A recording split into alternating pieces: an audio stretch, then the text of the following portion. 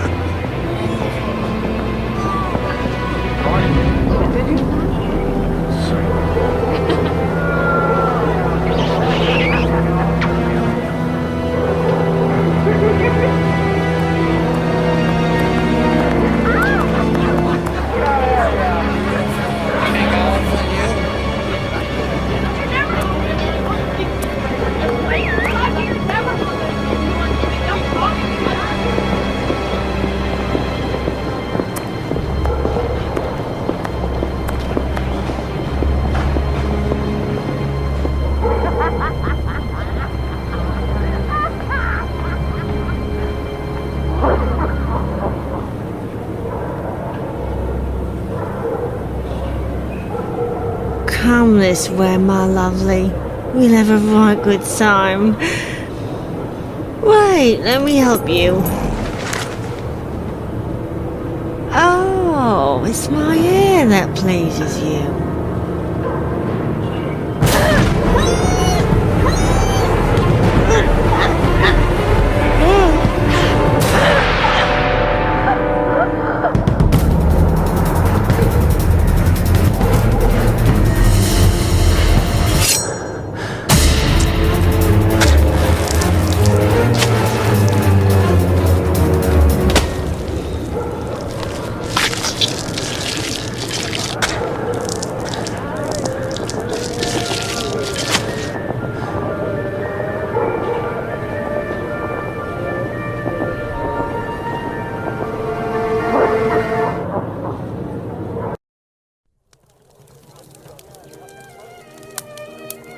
The news is as dark as the sky, Holmes. An inquest has been opened into the murder of a poor woman in the East End. The unfortunate girl was discovered last night, lying in the street, still warm. The murderer was filled with an incredible savagery. Oh, the article gave me shivers down my spine. The inspectors in charge of the case don't seem to have even the slightest lead. A similar murder took place less than a month ago. Ah, love. A romantic walk, a kiss in the moonlight, a polite refusal, a terrible anger, and a hanging. This area of Whitechapel is a disgrace to London. The government should take serious note of what is going on there. Whitechapel? This woman was found in Whitechapel? Yes, indeed. Bucks Row, to be specific. Then it was not a question of romance, but of commerce. Unless these women actually take pleasure in the vice, the female nature is completely... Holmes, do you hear yourself? A woman is dead under unspeakable circumstances. No less than any other, she was a human and one of Her Majesty's subjects. None of these streetwalkers of which you speak have any other way to survive but by selling their bodies. You know as well as I that our era is not a gentle one, and these women don't have much to look forward to. Some grace, if you would. Do not refuse them your compassion. Do not say another word, my dear Watson. We shall leave immediately for Whitechapel. To the scene of the crime? No, I think it would be better to arrive there a bit later once night has fallen. At the moment, the spot will be overrun by police officers and spectators. It would be impossible to investigate properly. Then where are we going, Holmes? The best thing to do would be to head to the police station and attempt to get a copy of the preliminary reports. But the article in the Star seemed quite complete to me. You must know, Watson, that journalists often draw conclusions from the facts without a proper understanding of how to do this delicate task. We must obtain the reports from the inspector in charge, as well as those from the coroner. Very well, Holmes, but all the same. It seems to me that I have a map of London somewhere, Watson. Can you find it and locate Whitechapel while I get ready? You are too kind, Holmes. Searching through your mess?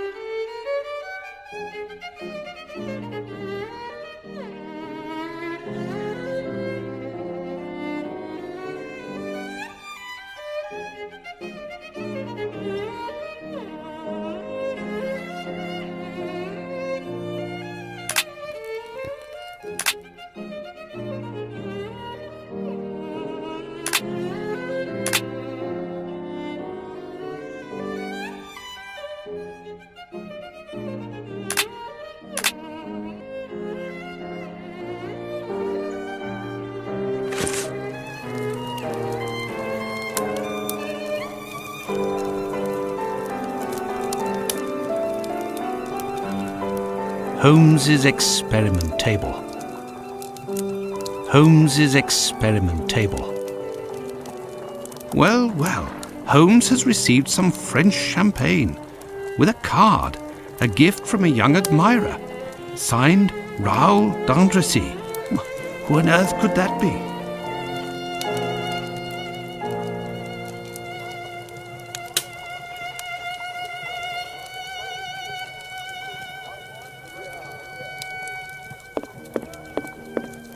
Holmes's violin.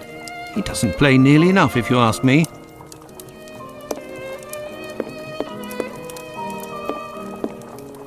This is the coal bucket in which Holmes keeps his cigars. What a funny idea.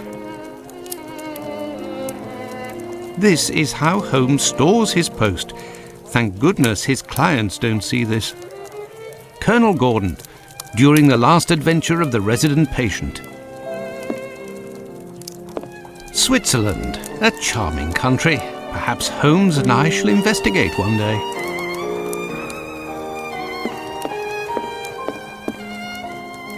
A map of London, at last. Let's see. The district of Whitechapel.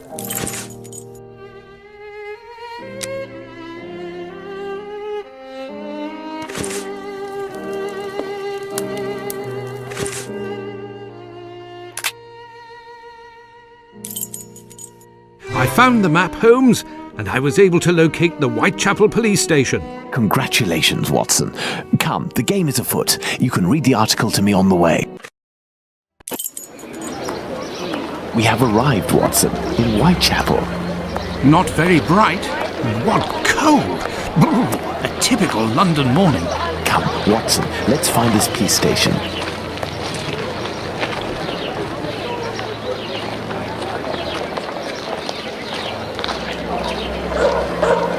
Then quickly, let's get to the police station.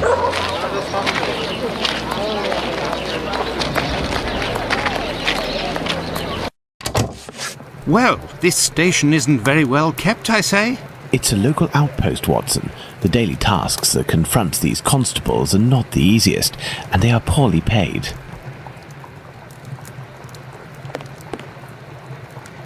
Gentlemen, welcome. Hello, I would like to speak with the Chief Inspector, if you please. Constable Humphreys here. I am the only one in at the moment. What do you want with the Chief? My name is Sherlock Holmes. I am... Sherlock Holmes? The detective that I read about in the papers? Well, that's a treat, that is. You come about the Buck Road case, have you? Indeed, we... Not at all. We were just passing by chance. You say that there was a crime recently. You don't know? You must be the only folk in London who haven't heard. It won't be long until you find the culprit, no doubt. Nothing is less certain. Suspects, 0. Clues, 0. It's not good for us, especially not in this district.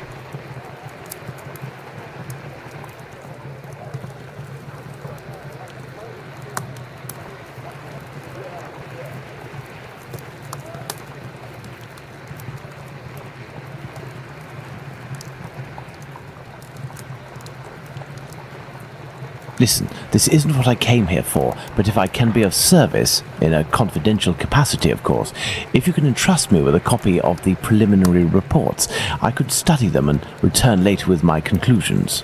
It's just that these are official documents. I can't take a decision like that without the inspectors. The sooner we know the facts in the file, the sooner we can be of help, my friend. Say, if you are Sherlock Holmes, you can find anything, isn't that true?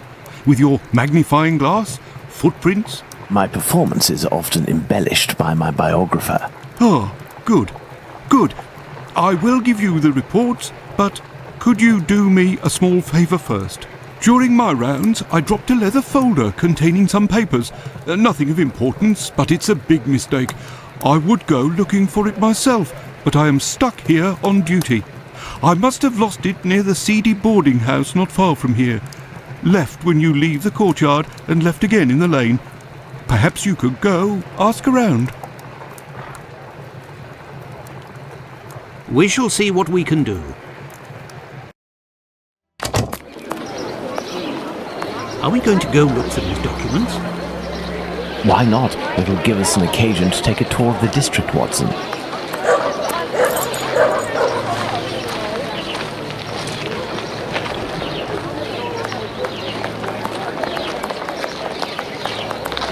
Got a shilling, Gov.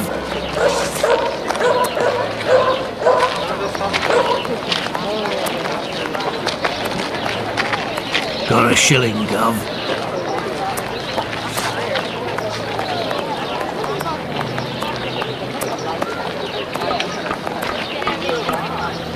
Oh, it's so cold. Come, let's warm up.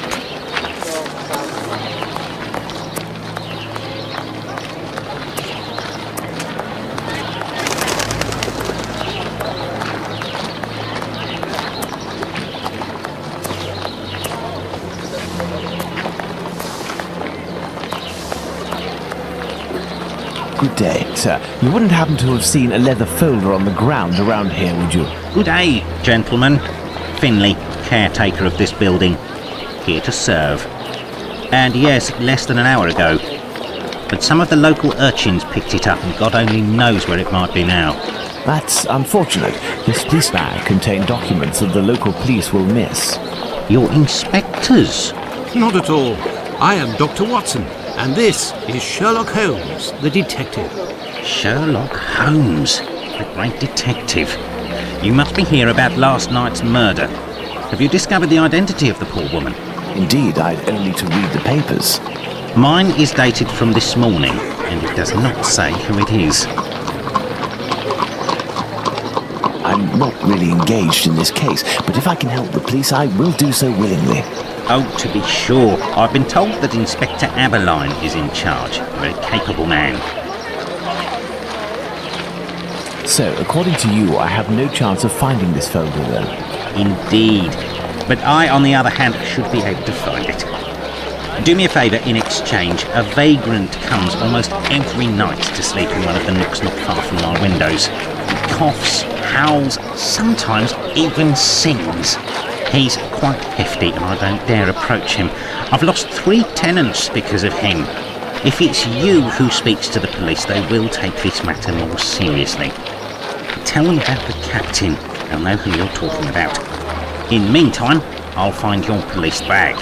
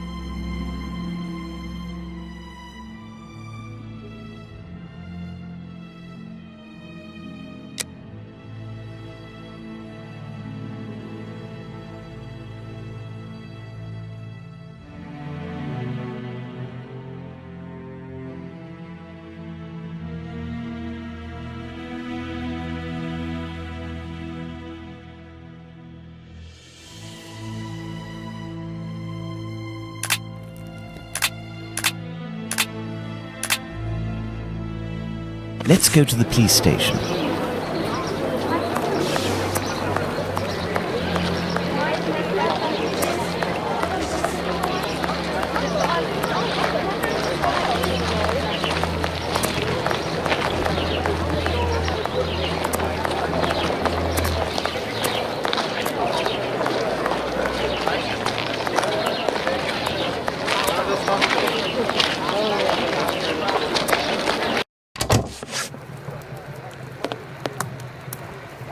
So, gentlemen, have you found my police bag? Not quite yet. Do you know a vagrant who goes by the name of the Captain? Captain? Yes, an old sailor, strong as a Turk and tattooed from head to toe. The drink has turned him into a derelict. He appears to be causing some problems for the caretaker of the building at the end of the street. What do you want us to do? Every night, stairwells, halls and porches become public dormitories, and people don't only come to sleep. I believe this man has a niece who puts him up sometimes. Her lodgings are in Commercial Street, right after the alley with the boarding house. You won't forget my folder, will you?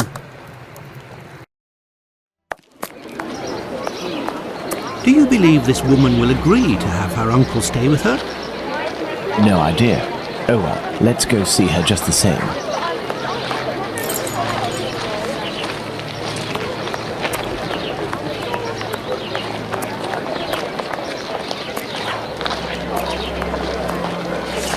What are we doing, Holmes? What do you think, Holmes? What shall we do, Holmes?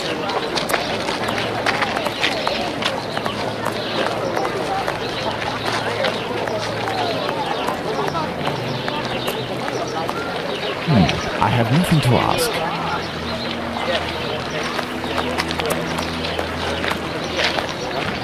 I have no reason to go that way.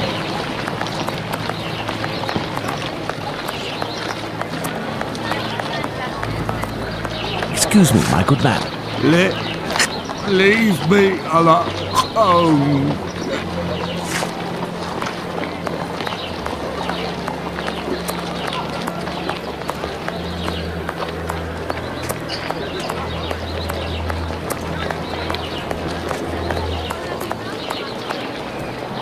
I have nothing to ask.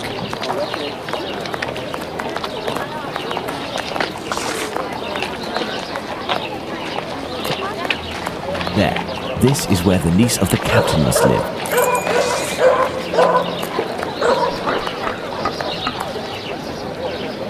Good day, miss. Would you happen to be the niece of the man known as the captain? Oh, yes, that would be me. What has he done this time? He isn't... Oh my God, I'm on my way.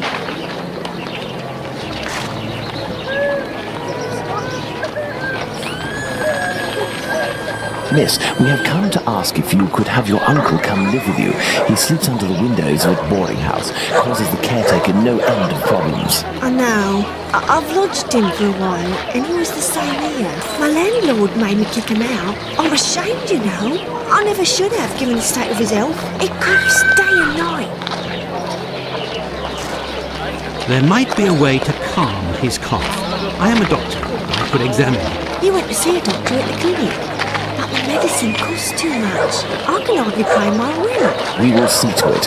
Where might your uncle be found? I don't know. He must be in the vicinity, but I don't know exactly where. We will find him. Holmes, this is serious. Find an alcoholic in Whitechapel? A needle in a haystack would be easier. Come, dear doctor, let's trust to our lucky star. Moreover, we also have our informers, remember? Are you referring to those brats to whom you are always giving charity? Exactly, my secret police. Some of them must surely roam in this area. It suffices to find them.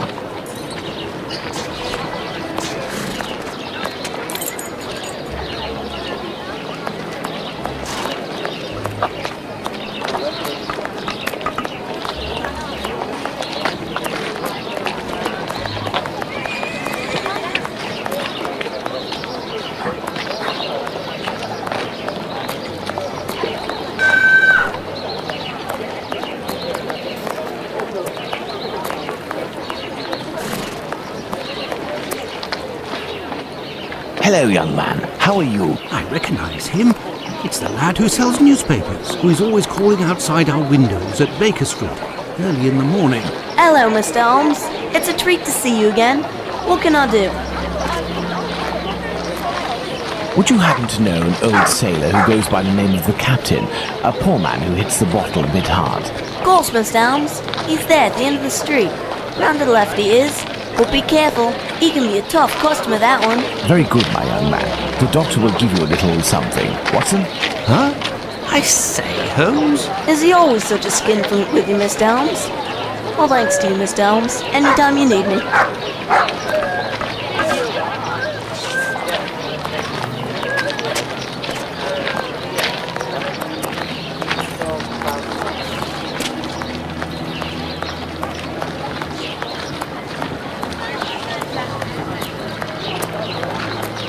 Excuse me, my good man. What? I know you. I can hear someone coughing more than is natural, Holmes. Yes, Watson. The poor man cannot be too far away.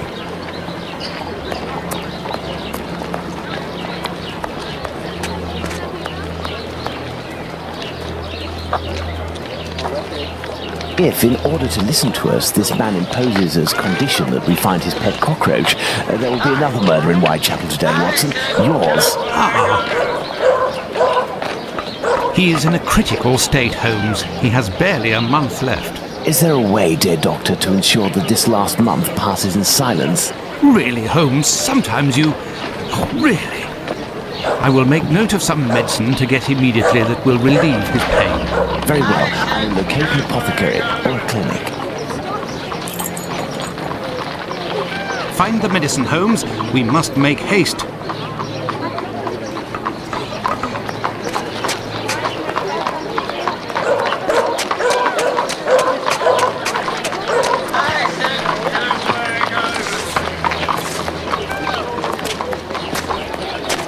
Excuse me, my good man. What? I know you.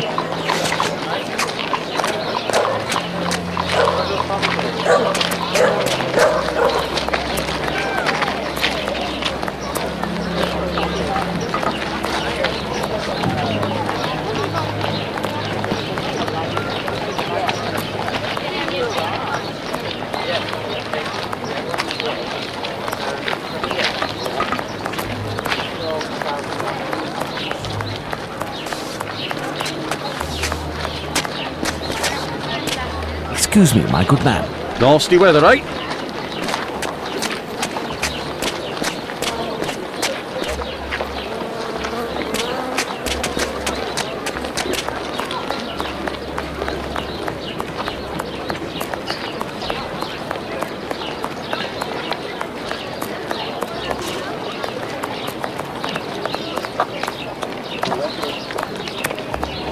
I have nothing to ask.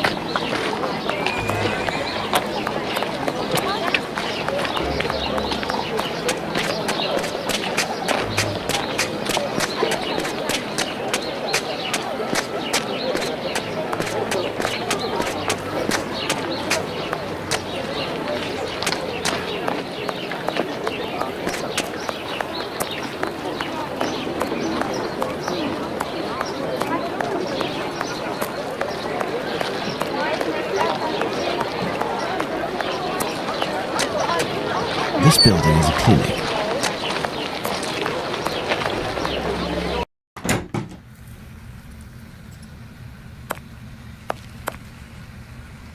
Good day, sir. Dr. Gibbons. You aren't from around these parts? Indeed, Doctor. It is for someone from your neighbourhood that I am here, though. His doctor asked that I acquire some medicine on his behalf. I have the note here. Dr. Watson? Not from round here neither. This medication is quite dear. Certain documents are necessary to obtain them for free. I don't have it. You'll have to accept my spare change. Will it be enough? Enough to relieve your patient for a month. Would you like me to make this prescription available after that time? According to Dr. Watson, that won't be necessary. The possibility of a recovery? A definitive one, yes. There, sir. Thank you. It's rather quiet here. An unusual chain of events. The majority of the people hereabouts went out last night to see the great fire at the warehouse. The patients that I was minding and my staff were no exception. The former were dramatically healed, and the latter ended up sick. And with the murder last night, most of the people who weren't working wandered over to the scene of the crime. Their little aches and pains will wait until tonight or tomorrow. A squalid murder, it would seem. Just like what this area has become. My thanks, Doctor. Not at all.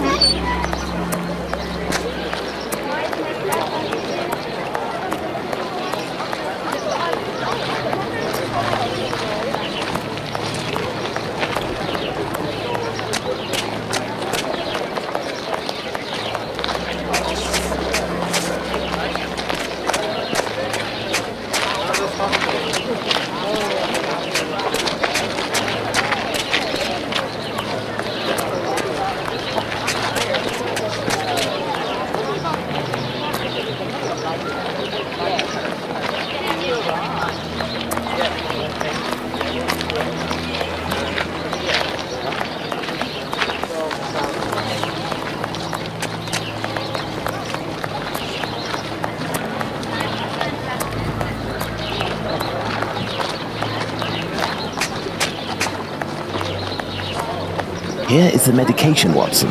Is our man movable? He should be able to stand in a few minutes and will no longer be suffering from his cough before long. Consider the affair resolved. Accompany him to his niece's while I return to the boarding house, and then join me at the police station. Let's return to the boarding house.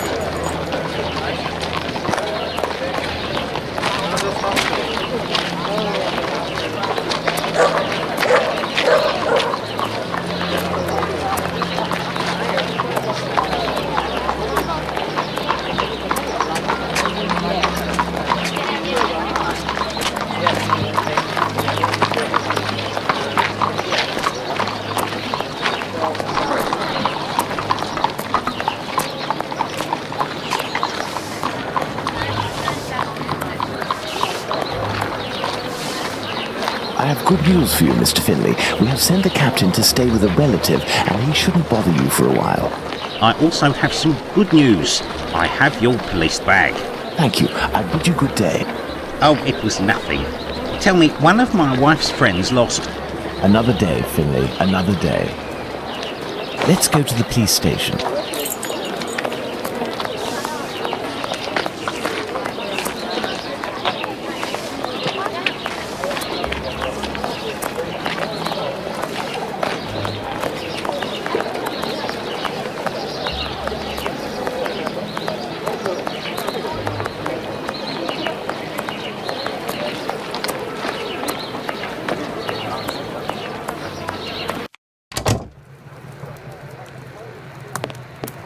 So, what news do you have, Mr. Holmes?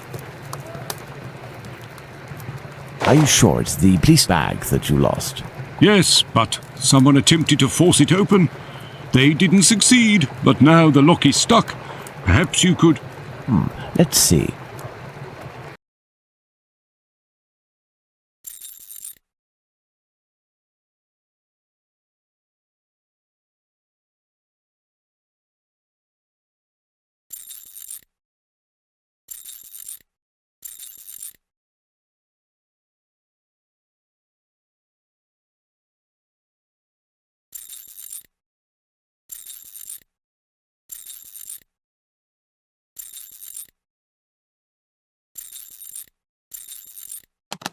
All done. A big thank you, Mr. Holmes. Think nothing of it, my friend. So, the reports. Why don't you wait till the inspectors get back? You would certainly learn more. If I wanted to meet the inspectors, I would have done so. So, give me the preliminary reports, and above all, do not mention my visit to anyone. Is that clear? Sure, if that's what you want. Here are the reports. Thank you.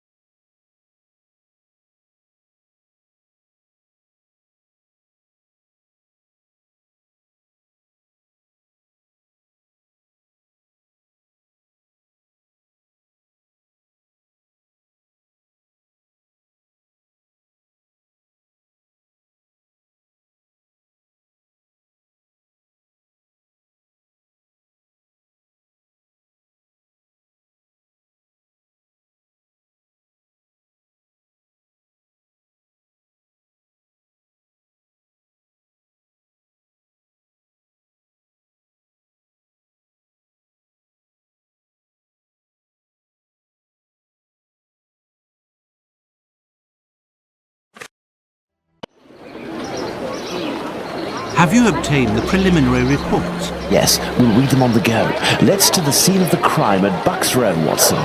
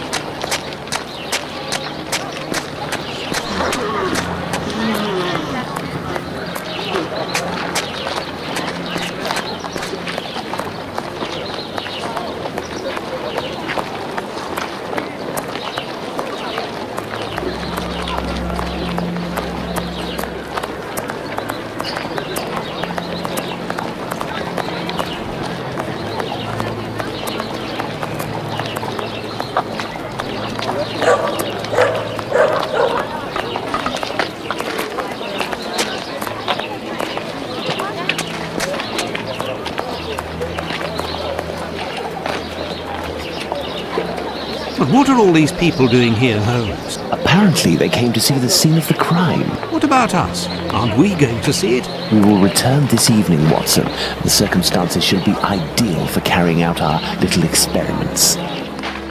Well, Watson, we are at the scene of the Polly Nichols murder. Imagine the victim lying at the spot where she was found and try to discern all of the clues we can. Watson, you are a writer. I am therefore entrusting you with our deduction board. It will help us to establish certain facts. Understood, Holmes.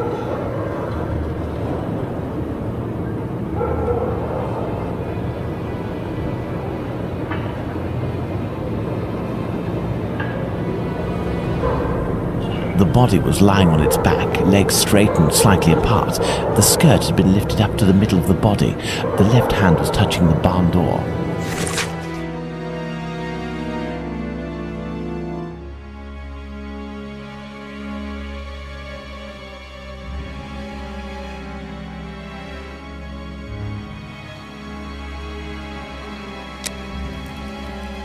The body was still warm. Let's reread the preliminary report for the details on the wounds inflicted upon this poor woman.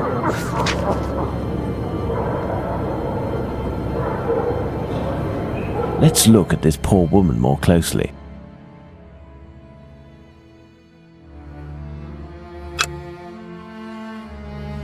The throat was slit from left to right. There are 2 incisions. There is a bruise at the level of the right maxilla.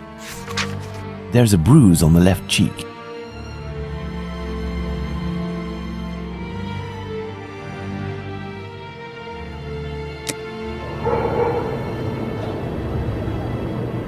There is a black bonnet near the left hand.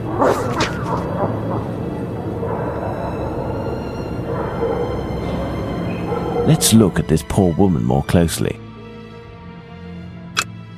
A small pool of blood, 6 inches in diameter.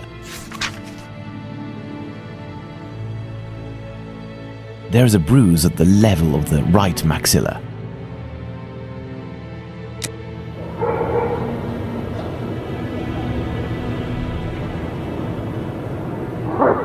Let's look at this poor woman more closely. No signs of blood. No marks on the ground. The ground is muddy.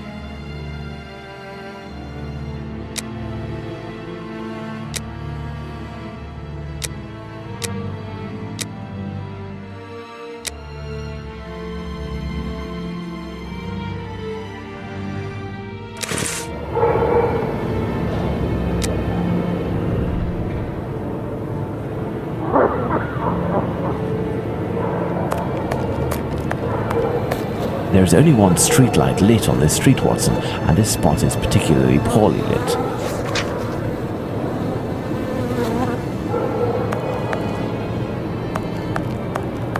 I have no reason to go that way.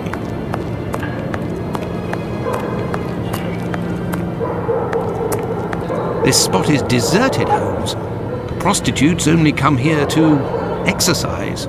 Well, Watson, we have found all of the possible clues, I think, but we will now attempt to recreate the scene of the murder. Come closer, Watson. I have to make you up. You are joking, Holmes?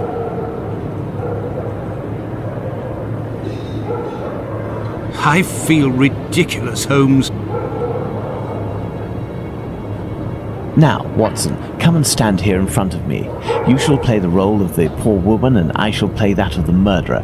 Let's try to reconstruct the facts to ensure the final result corresponds indisputably to the way that Polly Nichols was killed.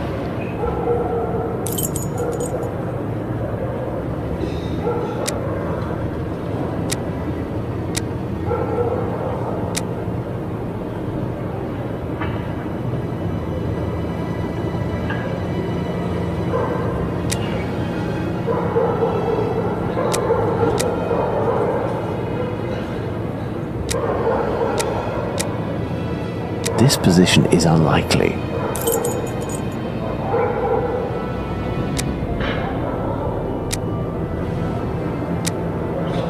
Sorry, Watson. No, the victim wasn't already lying down on the ground before dying. No, had the victim had her throat slit while standing, there would naturally be blood on the walls.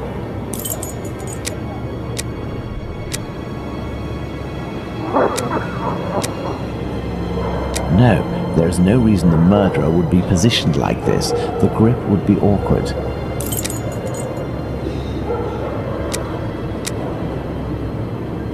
No, there is no reason. Yes, it's quite possible the events occurred like this. Yes, it's quite possible the events occurred like this.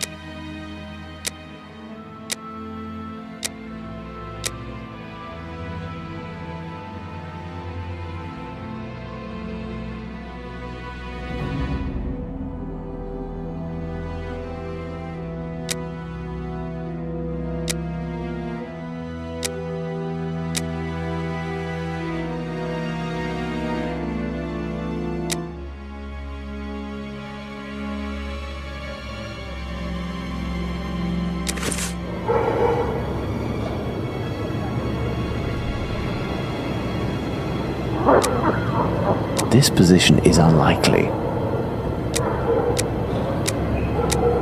Yes, it's quite possible the events occurred like this.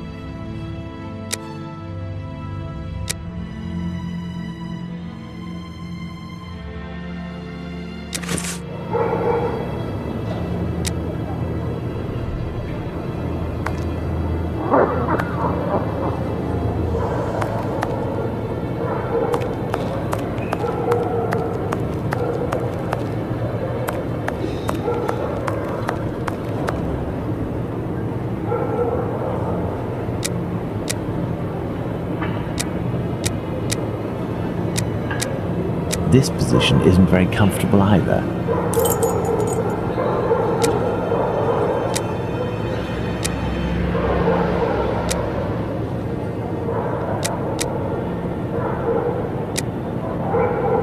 Sorry, Watson. No, the victim wasn't already lying down on the ground before dying.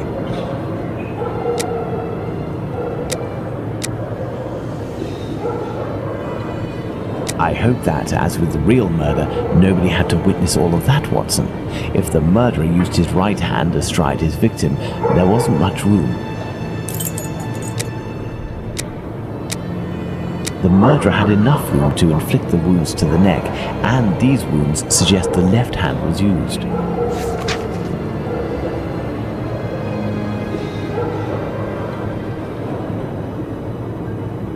My dear Watson, now that we have found all of our clues, nothing remains but to subject them to our most likely hypotheses in order to deduce the facts.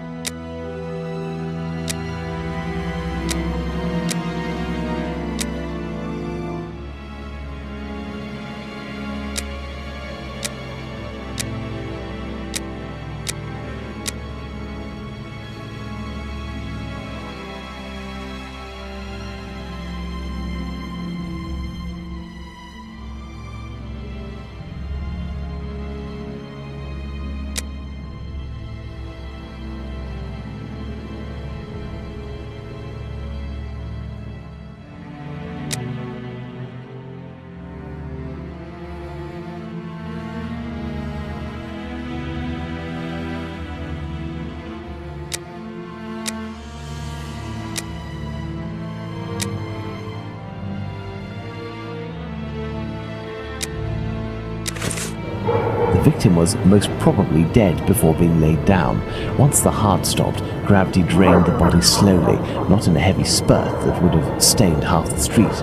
Thank you, Holmes. I understand why you told me not to change clothes. Do you realize that our behavior didn't alarm anyone? The victim's ordeal was even more discreet. By acting in silence, we have confirmed something. The crime definitely took place here. The victim and her murderer were able to come here without making any noise, and afterwards the murder took place without the slightest cry being uttered. Come, Watson, let's go home. We have spent far too long in this sinister alley. And so, my dear Watson, the day and night which we passed in Whitechapel were enlightening, weren't they? An adventure that I most certainly will never relate. To be in the skin of that poor woman. I prefer not to speak of it further. But have we really learned anything about the murderer? Obviously a man, given the necessary strength. We have little to go on, at least no more than the police. But in my opinion, Inspector Aberline has a trick or two up his sleeve. No, I want to talk about the facts and what we can draw from them. We know where the crime was committed and under what conditions. I would like to ask you about the possible motives for the crime. According to you, Watson, what could have pushed the murderer to act in such a way?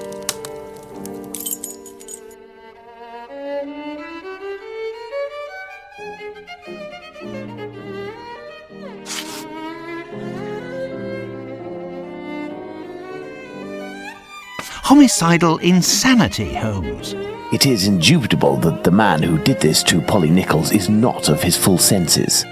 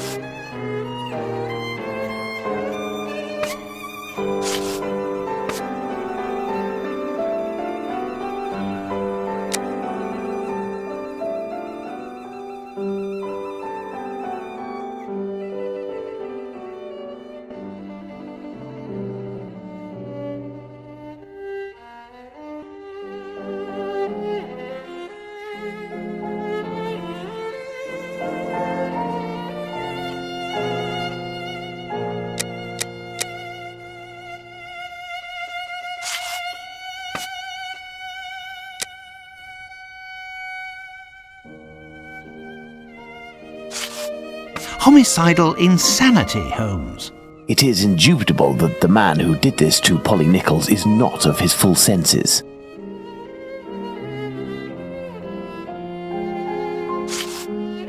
Revenge, Holmes? Revenge could be a possible motive, but with one small reservation. We have reason to believe that the victim considered her murderer to be a typical client.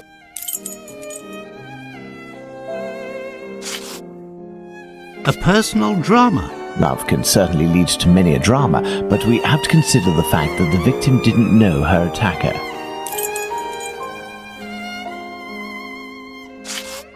Black magic? I'm not terribly interested in the occult or black magic. Let's give the benefit of the doubt to this motive. Theft, perhaps? I have a hard time believing that someone would attack poor Polly so fiercely just to rob her of a few coins.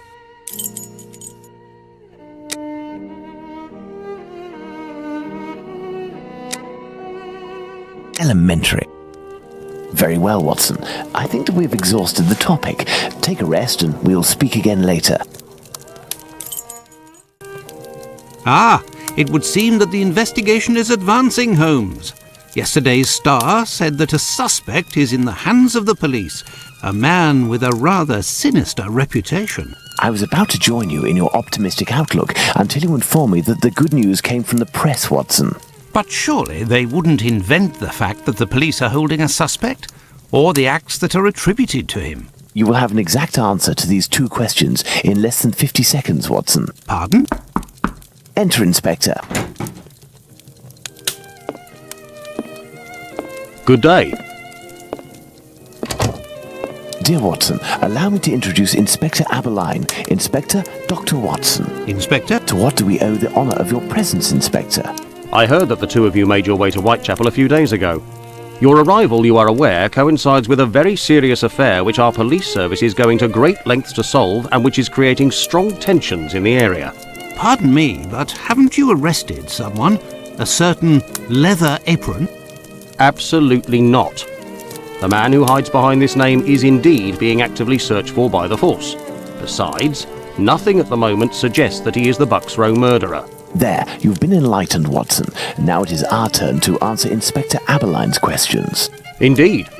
I will be brief and precise. Do you intend to investigate this case, or have you already started? It is to be of service to a friend that I went to Whitechapel. We did, out of curiosity, familiarise ourselves with the preliminary reports, and we made our way to the scene of the crime. Our conclusions are slim, as are the clues. Having not been officially appointed by a client, I believe that my intervention in this business will end there. Very well. To be frank, you take the weight off my shoulders by distancing yourself from the case. Our image isn't very good, to say nothing of what the press puts us through. Thus, if overnight they found out that you were on the case, people would turn against us. And they would pester me, overwhelm me, and finally make me out to be responsible for the inevitable failure such a scenario entails. Neither you nor I wish for this to happen. I know that your time is precious, Inspector. I will send you a note regarding my conclusions shortly. With pleasure. Gentlemen? Do you think that he will find the murderer? The chances are slim to non-existent. It is 7 days now, short of a confession from the murderer himself. And you will not go further? You heard the Inspector, Watson. My presence in Whitechapel would hinder, which doesn't mean that we will drop the case. How is that? The Inspector spoke of me, but not of us. It is you, Watson, who will lead the investigation tonight. It is you who will bring to the police station the little note that I will write regarding our conclusions. Despite the late hour, there is nothing to stop you from making inquiries about this famous leather apron while you are there.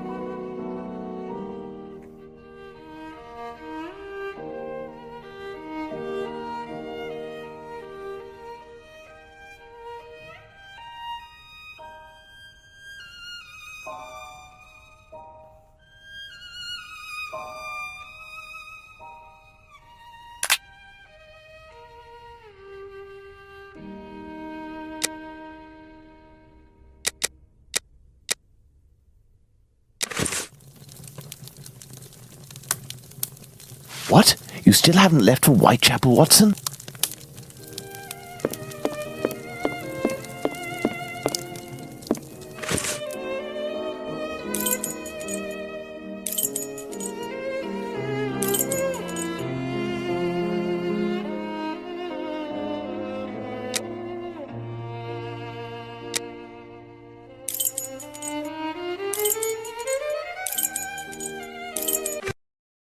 Well, if I follow Holmes's instructions, then to begin my investigation into this leather apron, I must first head to the police station.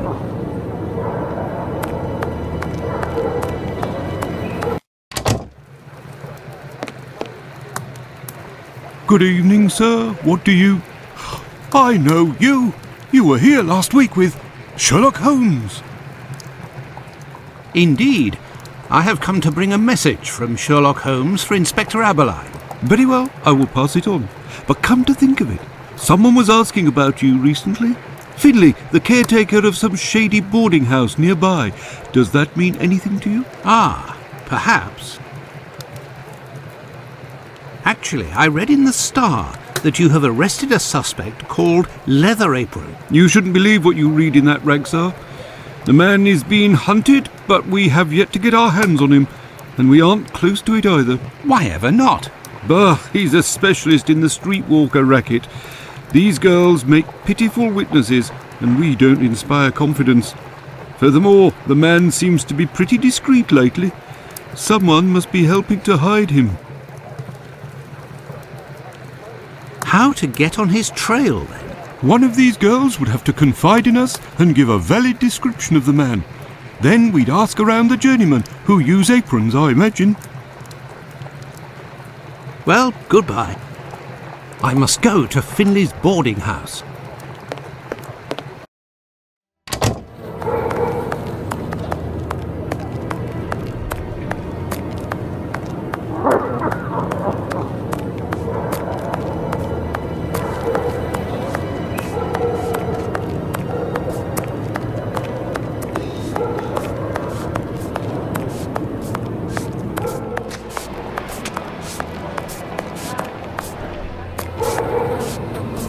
Good evening, Finley.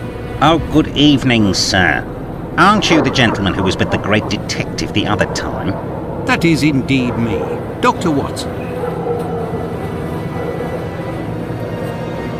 Tell me, Finley, I was told that you were looking for us at the police station. Indeed, I wanted to thank you for last time, you know. That vagrant has never set foot round mine again. I even found a tenant, one who pays his rent, I mean. Tell me, Finley, I was told... You don't seem very happy, but you were lucky to have found a good tenant so quickly. It's just that this man is very strange. He paid several days in advance and I gave him a key to the place. Since then, he goes out every night and returns at ungodly hours. I'm sure he goes to visit the ladies, but still, every night. And when he moved in, something must have broken in his case and stank up the stairs in his room for 2 days. I think it was a jar. It must be over there. Tell me, have you heard talk of Leather Apron? By the papers, that's all. This man seems very sinister. Do you know any journeymen who use this type of apron? The slaughterhouse butchers, I believe, but definitely the cobblers. I know one, old Isaac Solomonovich. His workshop is on a small street in the Jewish community, across from the hospital. He's a good man.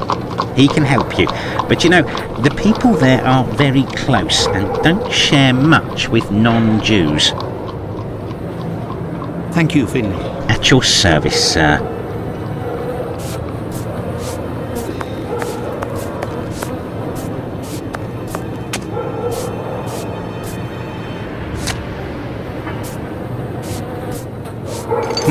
This odour is very strong indeed, but the whole neighbourhood as such has a dreadful stench. Finley might have an idea as to what this jar had contained. What do you want, Doctor? You're right, the pieces of the jar that your tenant broke do give off a strange smell. It's true. That's quite normal given his trade. Yes, and what would the trade be of your strange tenant? A doctor, like yourself, I believe. Dr. Tumblety, a foreigner. Canadian, perhaps. Dr. Tumblety. It might be interesting to know more about him. Thank you, Finley. At your service, sir.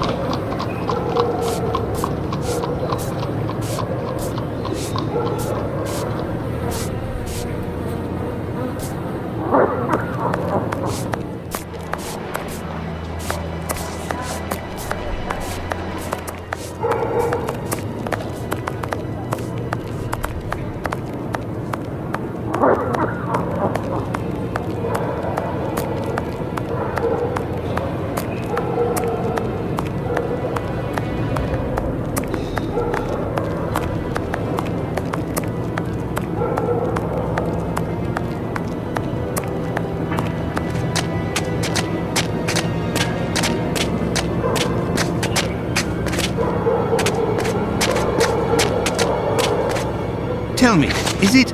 I'm on duty, sir.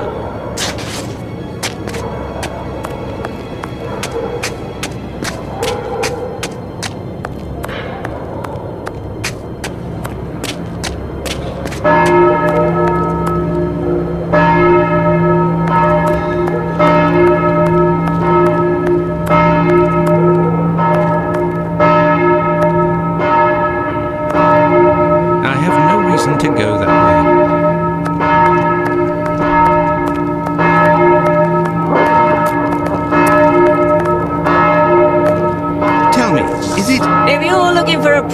lover, you found her.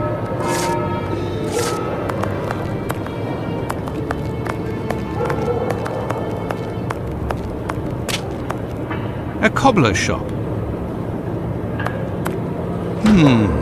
Closed. I will return later. The policeman said the street girls would know something about the leather apron. Maybe I should go and see Lucy.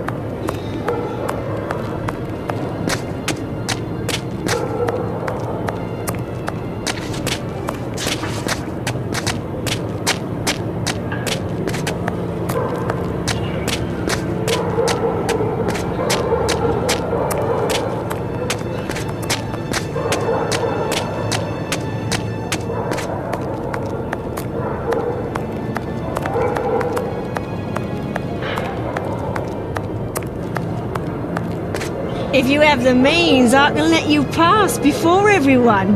But behind me.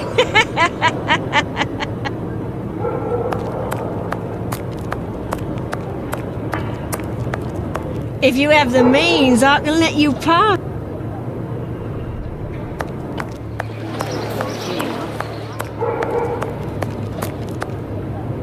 Oh, it's you. I'm coming. Dr. Watson, how are you? Well, and yourself? And how's your uncle? Oh, he sleeps a lot, but he doesn't seem to be suffering. Your medicine has worked wonders. Thank you again. It was the least I could do. I have come to see you about a certain leather apron. Have you heard of him? Oh, yes, of course. Terrible things are said about that man. Have you ever come across him? Goodness gracious, no. But I know that he has threatened and taken many girls in my situation. I don't know what more I can say, but Bella will be able to tell you some. Who is Bella? Bella Pullman. She's the landlady of the place where I could take you there if you like. Please do. It's me, it's Lucy. This gentleman would like to speak to Bella. It's the doctor who helped me. I must leave to return to my uncle. Thanks again.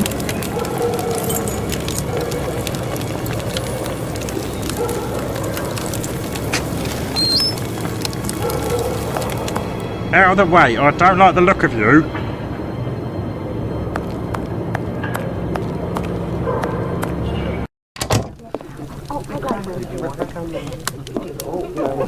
Can I get a refill, please? If you'd be patient, Madam Bella will arrive in a moment. Good evening. I am Dr. Watson. It is young Lucy who told me to come see you. Ah, so you're the Good Samaritan who saved her uncle without asking for anything in return. And now you've come to see me, no doubt, to explain that the poor little thing doesn't belong here, and you will see to her future. Well, if you expect me to let her leave with you... It's not that, ma'am. You should know I am a married man. And why should that matter? I believe there has been a misunderstanding. The reason that Lucy sent me here is that you may be able to give me some information about Leather Apron. Are you a doctor or a constable? I am most certainly a doctor, but I am acting in this matter in a private capacity, and I would like to find this man. Well, if you're able to rid us of him, I'll give you a week's worth of free passes. That man is a thorn in our sides. He spies on the girls in the streets and watches them inside the houses, spying through the windows. And as soon as they're finished with a client, he jumps on them without any warning and forces them to give him their money. I've never seen him, but one of my girls was attacked by this man, and she said that he wore a leather apron and carried a knife.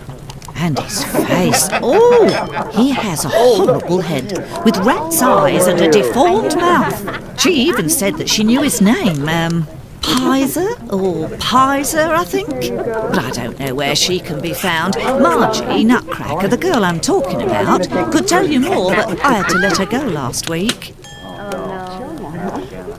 Why did you let Margie go? The poor girl caught a shameful sickness, and the symptoms have attacked her face, if you know what I mean. So I gave her notice, and a little bit to help her along. I don't know where she is now, but she'll certainly be getting treatment at the clinic if she's still in the neighbourhood. Did you speak to the police? What would they do? Who cares about the girls in the streets? Would you have received a visit from another doctor, a stranger by the name of Tumbleton? I'm just like you, Doctor, sworn to secrecy in my profession. But as I've taken a fancy to you, I can tell you that this name is not unknown to me. And if you do me a little favour, it is possible I might remember something about him. What kind of favour must I do for you? You see that man over there? He's a rich artist, a painter, a regular client round here. Well, yesterday he came and left his cane in the umbrella stand in the hall before going into one of the rooms. Well, when he returned to this room, the cane had disappeared. It's a cane with a massive silver knob. Must be worth a fortune. He threatened to call the police unless he got free services in my establishment for a year. I'll be forced to accept, unwillingly, of course, given the services that he's demanding, unless the cane is found. Did you question the residents regarding the theft? They didn't see anything, and there's not one of them that would risk stealing from a client here. Who was in the room when your weasel of a client was in the chambers? There were a few that came and went, but Mary could tell you better than I can, because she was the one at the counter yesterday. Thank you, ma'am. No problem, my angel.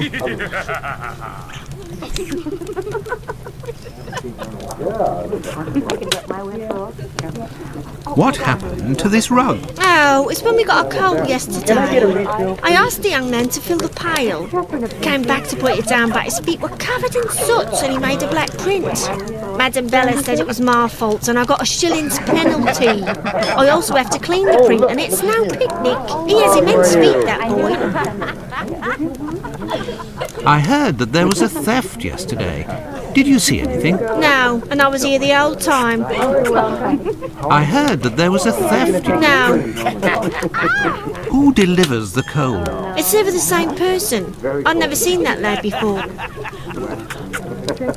Do you always keep an eye on the coat stand? Oh, yes. Well, when the coal delivery came, a client came out of the chambers and stopped me from seeing the boy who brought the bucket of coal. You don't think he would have taken advantage?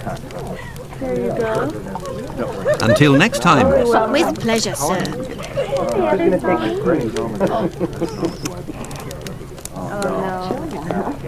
Very cool. Best not to stray off in that direction.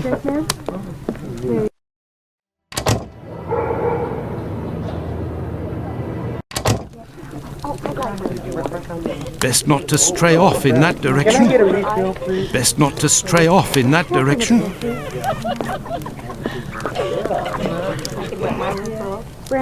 These paintings are suggestive, at the very least. These paintings are suggestive, at the very least. Yes, Dr. Watson?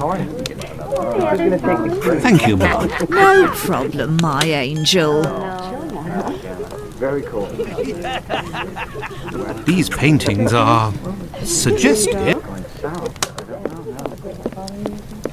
These paintings are a large black footprint. There you go. Oh, you're welcome. Good evening, sir. Good evening, my dear man. I was led to believe that you're a doctor. None of the residents of this establishment are among my patients, sir. Oh, you're not here as a doctor, but as a man, then. I understand. This is my kind of place, too. It's in these houses in Whitechapel that you find the girls that are the most natural and definitely the most docile. Your way of speaking about these women is not that of a gentleman, sir. Brandy, sir? I heard that you were the victim of a robbery here. Oh, I'm not complaining.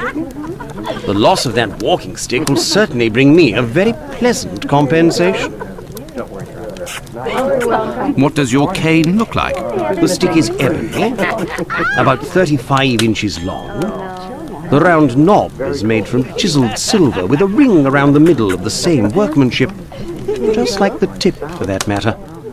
If you find it, don't tell a soul. Keep it for yourself. Got it? Well, goodbye, sir. Goodbye. Or until next time. And good evening. Oh, you're welcome. These paintings are... Oh, no. Very cool. Chapman?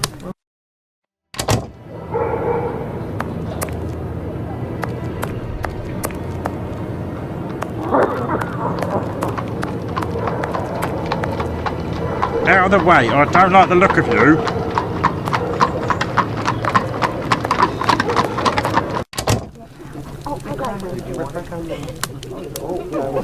Can I get a refill, please?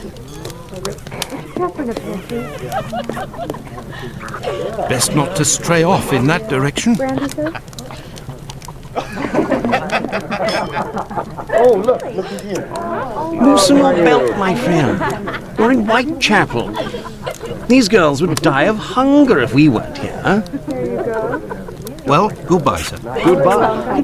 How are you? Who's going to take the keys? Yes, Dr. Watson? Very cool. Thank you, ma'am. No problem, my angel. There you go. Yes, sir. Until next time, miss. Hello. Would you care for a drink? Thank you. There you go. Oh, you're welcome. How are you? Who's going to take the keys? Oh, no. Very cool. Chapman? There you go. Can I get a refill, please? Chapman, a please. I can get mine as well.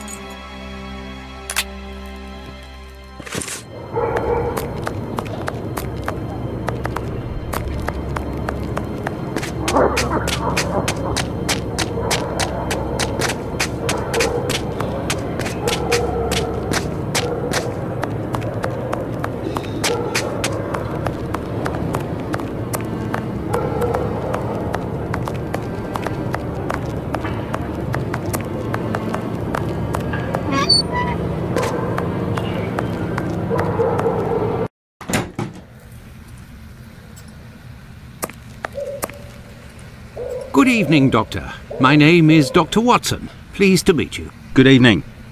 I am Dr. Gibbons. Likewise. I have come to see you about one of your patients. Margie goes by the nickname Nutcracker, who gets her prescription from the clinic. She's a lady of the night and is afflicted with a venereal disease.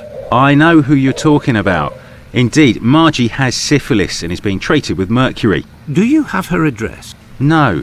And for your information, she left London for good 3 days ago. She felt threatened. Margie felt threatened? But by whom? I believe that Margie was particularly scared of a terrifying man who attacked her once.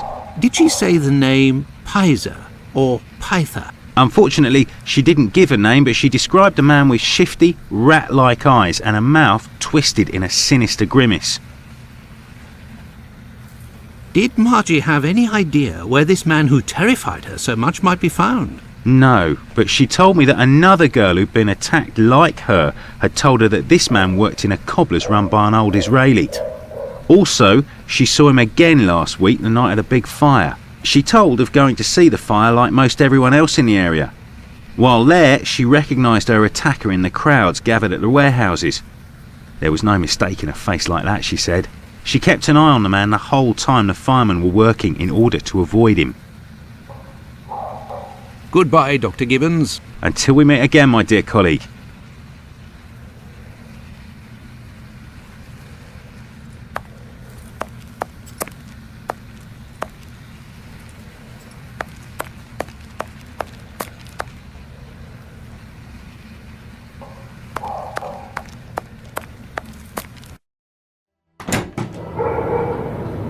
This interview with the doctor revealed an important fact.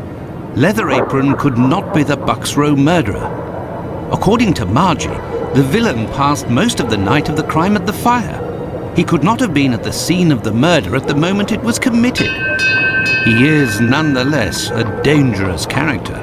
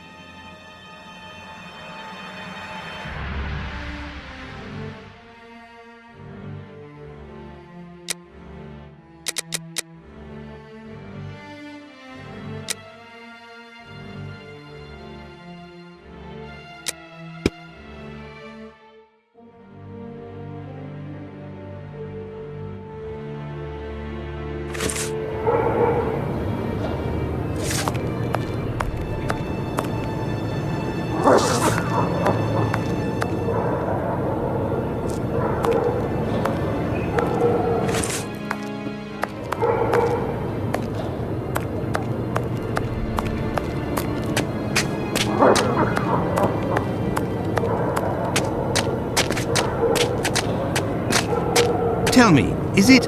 I'm on duty, sir.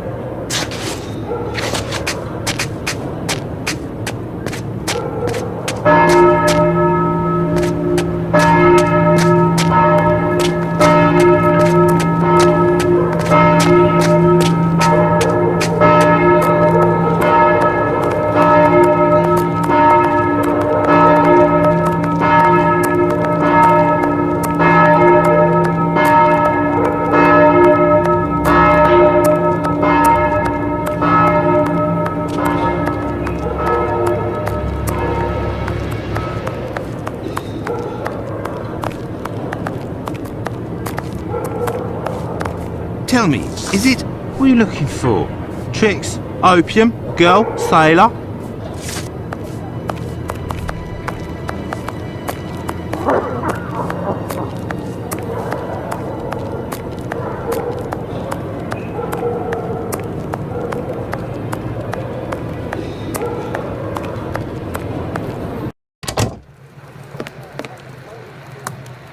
The night is cool. What a horrible summer we have had. Does the name Tumblety mean anything to you? Not at all. But if you like, I can make inquiries. Fine, why not? One never knows. Well, goodbye.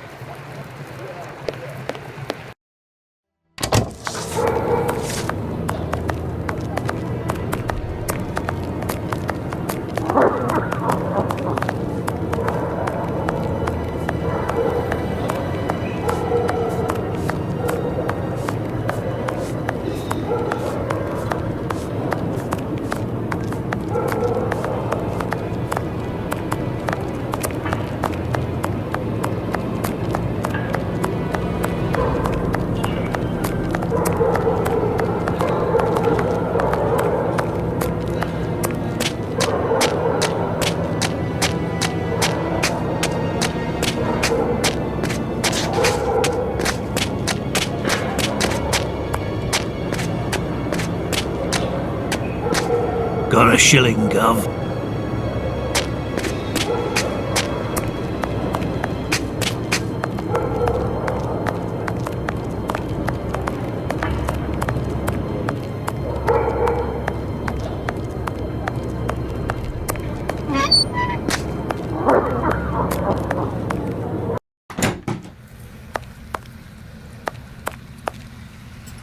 What can I do for you, my dear colleague? Goodbye, Dr. Gibbons. Until we meet again, my dear colleague.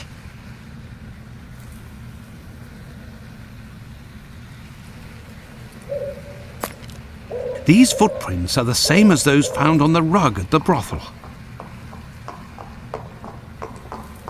What can I do for you, my dear colleague? Pardon me, Doctor, but who made the large black footprints there near the beds? The brother of one of my patients. The poor thing had a leg amputated after colliding with a carriage. We arranged to find her a prosthesis. Prostheses are very expensive. How did this man pay? He told me that one of his uncles gave him a walking stick with a chiselled silver knob.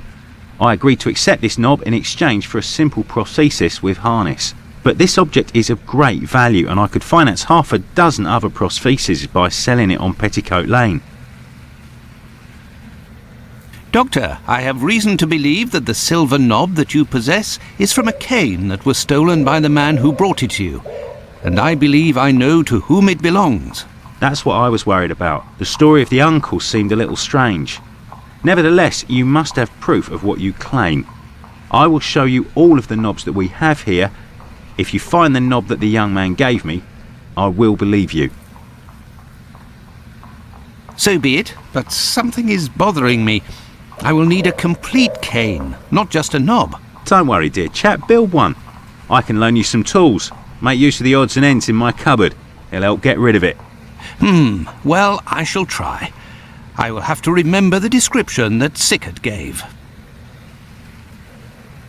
Goodbye, Dr. Gibbons. Until we meet again, my dear colleague.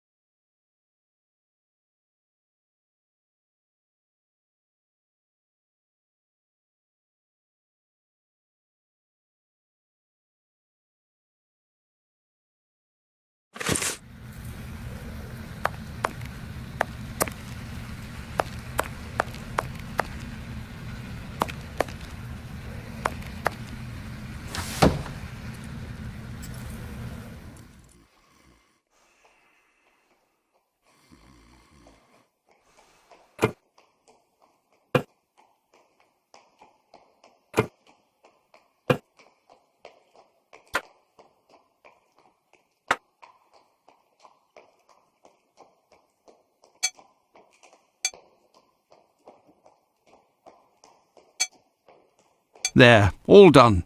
Holmes couldn't have done better himself. What can I do for you, my dear colleague? I believe I found the knob from the stolen cane, which I succeeded in putting back together. That's the one. And yet I cannot give it to you, Doctor. I will only return it to the police, and only if there is an official complaint against me. Would there be a way to convince you to give me the cane? Find me a dozen solid adjustable harnesses for wooden leg prostheses, and it's yours, Doctor. Goodbye, Dr. Gibbons. Until we meet again, my dear colleague.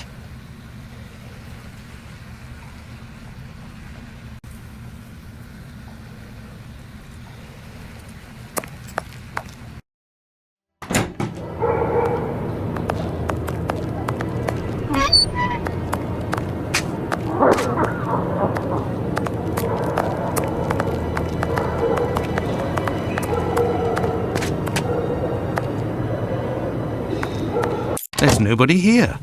How very odd.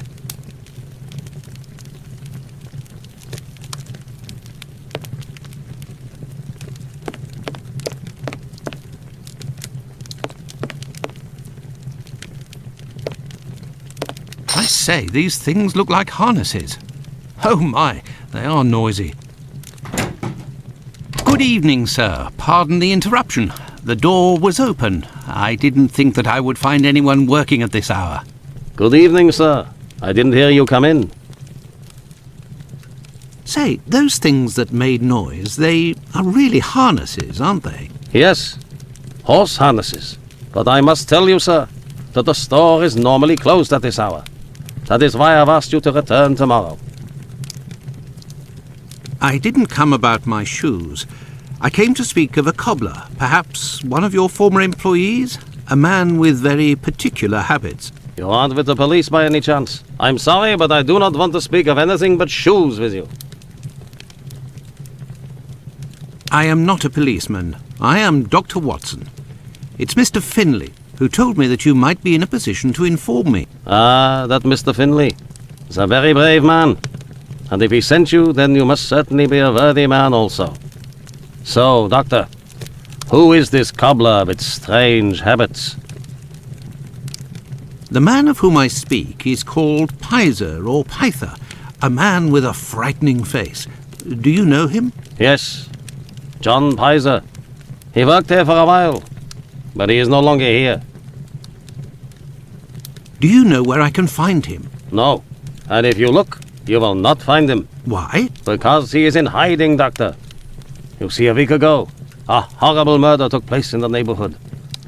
A rumor circulated that he might have been responsible for this crime. They say he has quarreled with women of certain virtue in the past, if you understand me. Isaac, it is about the Bucks Row case that I have come to see you. I have the certitude and an incontestable witness that Pizer is innocent, at least of this crime, although he has attacked a number of street women. If he doesn't come forward to explain himself to the authorities, he is condemned to hiding and to take the fall for this murder. Furthermore, it will cast suspicions on your community because they must be hiding him. And while the whole police force is hunting for him, they cannot concentrate on the real assassin who roams the streets and, one never knows, may take any one of you any day. If what you say is true, your visit is a godsend to our community, Doctor. I tell you something. I know Sergeant Thick, an honest policeman who lives in the area. I'll tell John's family that he must go there to explain himself. But if you could please go as soon as possible to the police to give them this report that you say is incontestable. I will go as soon as I take leave of you. Thank you. If I can ever be of service in any way, do not hesitate to ask. Could we transform your horse harnesses into harnesses for wooden legs? Adjustable harnesses? A good craftsman can do anything, Doctor. And I do believe that's what I am. Come back in a while and it will be done. That will be my thanks for what you have done. I shall return later. At your convenience, sir. I am spent. I would like to return home. But I promised to go to the police as soon as I could. Now then, let's go to the police station.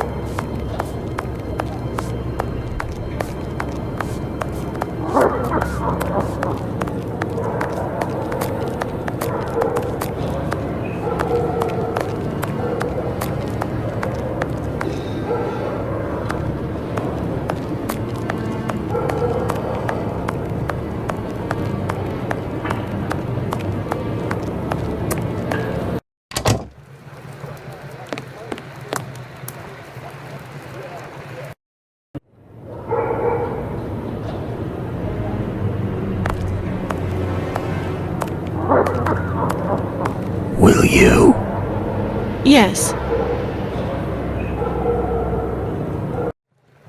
Hey, Doctor, you seem tired. Were you wandering the darker parts of Whitechapel all night? You could say that. I have some information on Leatherapron, the man of whom we spoke earlier. Do you know where he is? No, but I can clear him of the Bucks Row crime. A witness proved him totally innocent. Oh, Watson, is it only now, after many hours of walking, that you decide to pass on the important message that Inspector Aberline is waiting for? But, no. But what are you doing here, Holmes? I was worried, Watson, and with good reason it would appear. Go give the message to this policeman and let's go home. Nobody appreciates me hanging around here, you know, and it's freezing cold. Ah, Creddle, none too soon. You will take the testimony of this... No, you continue with your duty shift. I must find Chandler in Ambury Street. He's struck again. Who? The murderer, the Bucks Row assassin. Hanbury Street. Let's go, Watson. We have no time to lose. Hanbury Street. Let's go, Watson. We have no time to lose.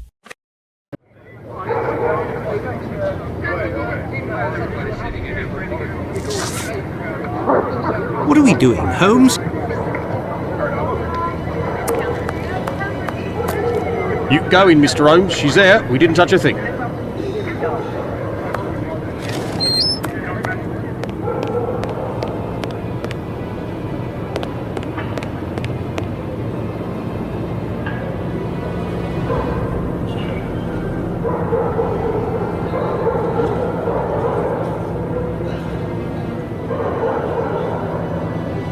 It was very good of PC Chandler to let us pass. He said no one has touched the corpse. It's the perfect opportunity for us to put our skills to the test. Watson, let's not waste it.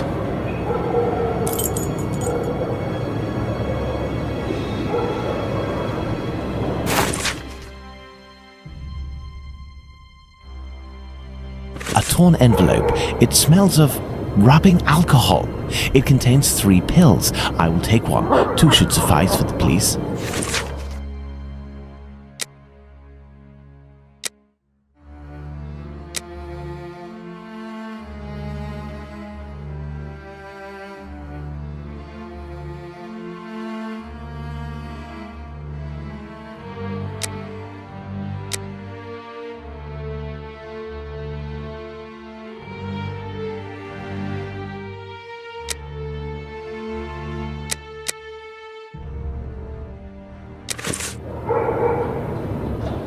So, Doctor, shall we examine our victim? Ah, I'm tired, Holmes. I'm not sure if I am in a state to do this work.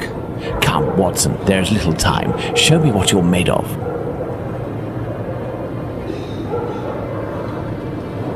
Oh, my God. Pray, Watson, pull yourself together.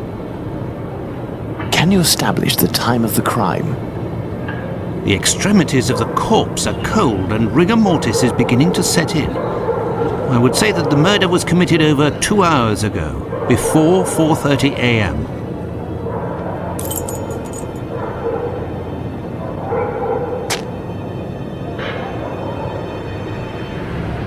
Now let's look at the stomach, or at least what remains of it. It's dreadful, Holmes. Who could do that to someone? That's what you're here for, Watson. Tell me what this man has done. The stomach has been entirely opened and... oh, my God! A number of organs have been removed. So you're telling me that the organs were removed, Watson?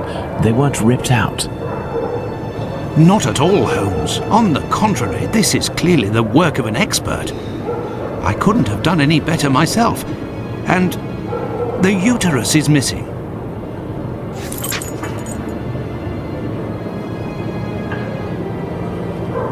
Looky here.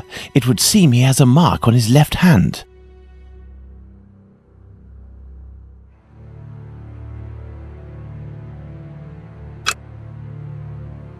The victim must have worn a large ring or several little ones, and someone pulled them off forcefully. This detail will be very valuable, Watson. You can be sure of that.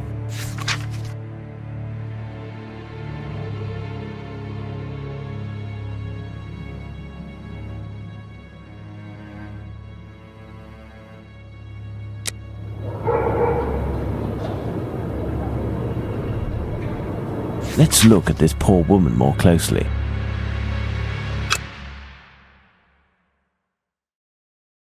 Look at her neck. What can you tell me? There are 2 incisions. A bruise. The victim's face appears to have bruising, wouldn't you say? Under the maxilla and cheek. There is less on the right side. The tongue is swollen.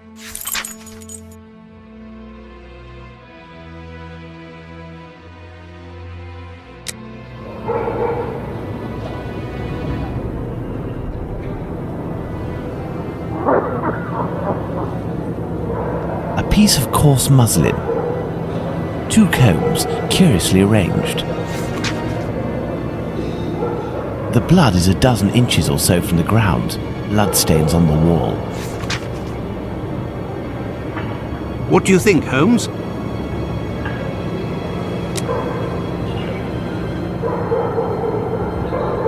This fence separates the courtyard from the neighbour's 27 Hanbury Street. This door must lead to the cellar. The latch has been recently repaired.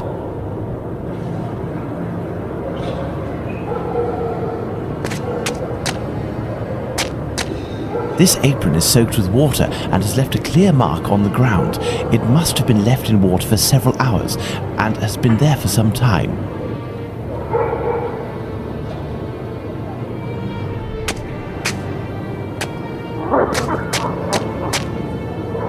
What a stench! Nobody is hiding inside.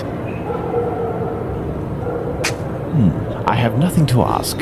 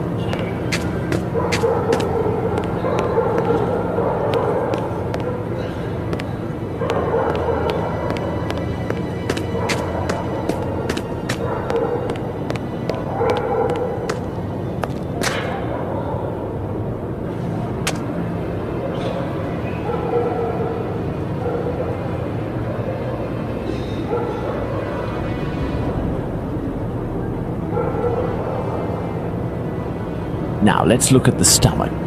That's what... So...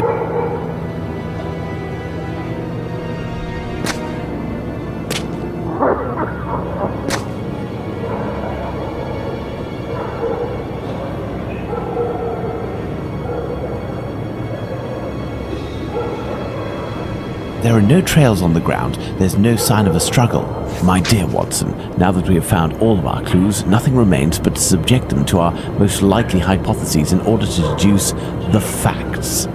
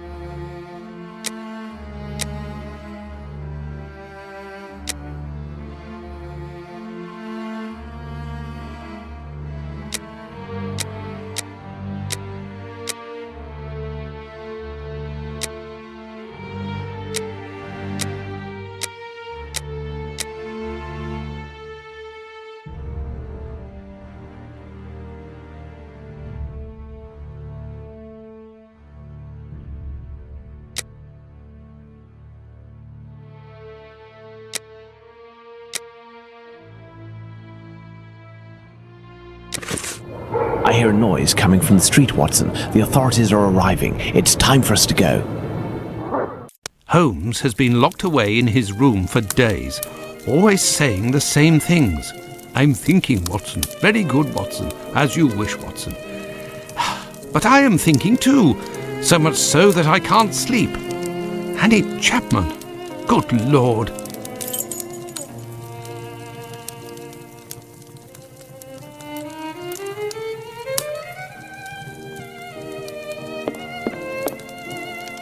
Holmes examined the broken jar that belonged to Finley's tenant.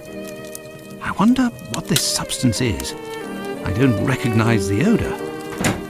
Formalin, Watson. This jar contained formalin. Interesting, don't you think? I've been waiting for something for days. Just the tiniest bit of news that would make sense of this whole matter. But there's nothing, neither from the press nor the police. Unless Inspector Aberline is holding on to some information without realizing its importance, which is quite possible. It is time for you to return to the police station in Whitechapel, Watson. And didn't you tell me that you had a matter to take care of it?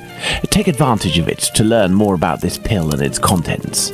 Ah, but Holmes, it's late, and spending another night in this district is hardly my idea of entertainment.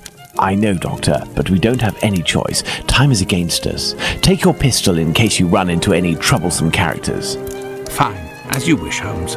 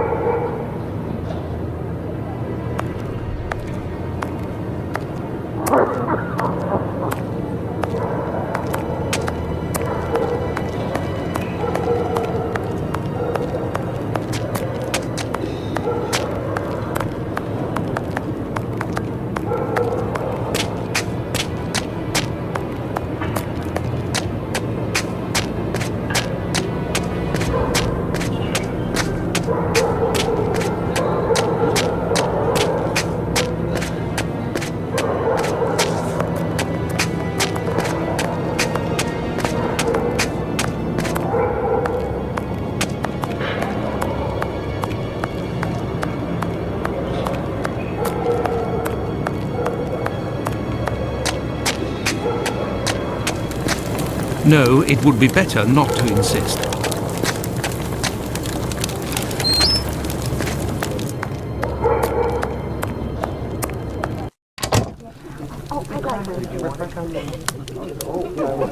Can I get a refill, please? Good evening, ma'am. Your door was open. Isn't that a little dangerous? Hello, Doctor. Don't worry if the looks of anyone who enters doesn't please me. Me and my pistol know how to convince them to leave. Do you happen to know Annie Chapman, the poor woman who was killed 3 days ago? Dark Annie? Like all the drifters in the area, I've seen her once or twice. With respect to the dead, Annie really was the bottom of the barrel. What do you mean? Well, in our profession, the pretty young ones go out when night has barely fallen and don't have a problem finding takers. But poor girls like Annie or Polly Nichols, who aren't as tender and are often sick, sometimes trudge around for a whole night in the cold and the rain before landing a client. And that doesn't help their appearances either. They don't have much choice about paying for a bed for a few hours, a glass of gin or a hot meal. How terribly sad. That's the price of survival in Whitechapel, my angel. One of my girls knew Annie for some time. They bought some jewellery on the black market, I think. Jewellery? How could Annie Chapman have possibly afforded jewellery? Can I get a refill, please? Luxuries for a woman are always relative to her condition, Doctor. As a matter of fact, it was real cheap junk. Annie got 3 assorted brass rings, I think. It's been said I have a memory for jewellery. How is Lucy keeping? She's doing well, Doctor, but believe me, it won't last. Rare are the girls who can build a future in our profession. Very well, I shall let you get back to work, Ma. See you soon, my love. Here you go.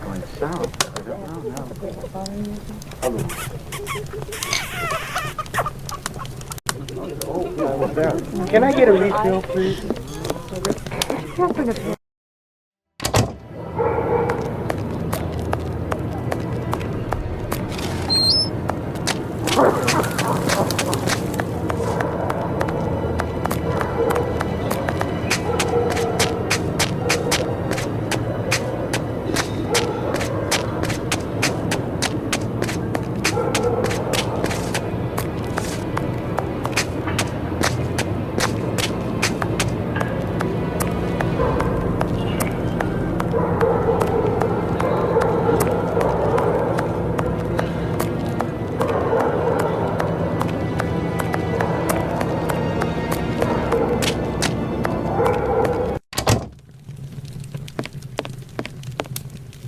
Good evening, Mr. Solomonovich. Good evening, Doctor. What a pleasure to see you again.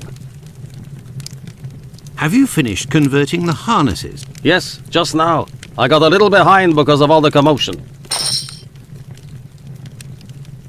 Commotion? Don't you start. 3 days ago, the very afternoon that you passed by, there was a chase throughout the neighborhood. Hundreds of people were chasing one man, claiming he was responsible for the murders these last few days. Schmonz! It was awful. I hope those maniacs didn't catch him. Better the police should. Tell me, did John Pizer turn himself in to the police? Things unfolded as they should. Look in the newspaper, the Daily News from today. Farewell, Isaac. Goodbye, Doctor.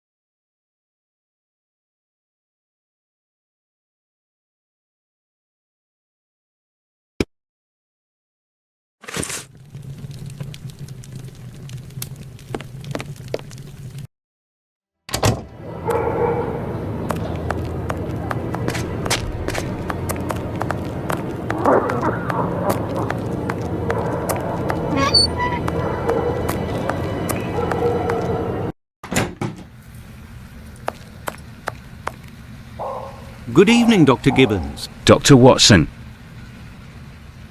Did you keep the cane we spoke of last time? I was going to sell it tomorrow, would you believe, having not heard word. Do you have any formalin here? No, definitely not. They have it in university hospitals to conserve anatomical specimens in jars. But in a little clinic like mine, we don't keep anything but bad memories. Well, farewell, Doctor. Goodbye, Dr. Watson. I must retrieve Sickert's cane at all costs.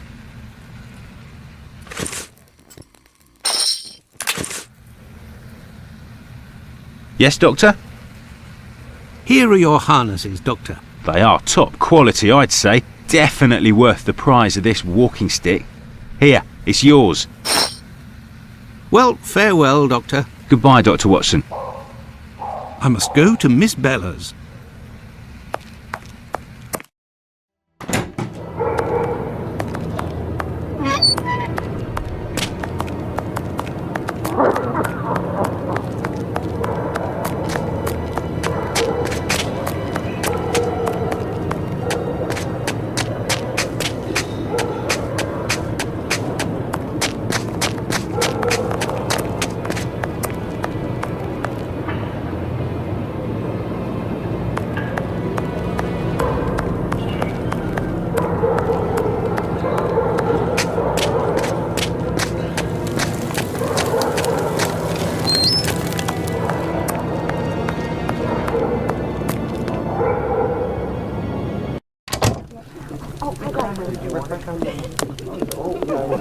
Can I get a refill, please? You're still there, Doctor?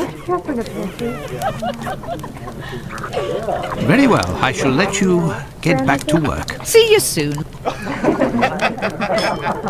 Oh, look at you. You're still there, Doctor? I found the cane that was stolen from your client. Here it is. Doctor, you are a real saint, I can see that. I'll finally be able to present my bill to this damned painter. If by chance you see him, tell him that a little surprise awaits him here. You told me you would give me some information on this Dr. Tumblety. Agreed. He's a Canadian or an American. He parades from time to time through the neighbourhood in a 50-guinea suit and acts like a doctor. But for business, he isn't worth it. This damn Yankee hates women. The few times that he was approached by the girls, he spit on them, all the while hurling insults. It would seem that he was hunting for the bad boys. He's looking for trouble, that animal. Does he frequent any pub in particular? Aye, the Wasp's Nest on Burner Street, I think. A seedy spot even by our standards. Very well, I shall let you get back to work, Ma. See you soon, my love. Brandy, sir?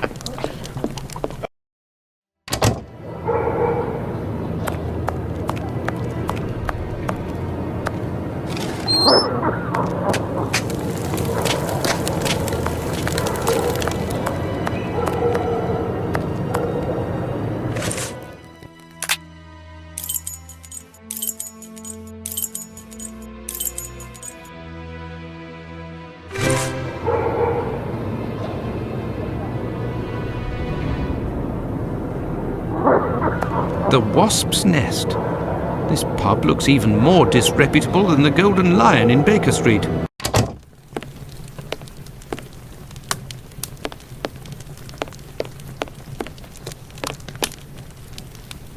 Good evening, sir. Well, I know you. Why, we met at Miss Poolman's the other day. So you've come to slum it in Whitechapel, eh? Do you know Dr. Tumblety, a Canadian or American chap? Quite an extravagant dresser. Frequents this pub now and then. Are you intimate? No. What do you mean by that? Oh, nothing. Nothing at all. I just wanted to prove my discretion concerning this man, insomuch and so far as I know him. You wouldn't like it if one day the tables were turned and everyone was talking about why you were in the borough. Isn't that so? As it happens, I saw Miss Poolman recently. She told me that she couldn't wait to see you again. She said something about a surprise that is waiting for you at her establishment. Why, that is some of the best news I've heard, my friend. As thanks, I would like to let you in on a secret. The man that you were talking about, and whom I happen to know by sight, passed by and went through that little door that you see over there. Another man let him in. They weren't together for more than a few minutes, to be sure, eh? Well, I will continue my search. Ah, love. But what is this person trying to imply? This matter is beyond me.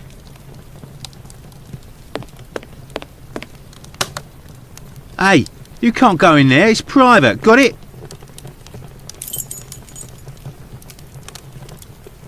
This is the sink where the barmaid puts the glasses to soak.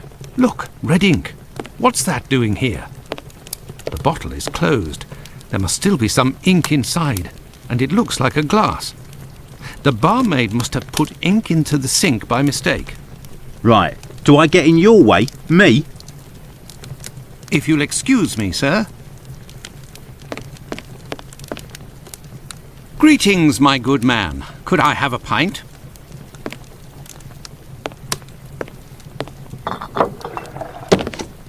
Here, Gov. I've been told that Dr. Tumblety might be found around here. Is that so? I don't do a roll call of all the drunkards here. I've got my hands full just making sure I get their money. Don't people pay when they order? Nah, look at that little scribbler there. Completely dead drunk. Tonight's tally is about as long as his arm. If he skips out, I'll be in for a guinea almost. What's behind that locked door over there? Can I go in? Not likely. And let me be unless you're wanting a drink. Got it? Goodbye, my friend. Oi, that's it. Leave me alone. I bet this miserable act, the bloke that mopes there, will do a runner and leave me with the unpaid bill. Goodbye, my friend. Oi!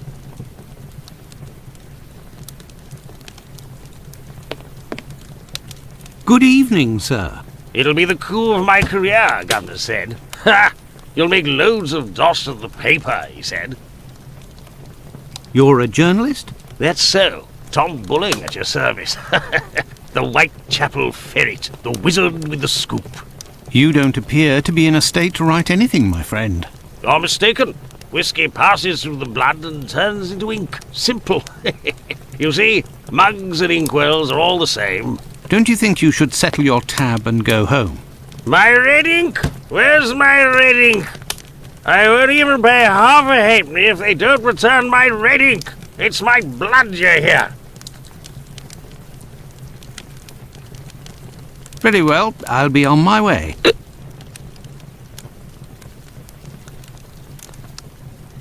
You're the best. The boss told me. My red ink. Well, where's she be? I found your red ink, my friend. You should settle up and head home. Thank you, my friend, thank you. The spring-heeled phantom will be revived.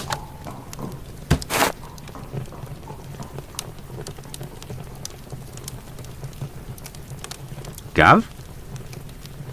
Here you go. It's on the journalist, my friend. I owe you one. The next one is on me. What'll it be? Nothing, thanks. But I may need your help. Listen, my friend. I would like you to let me in the door over there. You're a bobby. A peeler? Absolutely not, my friend. I am a doctor. Fine. I owe you this at least. There's a bloke behind that door there. No pity Bluto. Let's just say he wants to lay low for a moment. So I don't think he'll be opening the door just now. Unless... Tell him you have word from Squibby. That'll open the door. But who can say what'll happen when the door closes? Goodbye, my friend. Oi! That's it!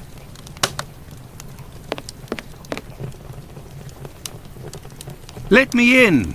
I have news from Squibby. But stay calm. And who are you? Where's Squibby? He's out. To be honest, I don't actually know this Squibby chap. I was actually wondering if you knew Dr. Tumblety, a Canadian or American fellow. He came in... Sure we know him. Excellent. Can you... You know about gas? I'm afraid not. I am a doctor. Then I ain't interested. You can be leaving now. But if I find out who snitched to the peelers, I'll find you. Got it? But I can pay you for... Keep your coins for the paupers, or one of the gas boys who ain't afraid of nothing and knows how to hold his tongue. You bring him to me. I'll meet with you.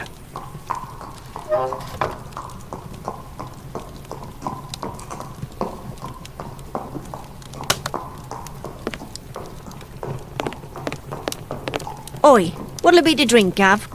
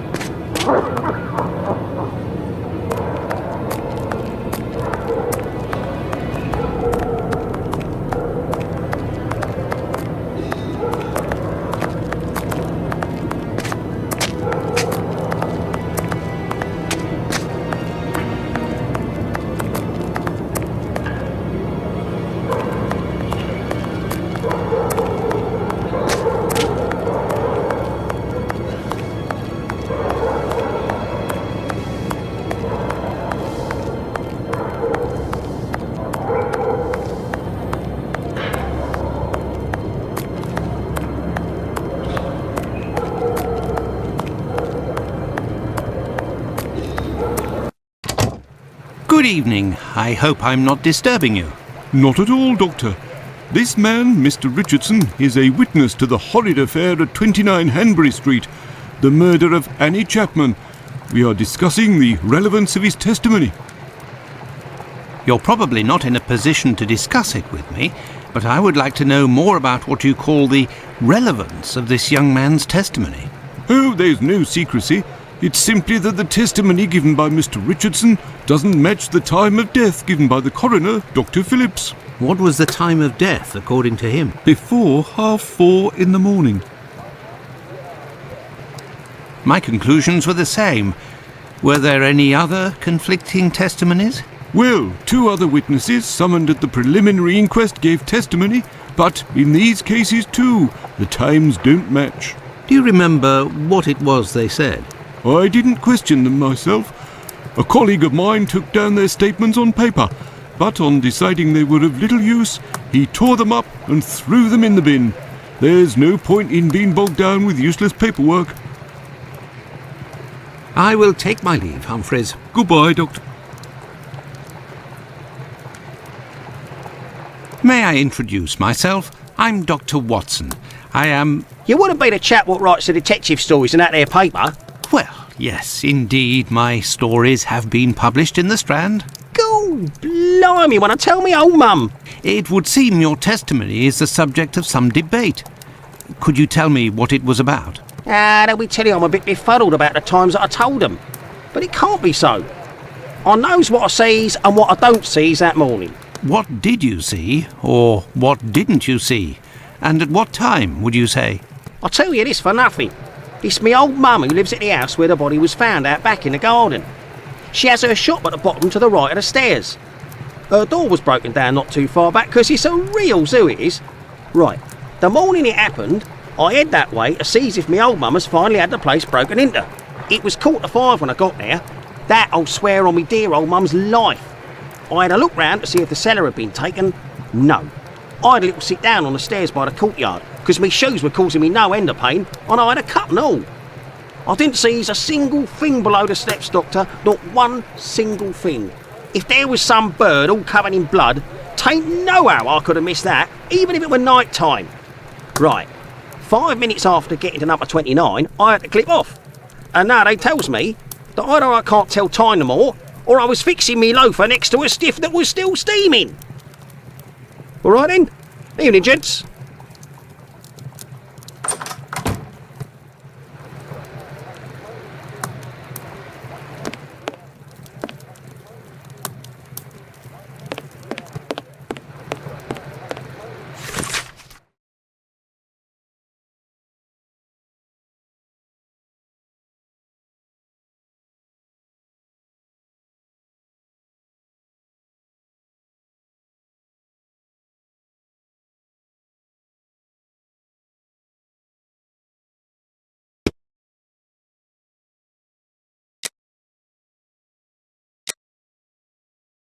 An old report on arrests that took place a few years earlier. Here are the ripped statements. I can piece them together again.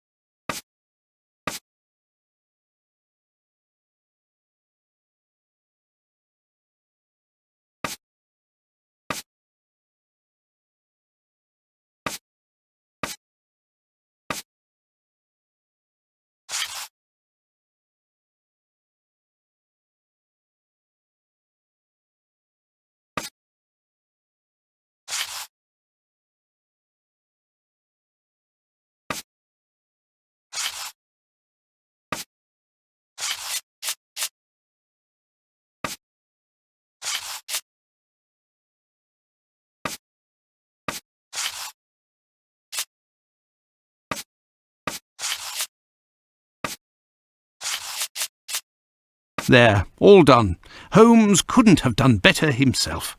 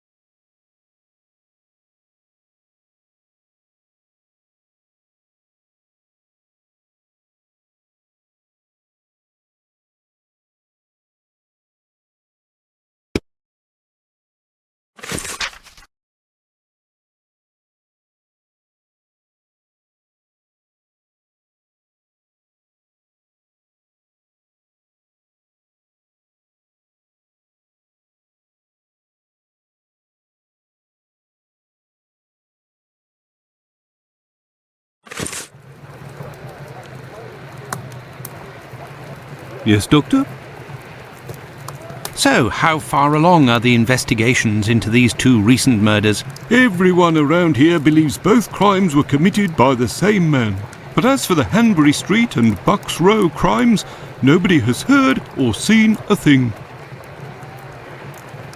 By the way, have you heard of a Dr. Tumblety? No. Is it important? Yes. Well, no, maybe. Actually, I don't know. I have heard about this man, his frequent nocturnal outings and bizarre behaviour. What does this chap look like, Doctor? And where can we find him? The last I heard was that he was staying at Finley's place, the man who was looking for me a few days ago. It would greatly assist us if you could ask Finley what your strange associate looks like. We could then see if the description matches any witness accounts. I will take my leave, Humphreys. Goodbye, Doctor.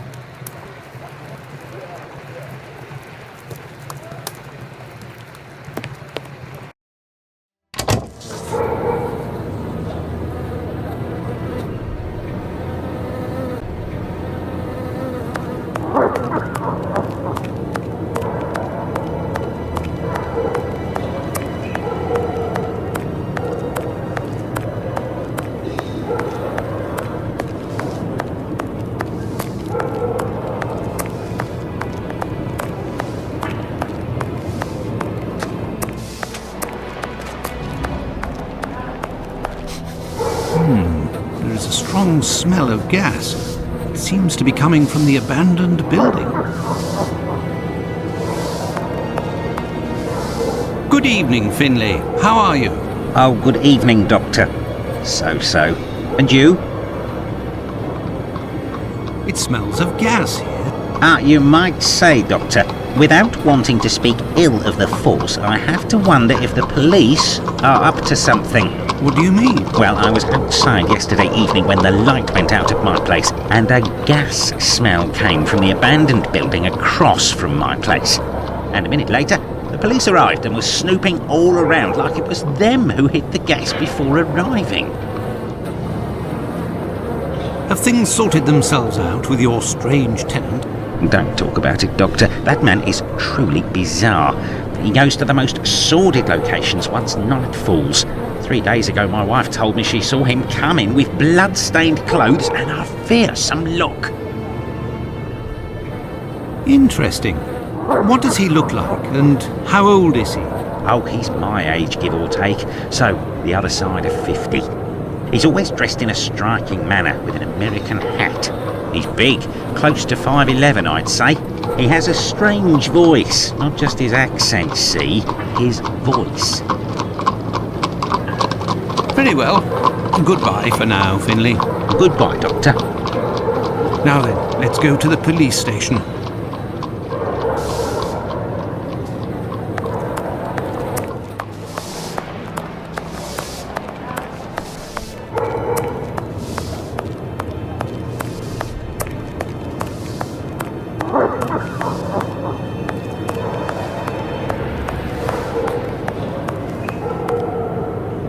Commercial Street.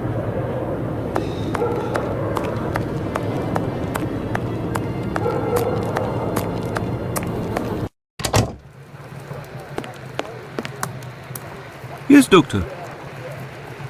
Tumblety is a man around 5'11", about 55 years old, extravagantly dressed and with a rather distinctive voice. He boards at Finley's.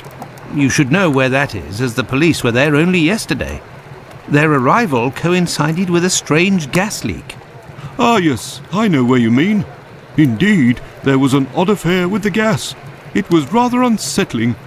We were searching for a well-known scoundrel who was ratted out by Squibby, the chap we followed and saved from the pack a few days ago.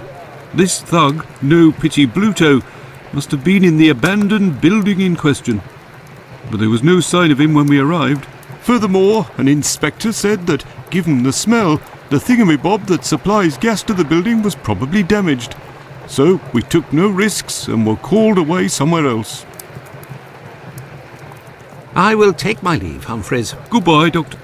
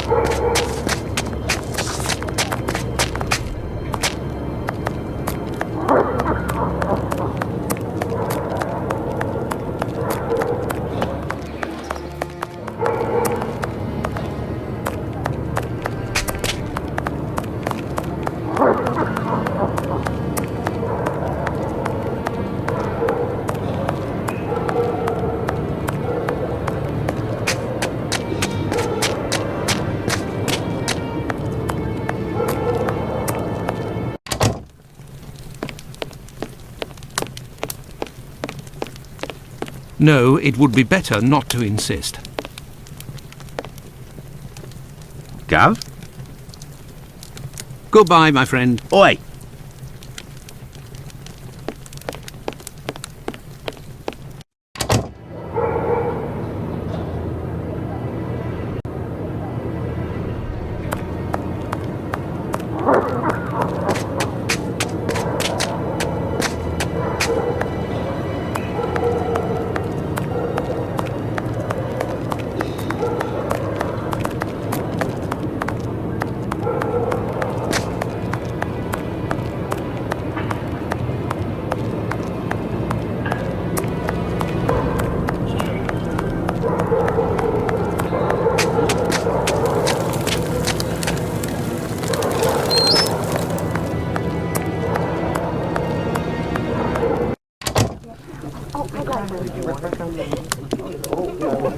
Can I get a refill? You're still there, Doctor?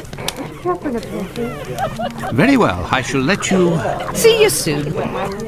Brandy, sir?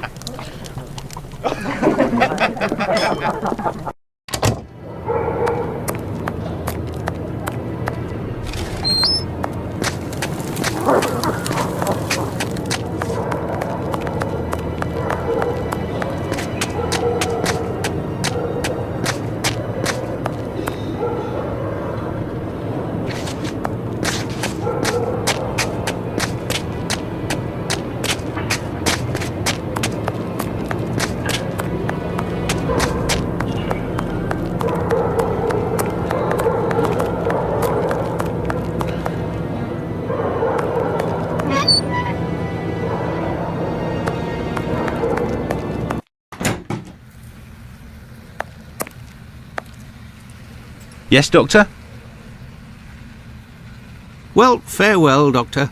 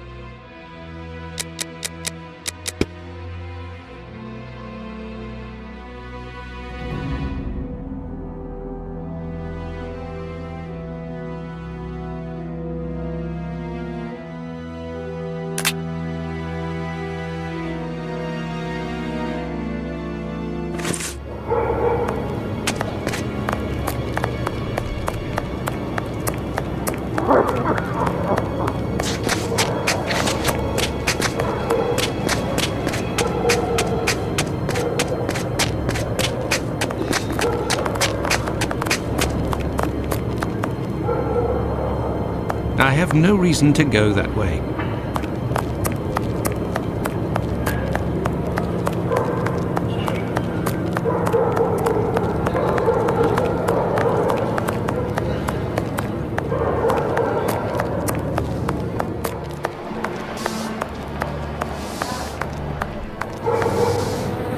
Anything else, Doctor? Very well. Goodbye for now. Goodbye, Doctor.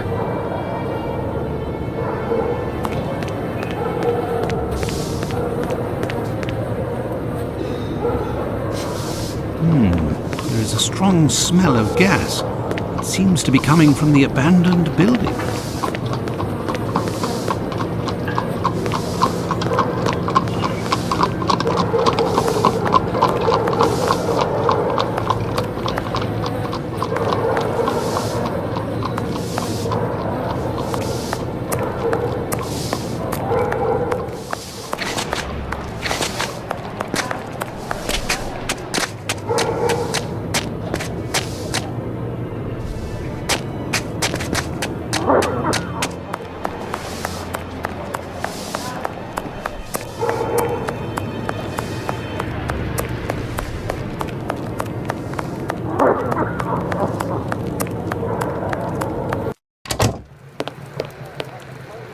Yes, Doctor.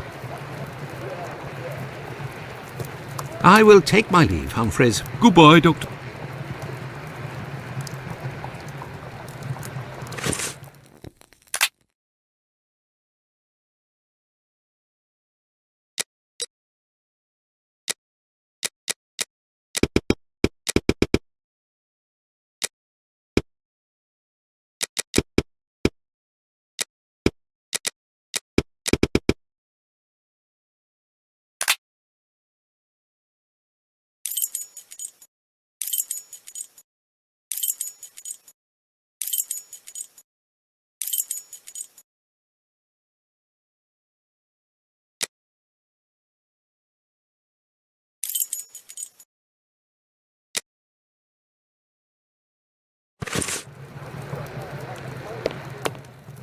This police station is like a laundry. What a scandal.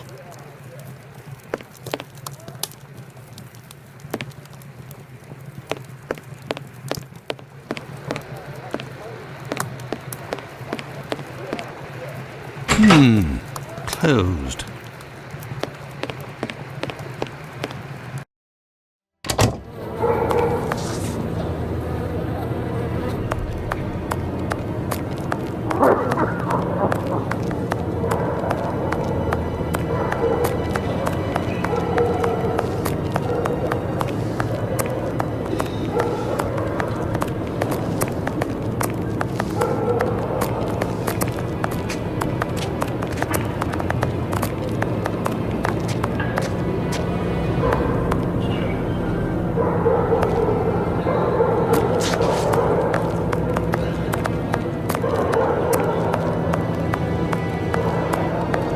Commercial Street.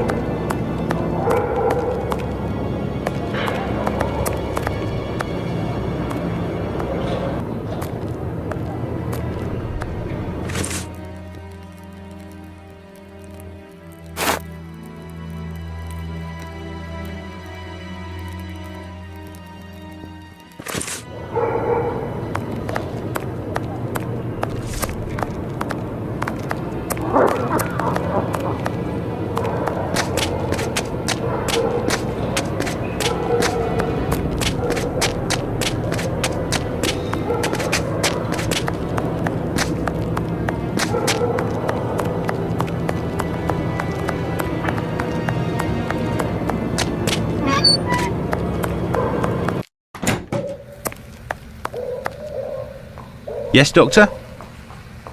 Could you tell me what type of pill this is? Yes, we have those here. It's not really a medication. We give them to patients with chronic respiratory conditions like tuberculosis. Did you have a patient by the name of Annie Chapman, the woman killed 3 days ago? Indeed. She came in the morning of her death. Poor woman. Did you give her these pills? Yes, now that I think of it. She actually came in twice. The first time I gave her an almost empty container without making her pay. She came back during the day and said she dropped the container and stepped on the pills. She wanted to know if I could give her more again without paying. I refused. After she left, a patient who was there told me that he lives at the same place and confided that she had been lying. He saw the pills fall in the tenement's communal kitchen, but the woman immediately wrapped them up in a piece of paper. Where did this paper come from? According to this man, she'd found it near the chimney in the kitchen. Anyone could have thrown that paper there. That envelope can't have anything to do with the murder. Pardon, Doctor? Nothing. I was just talking to myself. Well, farewell, Doctor. Goodbye, Dr. Watson. Well, it would seem that I have all the information I need for my investigation.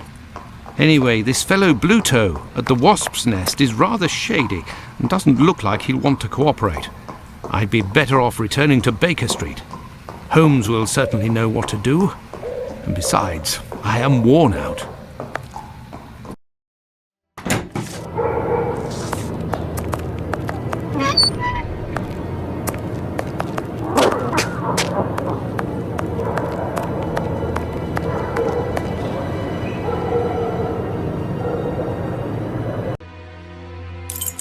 Let's go back to Baker Street. Home, sweet home. There we are, Holmes. I've told you in great detail everything that happened last night. Excellent work, Watson. We shall now be prepared to answer a few questions about the horrible murder in Hanbury Street. Do you think we are now in a position to find out the identity of the murderer of these two women? No, I don't think so. It's outside of our scope and not our responsibility. As much as you've done for Leather Apron and the affair with the pills, our mission is to help the police by ensuring that they don't get caught up following false leads and to point them in the right direction. Let us start from what we know with some certitude. As you have just said, it is almost certain that the same person killed the Bucks Row and Hanbury Street victims. The reason to assume as much are numerous, and I shan't elaborate here. What do these two victims have in common? Apparently nothing, Holmes. Are you feeling all right, Watson? Come on, are you quite sure these two women had nothing in common?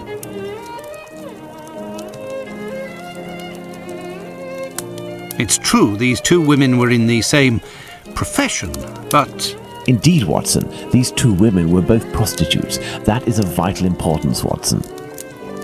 My memory from your examination of the scene is rather hazy. Didn't you say something about the killer's frame of mind? I was talking about the victim's possessions that were placed on the ground and the rings missing from Annie Chapman's finger. This killer is a cunning predator, comes from a rather humble background and shows steely self-control in carrying out the murders. Something is puzzling me, Holmes. Richardson's testimony contradicts the time of death given by Dr. Phillips, which also matches my own, 4:30 a.m. And yes, we shall confirm that, Watson, and attempt to determine the precise time of death. In order to do that, we will need to place everyone involved on a timeline. Only after that will we be able to place the knife symbolizing our killer. Let's look at our timeline, Watson.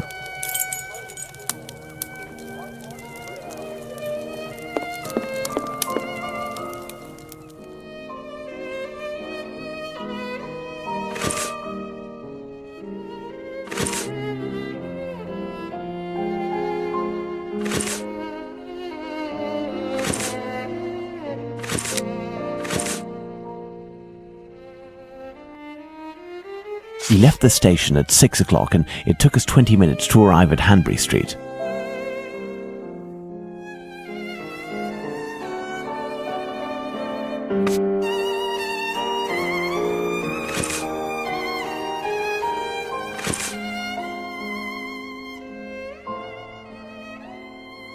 Let's put the time of death as assessed by Dr. Phillips on the timeline.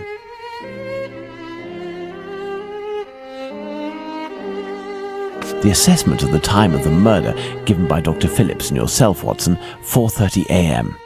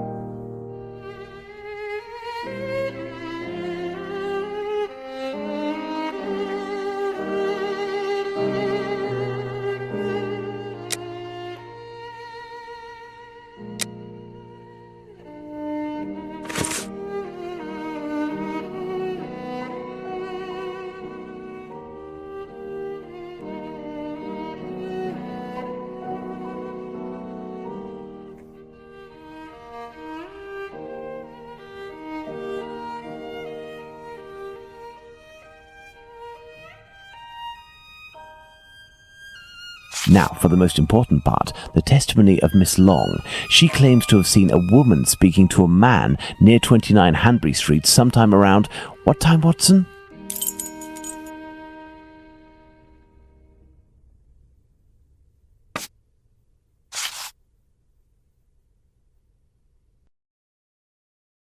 Let us assume, therefore, that Miss Long's testimony is, as is most certainly the case, true.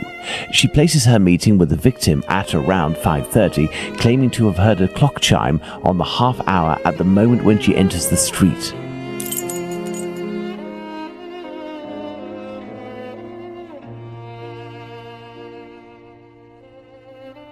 Our next witness is Albert Kadosh.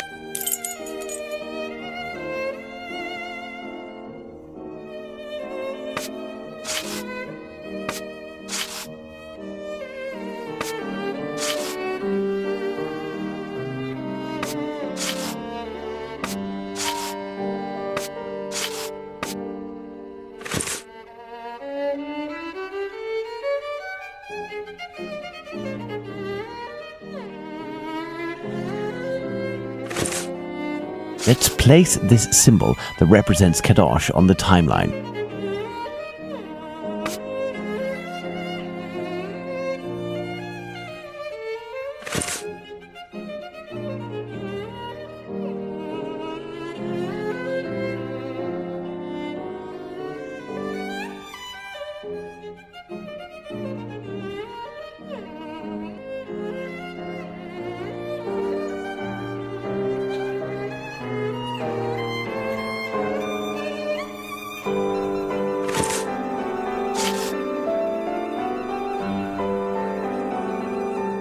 Kadosh leaves the garden, enters his house, then leaves for work, seeing the clock on the Spitalfields church showing 5:32.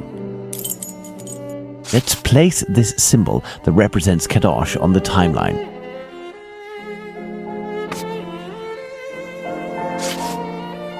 Albert Kadosh goes down into his garden at approximately 5:20, and on re-entering his home, hears voices in number 29's garden.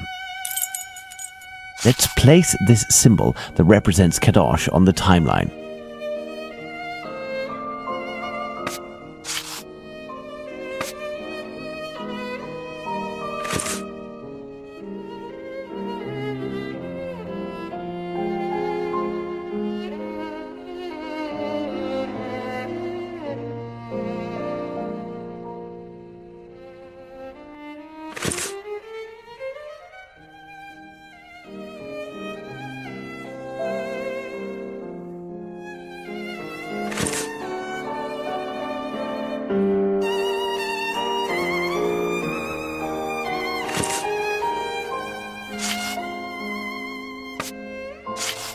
Kadosh goes back down into his garden approximately 4 minutes after having left it, and hears the sound of an impact against the wooden fence.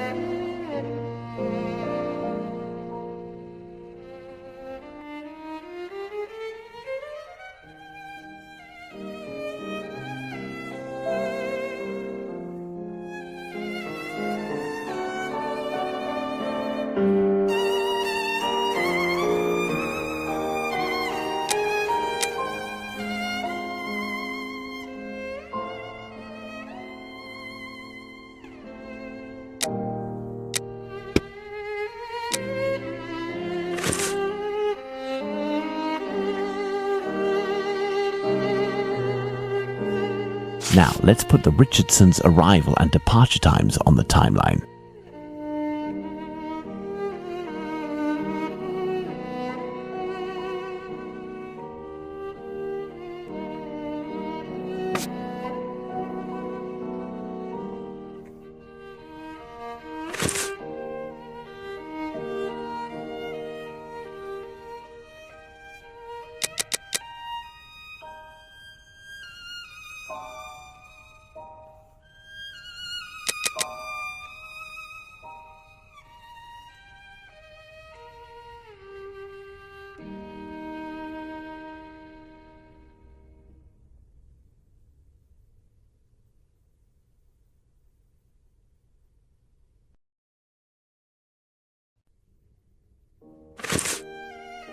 Now, let's put the Richardsons' arrival and departure times on the timeline.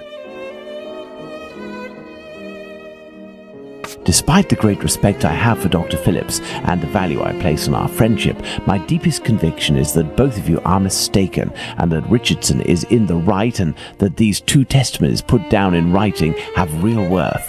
But how? Explain yourself, Holmes. Remember how you assessed the time of death? You touched the fingers and body of the victim, but it was remarkably cold for this time of year. In addition, the corpse had been drained of bodily fluids. Its heat retention was therefore no longer the same as that of an intact corpse. Egad! You're right, Holmes. Oh, I've had some time to research, Watson. Given these facts, my first diagnosis may have been off by half an hour, perhaps even an hour. Thus, we can confirm Richardson's statement and establish that the murder was committed after 4:50 a.m. and not before 4:30 a.m. Excellent, Watson. All our people are now in place. Yes, but Holmes, Miss Long claims to have seen the victim at around 5:30. But according to Kadosh, someone, most certainly the victim and her murderer, was already in the garden at 5:30. Excellent observation, Watson. It must be noted, however, that these two witnesses, Long and Kadosh, saw the time shown on the clocks in the area, which are often inaccurate and went by their empirical and, in this case, erroneous estimate of how much time had passed. Thus, neither of these two times can be considered reliable. Do you mean to say that these two testimonies might match? Indeed. Let's put Miss Long's meeting with the victim at 2 minutes before 5:30.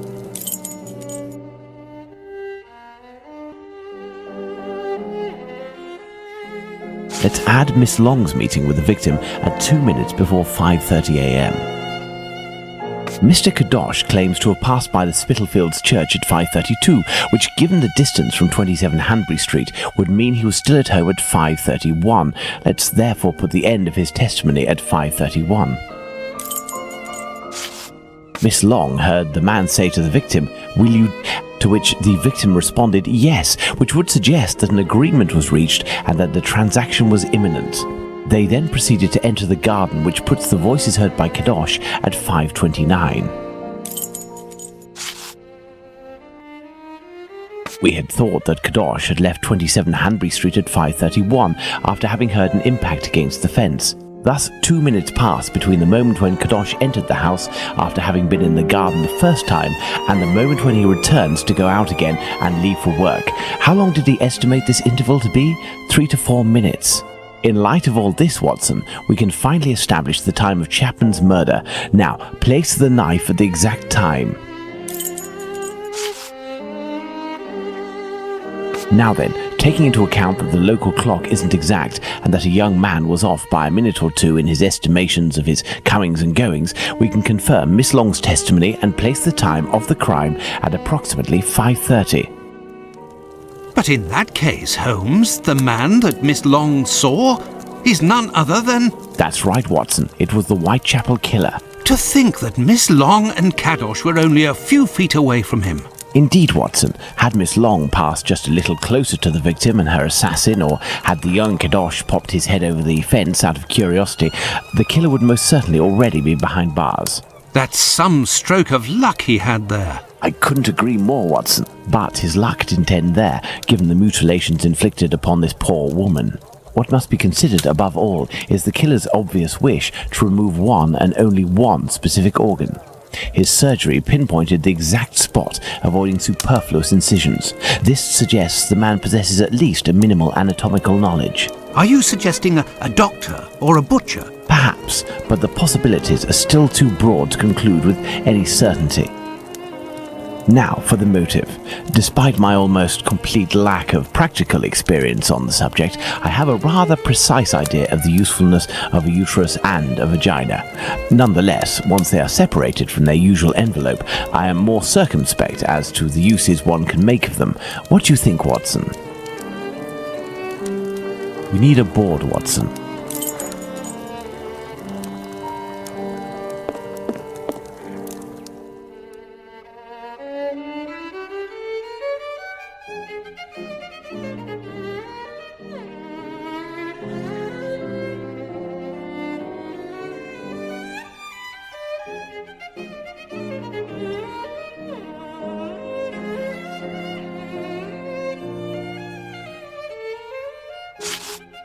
Black magic? Watson, this line of investigation is far too vague. We don't have a single clue in support of such a motive. We can eliminate this hypothesis.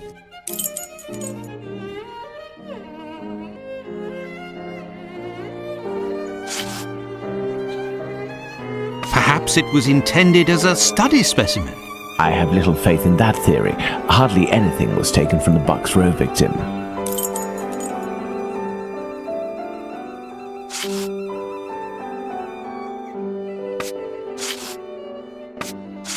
A desire for some sort of morbid trophy. I'd be inclined to dismiss this motive. If this were the case, why would nothing have been removed from the Bucks Row victim? Money, quite simply. Even if this motive seems incongruous, we're in no position to deny or affirm it until we know whether a market for human organs exists. Holmes, what if it was cannibalism? Even if the idea is unbearable, we can't ignore it as a possibility. Elementary. What emerges from these possible motives for having removed the uterus from the second victim is that they imply that the killer could have carried out the same thing on the Bucks Row victim, yet didn't. This brings us to a terrible conclusion. Our killer has evolved in the space of only a few days, and if that's the case, had he already struck before the first murder to which we attribute him? And if the killer strikes again, what atrocity awaits his next victim? We have to stop him, Holmes. We shall do our best. This recent business of jars filled with formalin and of the American doctor might be a lead. Watson, inquire among medical circles to ascertain if there is a black market for human organs. The chances are slim, but this must be pursued. Very well. What about you, Holmes? I will send word to Inspector Aberline regarding our recent conclusions. I should also like to become a gas man and pay a visit to Bluto at the Wasp's Nest. Understood, Holmes. I think one of my old university colleagues who works at the London hospital will be able to help me. I shall write him a note at once. He should be able to see me during the day. Afterwards, shall we meet here? Yes, Watson. See you later, and good luck. I must get to the London hospital, where my old university colleague works.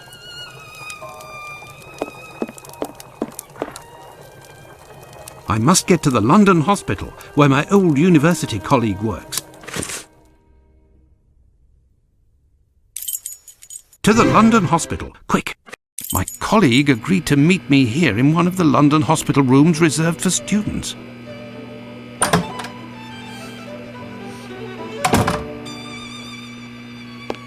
Ah, John, you're there already.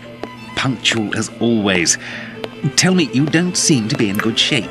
Is it possible that your recent marriage is making you this morose? Ah, you know me well, Andrew. No, it's a strange and terrible affair that concerns me. Have you read my note? Yes, I admit that I was surprised. It just so happens that I, too, was asking questions about our morgue. What do you think? Have you heard of any organ trafficking within? No, John. No doubt there exists some exchange between colleagues. Not quite legal, of course, but nothing that can qualify as trafficking. Since the Anatomy Act of 1832, which permitted the use of unclaimed corpses for science, the black market trade was definitely halted. There are sufficient subjects available for all practitioners and students. This I can confirm. Well, organ trafficking as a lucrative trade is out of the question. Then what is troubling you with the morgue? You are talking about trafficking organs, but I suspect there is trade in whole bodies. What do you mean to say? Whole bodies are disappearing? Well, it's confidential, but I know of your discretion and your friendship with the famous Sherlock Holmes. I can tell you that a few corpses have recently disappeared from the hospital morgue. Cadavers that were intended for dissection. That is to say, not claimed, poor, unknown people. If a single corpse had disappeared, it might have been a bad joke. There are many students who pass through here. It's even a meeting spot. For the majority, they are here to work. A few come here in secret to practice. It also happens that instruments or organs go missing. Nothing alarming, but so many corpses. It's very troubling. But the hospital doctors aren't doing anything? No. That is to say, they would prefer not to call the police at this point. An investigation would no doubt result in the suspension of authorizations for the use of unclaimed corpses. Do you think that you could intercede on our behalf with Sherlock Holmes to clear up this situation? Which corpses are missing? I don't know exactly, but I can make an exact list if you would like to wait here for a few minutes. Feel free to look around the room while you wait. It'll bring back memories. Thank you, Andrew.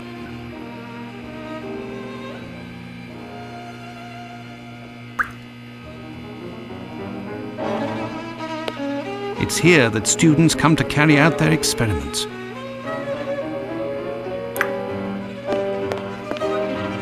It's here that students come to carry out their experiments.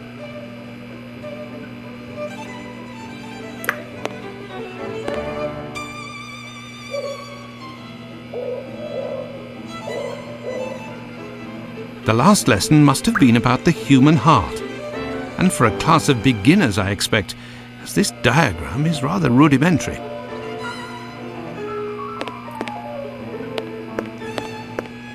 It's here that students come to carry out their experiments. An encyclopedia of anatomy. A page on the human heart is dog-eared. Let's see.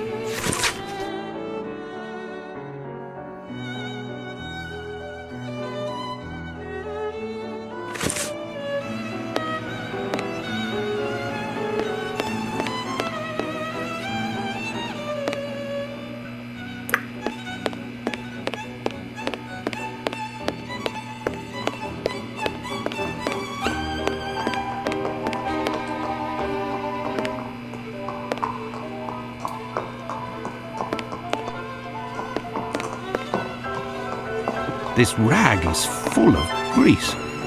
It certainly wasn't used for a dissection. Was someone doing some mechanical work here? These wheeled trolleys are very handy for laying out surgical instruments.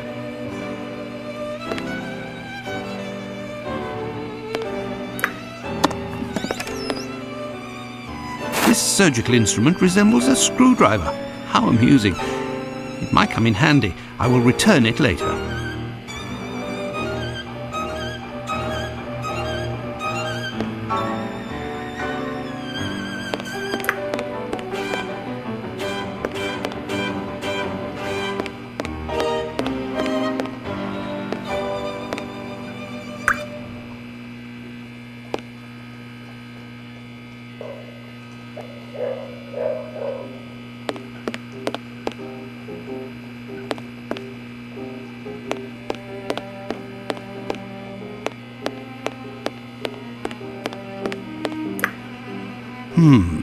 I am missing some information.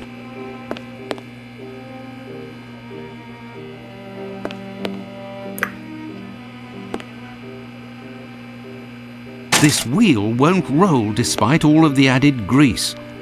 Curious, as Holmes would say. This wheel won't roll despite all of the added grease. Curious, as Holmes would say.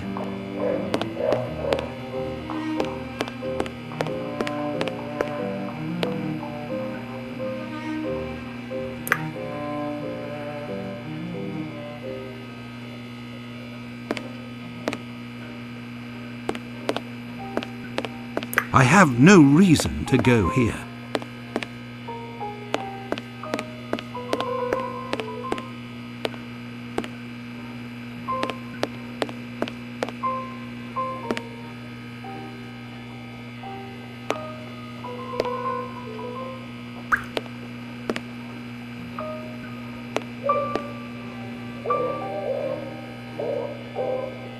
There is a heart in this jar.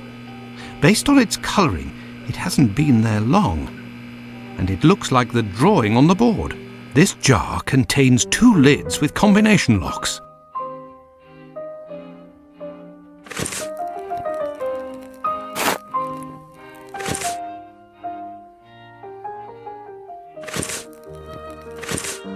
I am missing some information. I am missing...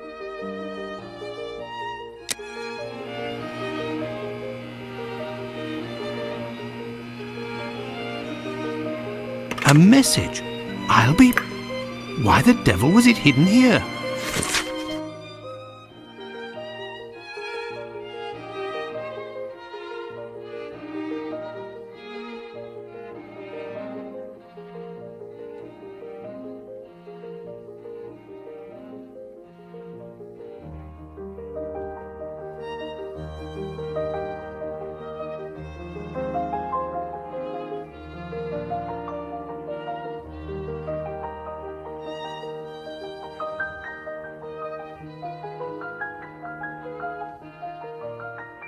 An old prescription.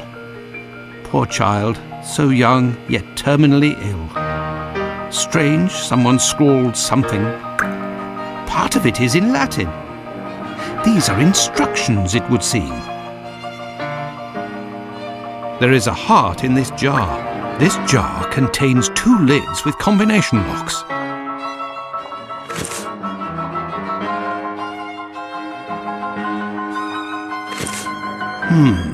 I am...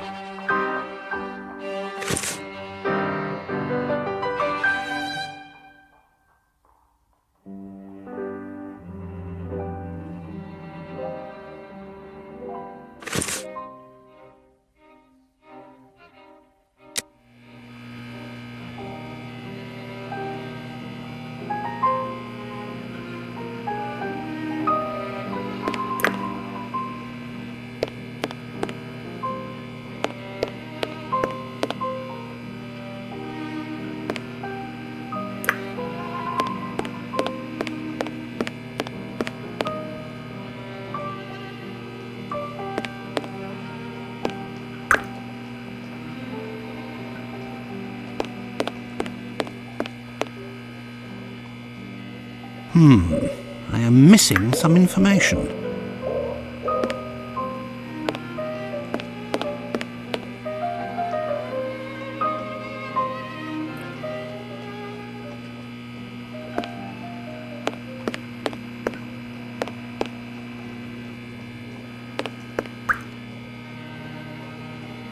There is a heart in this. This jar contains 2 lids with combination locks.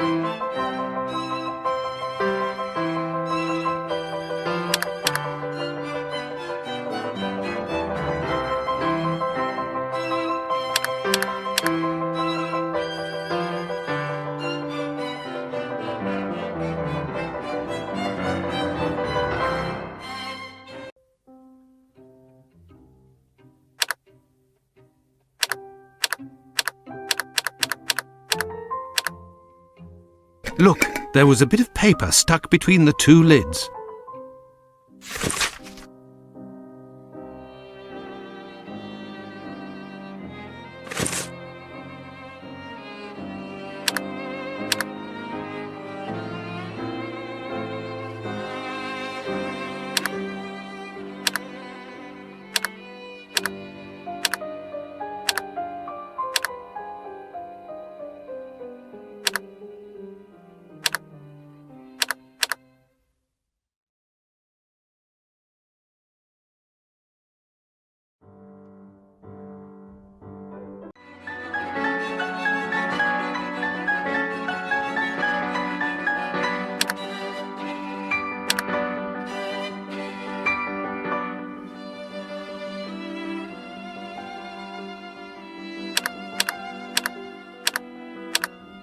Incredible!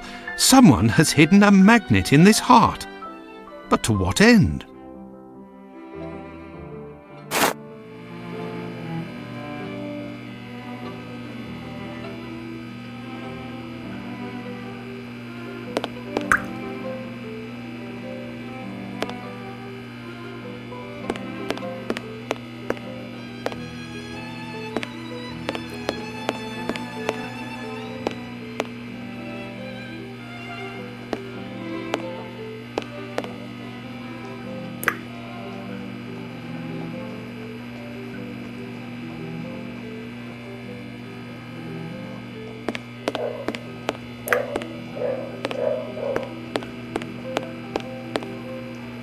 Nothing of interest here.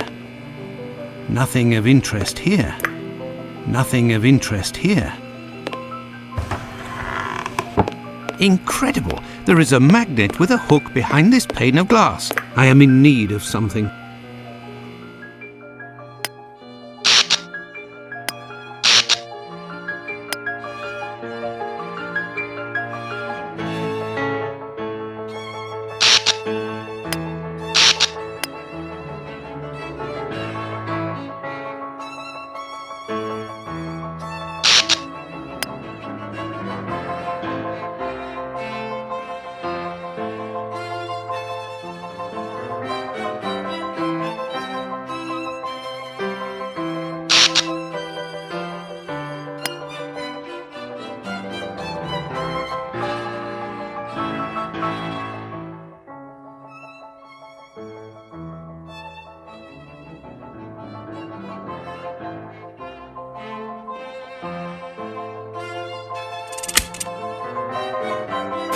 There, all done. Holmes couldn't have done better himself. A hole! I could make out something inside, but how to get it out? I will need a hook. I found it! A coded message. I do believe I will need Holmes. Here is the list, John. The missing corpses are those of a woman, 40 years old, beginning of August, another 55 years old 2 weeks ago, and recently a young woman. These corpses had nothing in common except that they didn't have any apparent lesions. All of this is very troubling. Well, I think that I have all of the information possible, and I promise that I will do what I can to clear up this business. I must leave you, my friend, and... In the name of our friendship... Please, don't go so stare. To be sure. Thanks again, Andrew. It is I who must thank you, John. Don't forget to keep me up to date and say hello to your charming wife for me. Count on me, Andrew. I must go to the Wasp's Nest to find this rogue that Watson dubbed Bluto. He may be able to provide information on Dr. Tumblety. This lead, although tenuous, is well worth following. I must return to Whitechapel, but it would be better if I did so incognito.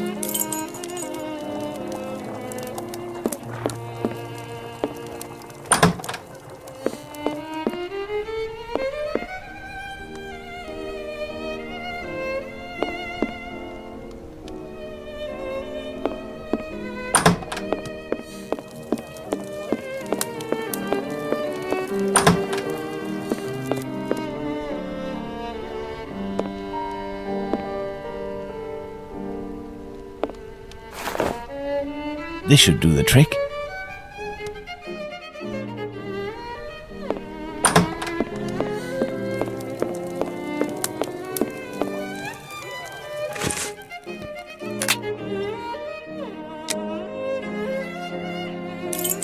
Let's go.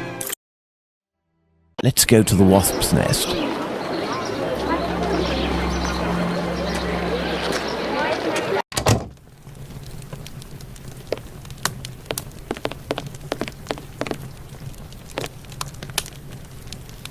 Oi, what'll it be to drink, Gav?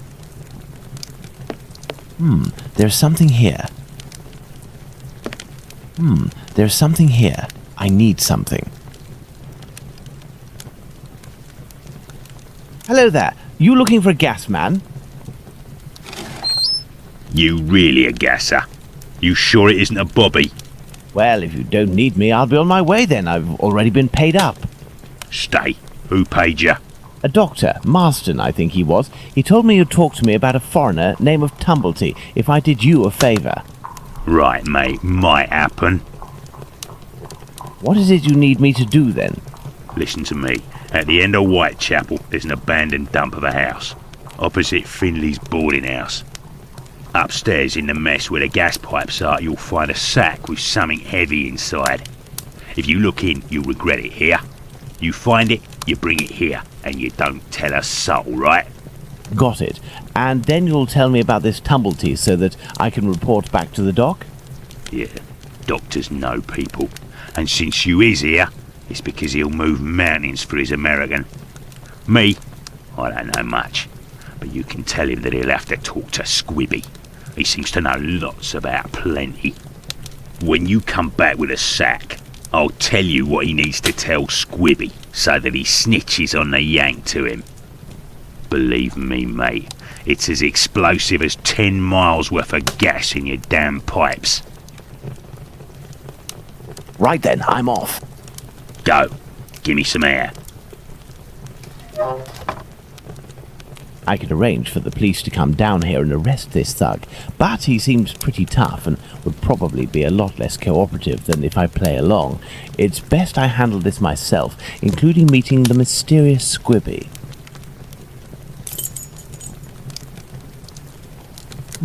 There's something here. I need something.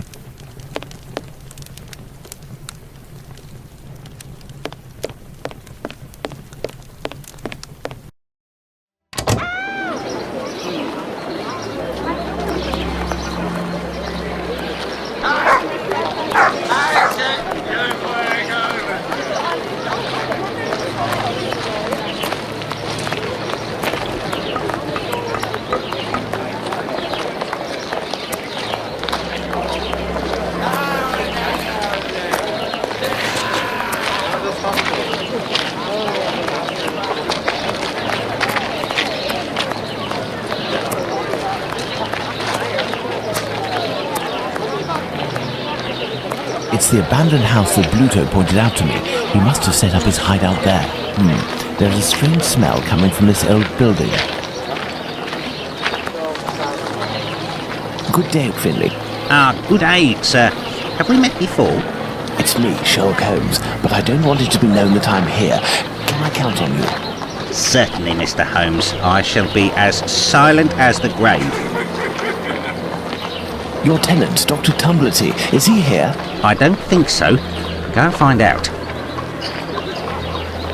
It would seem you've been having some gas problems. Don't talk to me about it. The problem is from the abandoned house not far from here, but nobody has come to take care of it. Perhaps I could go and take a look. Do you have a ladder? No, but I think in the pile of wood under the stairs there is one in pieces. And if you also need something from the scrap heap, some old tools or who knows what, feel free to take it, Mr. Holmes, but leave the dishes in good condition.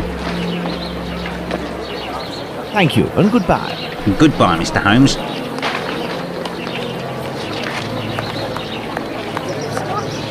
This lead pipe could help me to repair the gas lines. Finley's ladder is smashed to pieces, but all the parts appear to be here. This must be a piece of the ladder. A heap of rusted iron crockery.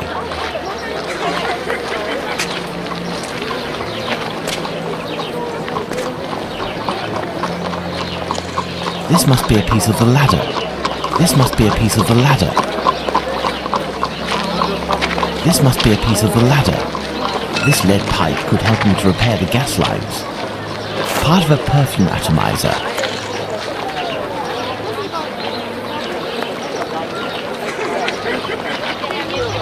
Some old nails. They may come in handy. This old cloth could be used as a mask. I must moisten my makeshift mask.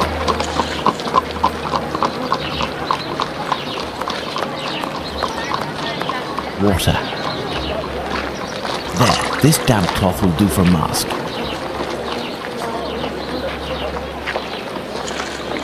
Water.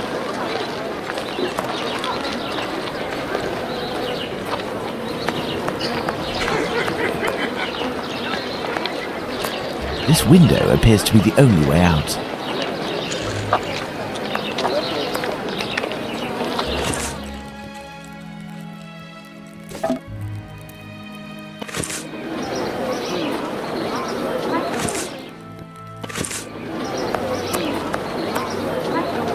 How is your investigation going, Mr. Holmes?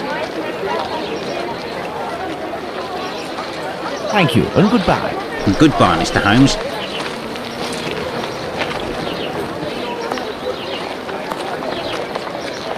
This lead pipe could help me to repair the gas lines. A broken hammer. I will have to find a handle. Part of a perfume atomizer.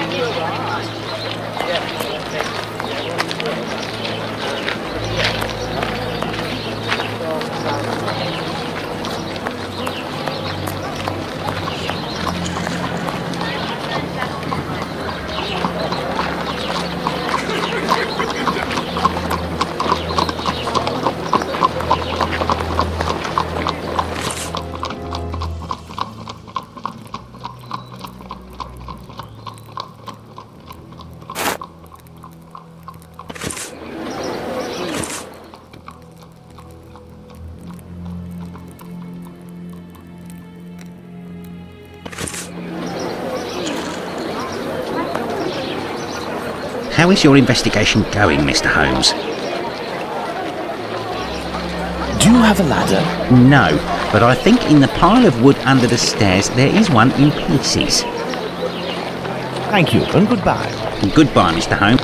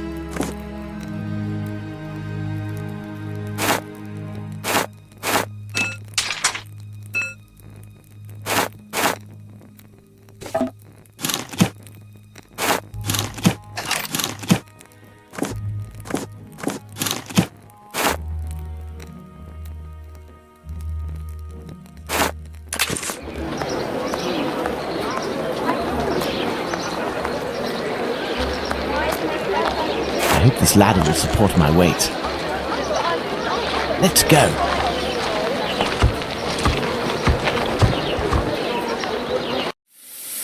My cloth mask won't make much difference, but I'll be able to inspect the room for a few seconds.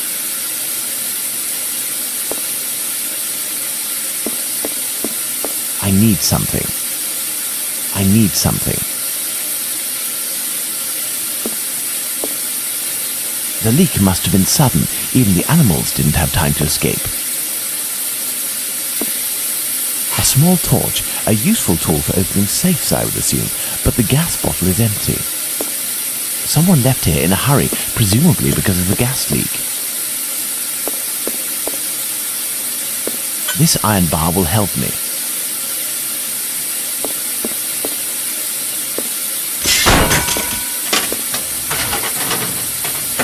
The leak is coming from here. The satchel is behind these pipes. This explains why the thug wanted someone who knew about gas. He must have hidden it there in great haste and broke the pipes in the process. The satchel seems to be quite stuck. I don't think I can get it out without passing out. For good. I need a more suitable mask. The kind used by tanners would do nicely.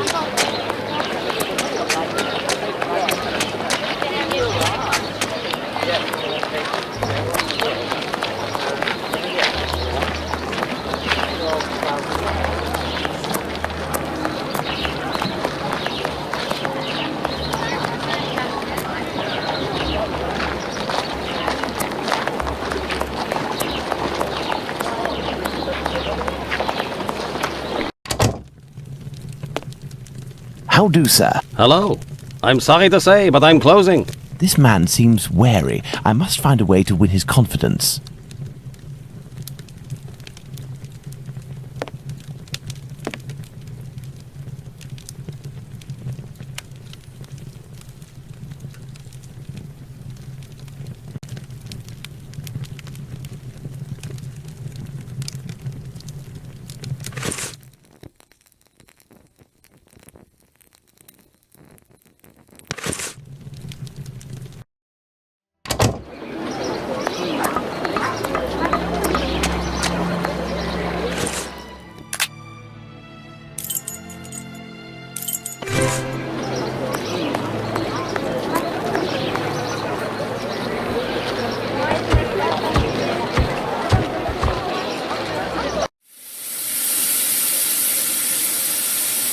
The leak must have been sudden. Even the animals didn't have time to escape.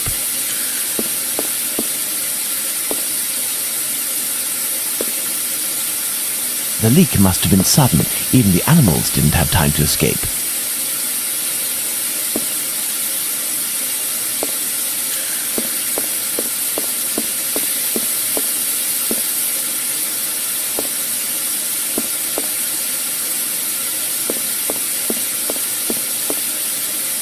The satchel seems to be quite stuck. I don't think I can get it out without passing out. For good.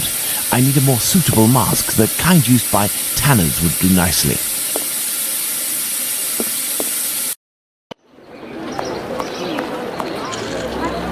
How is your investigation going, Mr. Holmes? I'll be needing a mask of the sort tanners use. Do you know where? Go check in the little lane across from the clinic. At the cobbler's, perhaps. Thank you, and goodbye. Goodbye, Mr. Holmes.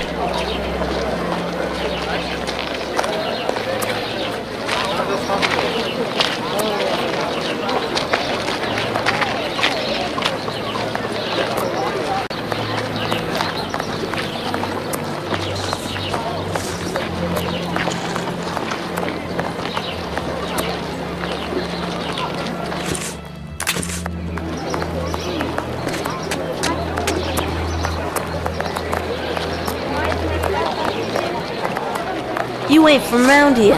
You shouldn't stay here. It ain't healthy. I have nothing to ask.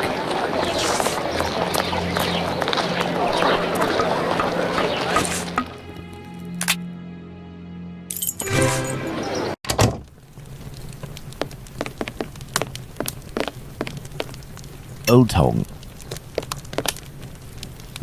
There's something here. I need something.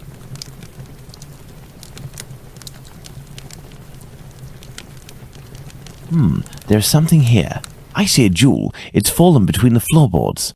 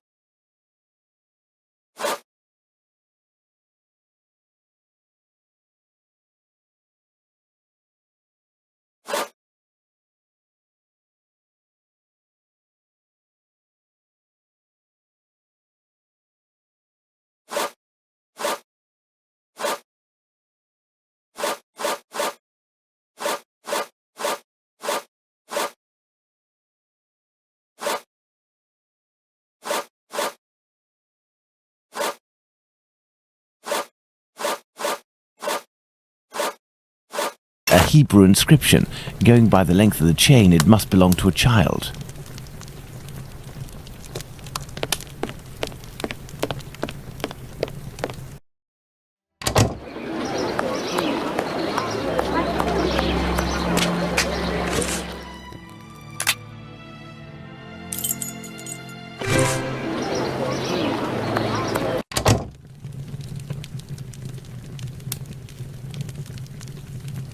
How do, sir? Hello. I'm sorry to say, but I'm closing. I am here because I found this. Abraham's beard. The son of one of my neighbors was beaten in the street a few weeks ago and it was stolen from him. If you would give it to me, I promise to return it to him and get you a reward. Money doesn't interest me. Who are you, sir? And what do you want from me? I'm a friend of Dr. Watson's. You know him, don't you? In that case, welcome. Dr. Watson is a great man, and I would be pleased to help one of his friends. You work the leather and perhaps even tan it yourself. I believe tanners wear special masks to protect themselves from the toxic emissions given off by the vats used to soak the leather. I have a gas leak to fix, and I won't survive without something effective to protect myself with. Go see my cousin Abraham, who has a pet shop a little further down the road. Tell him that Isaac sent you. That's me. I'll be off now. My regards to Dr. Watson.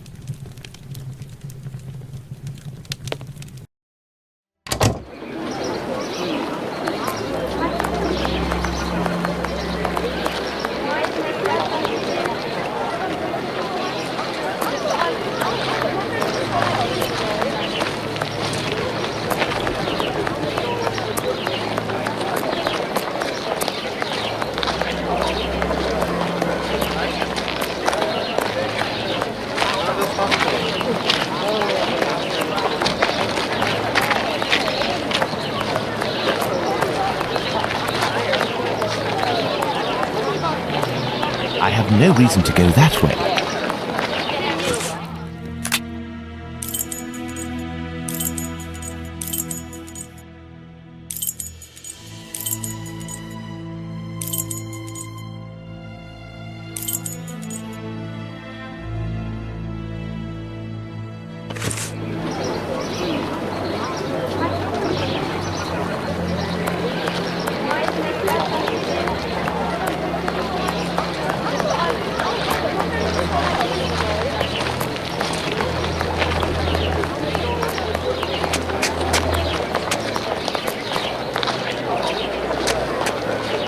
Bucks Row.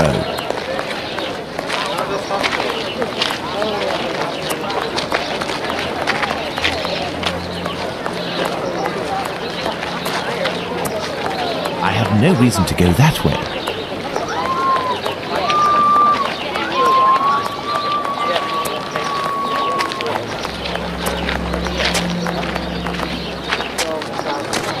I have nothing to ask.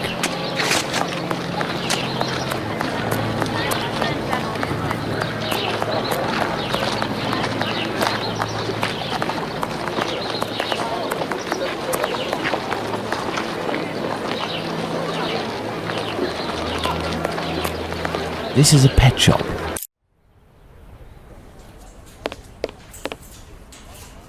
Hello, sir. Hello. You must be Abraham Solomonovich. I came on behalf of your cousin, Isaac. He said that you might be able to help me. I need a good mask to protect me from gas emissions so I can repair a leak. Yes, it should help you. But I let it drop into the big snake cage and they are very dangerous beasts. I don't know how to retrieve it. But you must be equipped to deal with these creatures safely, surely? Of course, but I broke my hook. It should be over there. If you succeed in getting that beast from its cage, you will be doing me a great favor.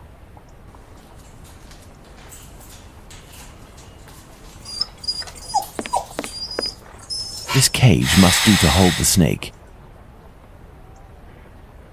I have the broken hook. I can repair it, but I'll need some materials. Perhaps I'll find some material at Isaac's that will be of use.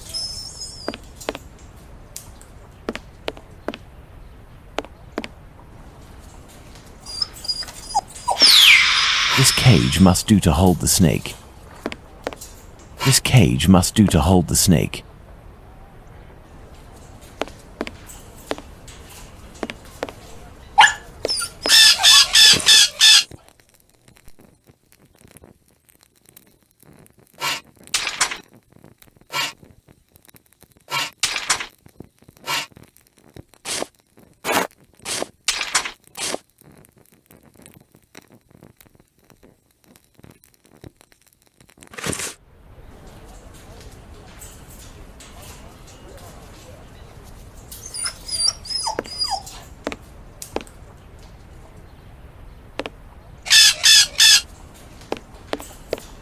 I need something. This cage will do the trick. The mesh is small enough.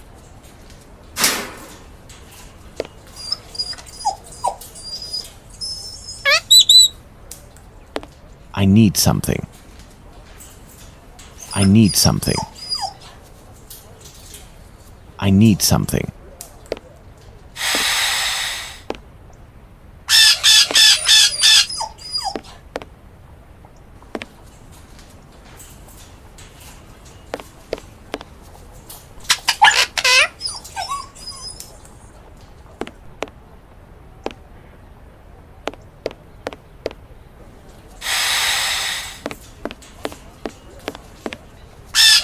Have you let the snake out of its cage? I need something.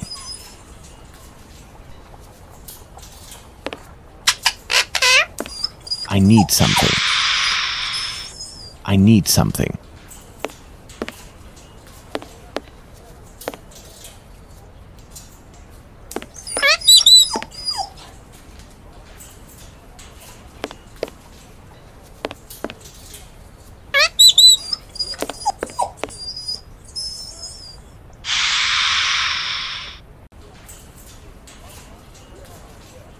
Perhaps I'll find some material at Isaac's that will be of use.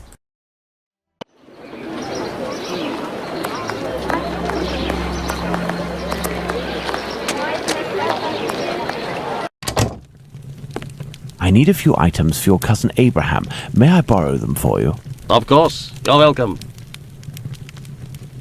This should do the trick. This should do the trick. This may come in handy.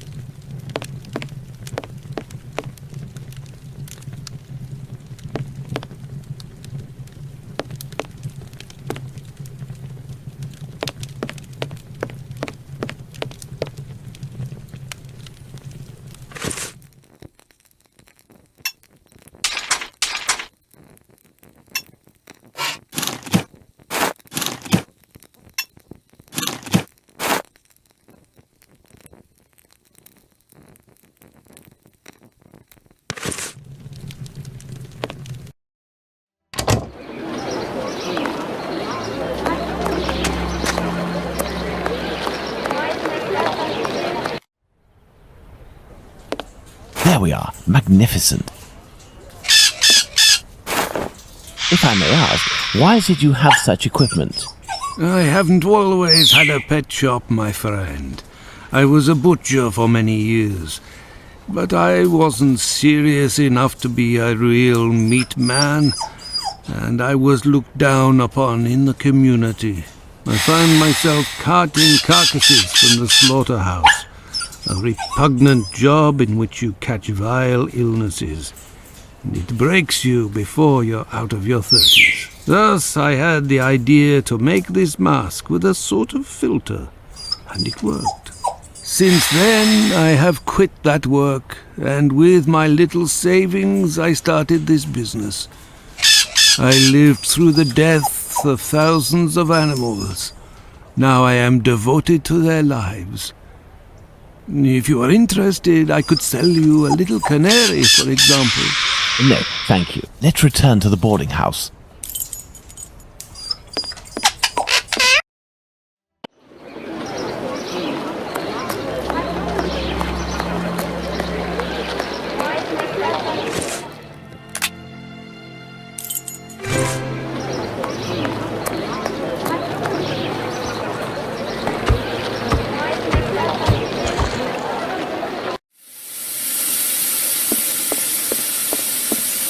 The satchel, rather heavy and firmly wedged, dislodging it will take a concerted effort and is better done in a safe environment.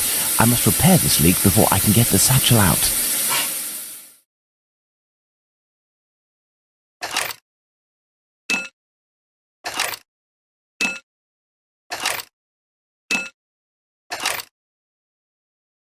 There isn't enough gas. The pressure isn't high enough. There isn't enough gas. The pressure isn't high enough.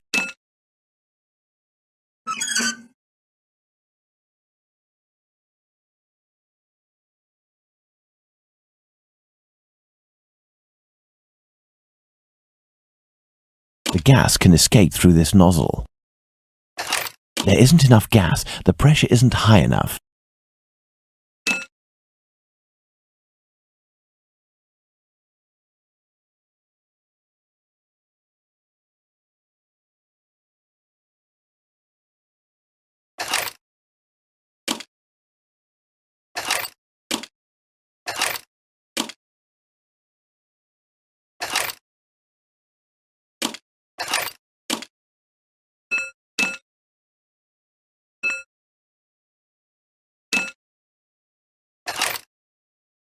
There isn't enough gas. The pressure isn't high enough.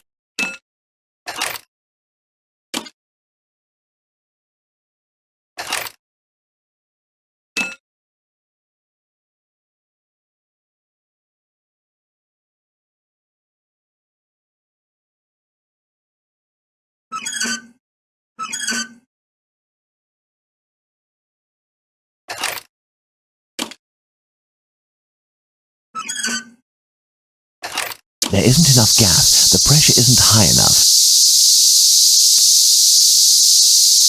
There isn't enough gas. The pressure isn't high.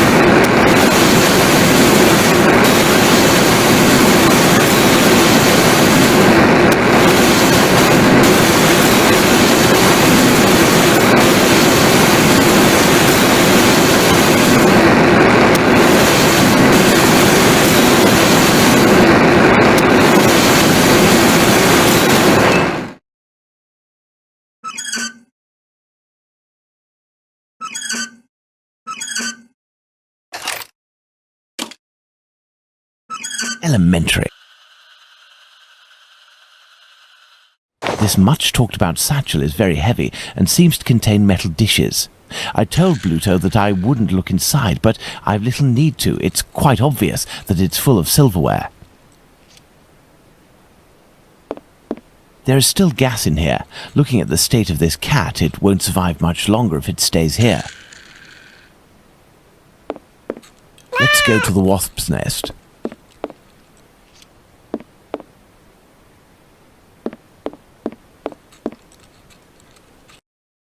Let's go to the wasp's nest.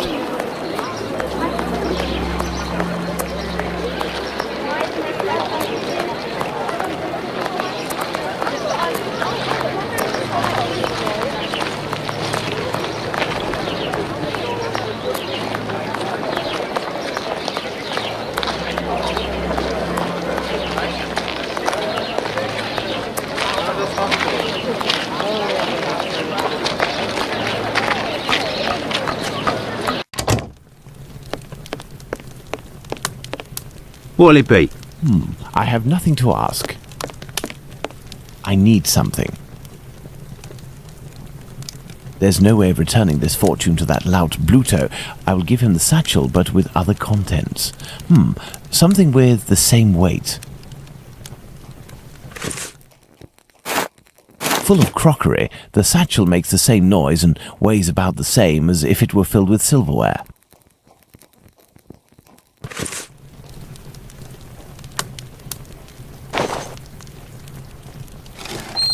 Pass the sack to me. Did you look in? I give you my word, but it won't belong to you until you tell me where Squibby is. Fine. The poor idiot was taken by the peelers the other day. I don't know why some chap started to screech about it. He was the Whitechapel killer, but he ended up followed by an hysterical mob. In a flash, the bobbies had him rounded up and locked down. Do you mean at the local police station? Might not. But if you or the doc talk to him, tell him that about the kayak business. I'll forget our score if he rats on the yank. He'll know. Now, hand over the bag. I say, that's all a little bit wishy-washy. I'm not sure it's worth the satchel. Hey, don't shake it like that, moron. If you don't want to end up with a knife in the back, you'll get busy with the pipe. Got it? Here, take it. That'll teach me for being a good Samaritan. Honestly, how rude. I'd best be off now. Better to not be around when he opens the satchel.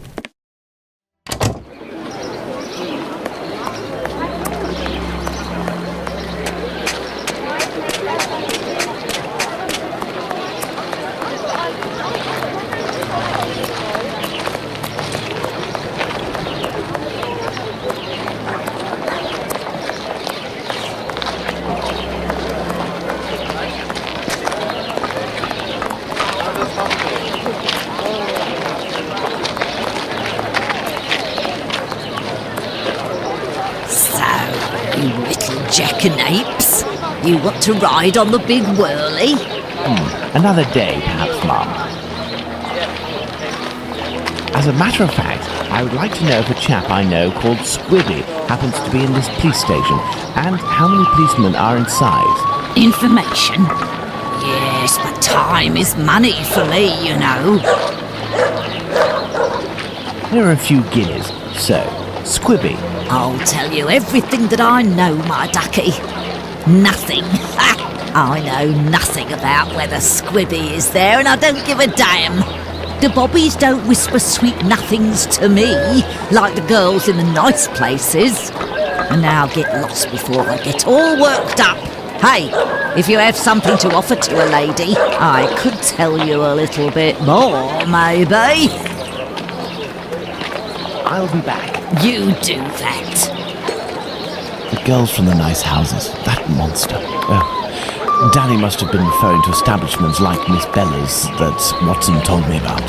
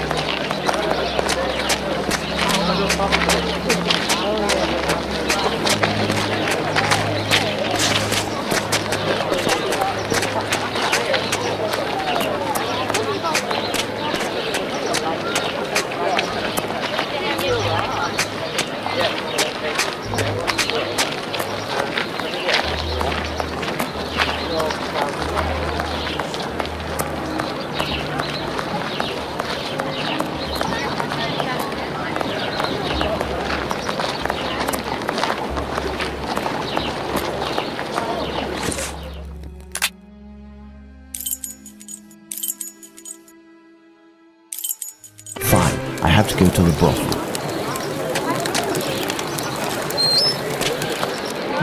I have nothing to ask.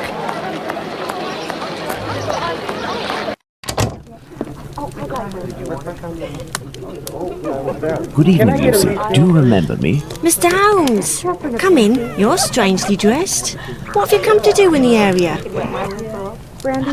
I've come to ask if any of your colleagues, or perhaps even yourself, associate with any of the policemen from the local station. Certain girls go with police officers, it's true, but Bella would be able to tell you more than me. Very well. I'll be on my way.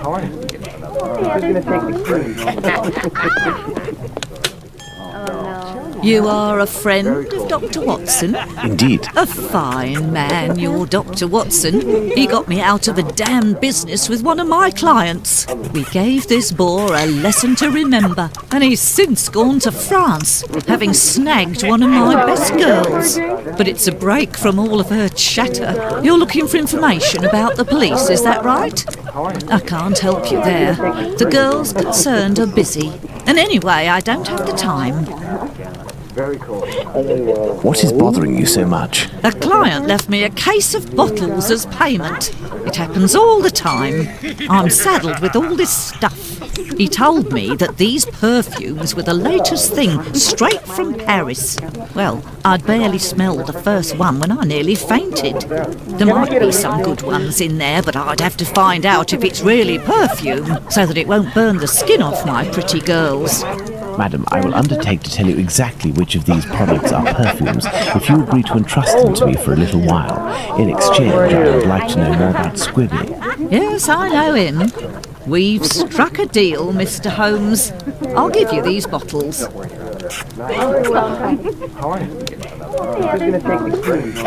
I will need a book to help me identify Miss Bella's perfume. I believe the bookshop on Glenworth Street, not far from Baker Street, has just reopened. Let's go and take a look.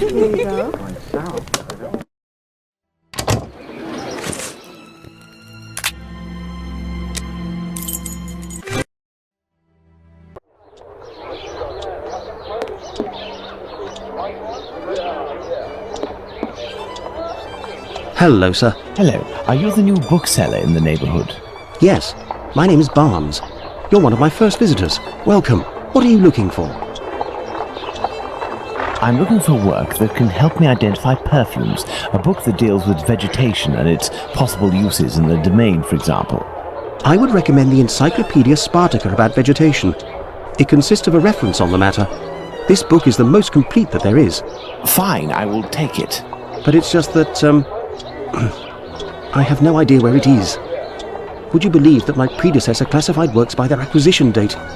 Nowadays, we advocate a thematic classification. However, I am getting down to the task. You aren't looking for anything concerning the history of the scripts. I'm fascinated by the subject, and I already have numerous books on the topic. It is no doubt very interesting, but I need this book Spartica without further delay. Fine, fine. I will try to find the acquisition date of this encyclopedia, Mr. Holmes, Sherlock Holmes. Ah, fantastic. You are the man for the job. Perhaps you could try to find the missing dates. That will buy you some time. There are some dates missing? Yes. I forgot to mention that detail. The dates were written on cardstock attached to the columns, and there was one date per section. As one goes along, you will see there is no specific order, and certain are missing. I remade the labels, but I don't know where to put them. They're there on the counter. Are there any other details to know? The proprietor inscribed a date every 2 years since his arrival in 1864, up until now, that is 1888. He left a note regarding his method of shelving, but I didn't understand a word. I do believe, in fact, that he was a bit mad. Well, I will see.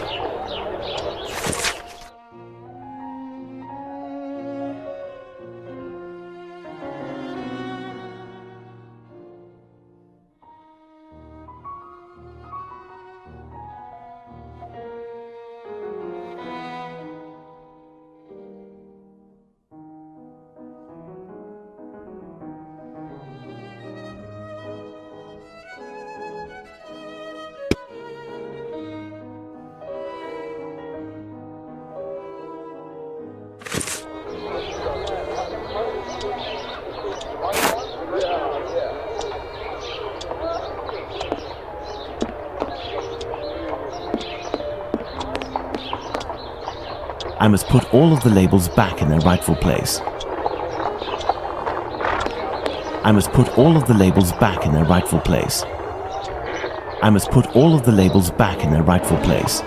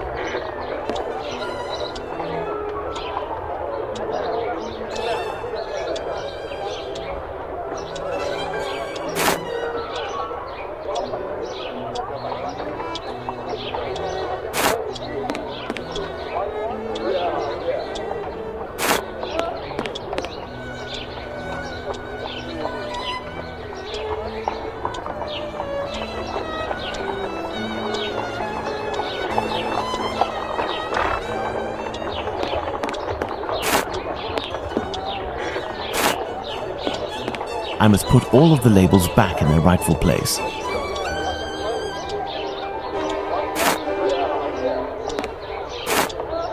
There, Mr. Barnes, the labels are in their correct places. That should facilitate your classification. Have you found my book? Yes, what luck it was to meet you. It was acquired in 1882. I will look for it. Thank you very much. I would suggest that you organize your books quickly. I am in the habit of visiting my local bookstore at least once a week. You are right, Mr. Holmes.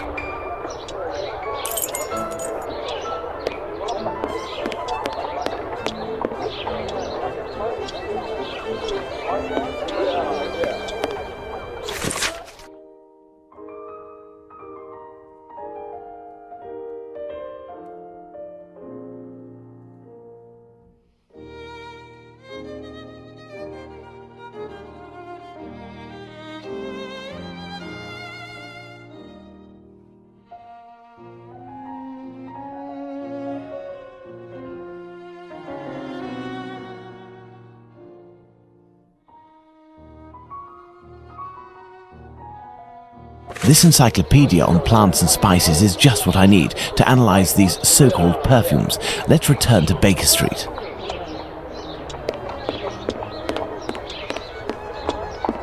Let's go to Baker Street. I will need my work table.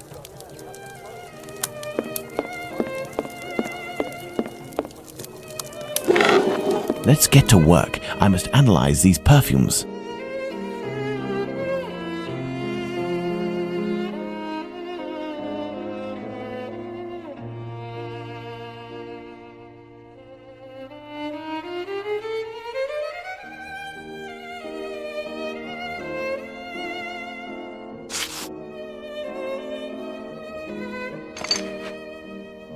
These shapes represent the smells at my disposal.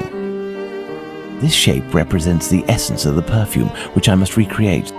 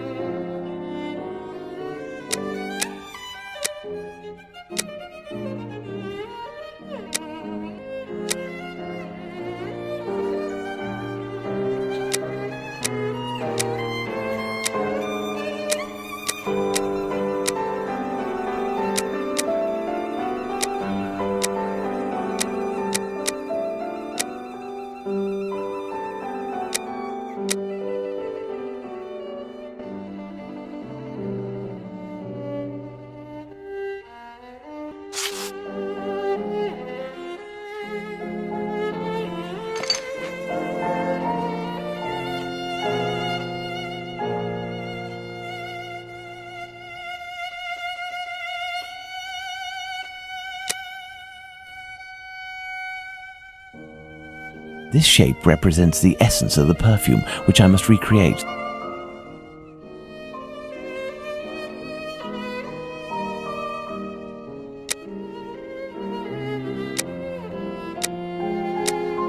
This perfume is ghastly.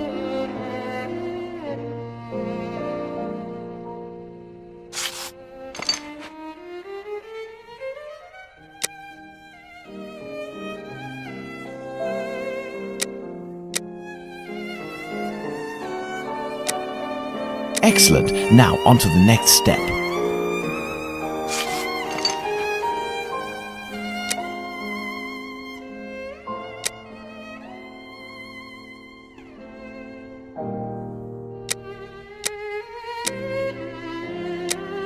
Elementary. Fine, I have to go to the brothel.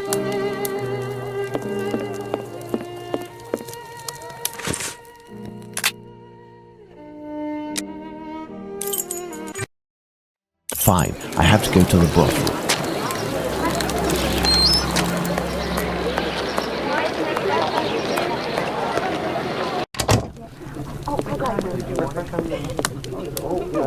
So, my dear man, have you reached a verdict?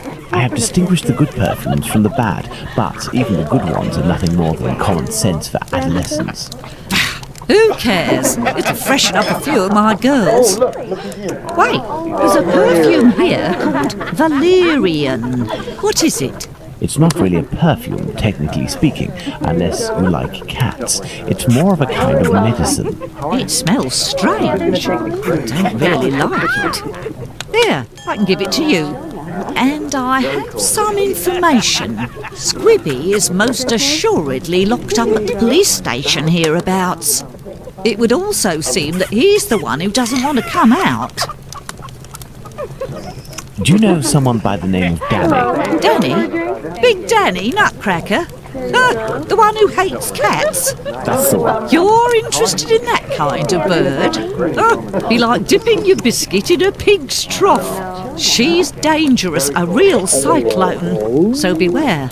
And her appearance, she claims to adore perfumes. She'd need this whole box to smell sweet. I doubt it'll take much to make Danny cooperate, perhaps by offering her a little gift. Let's go to the police station. Can I get a refill, please?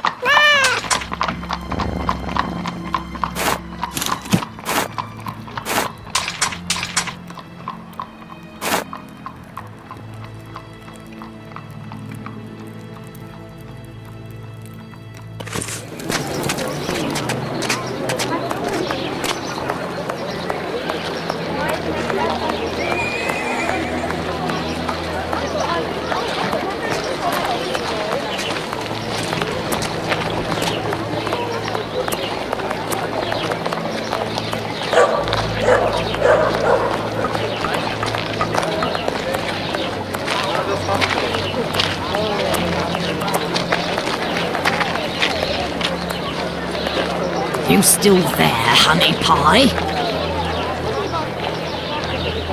I'll be back. You still there, honey pie? I'll be back.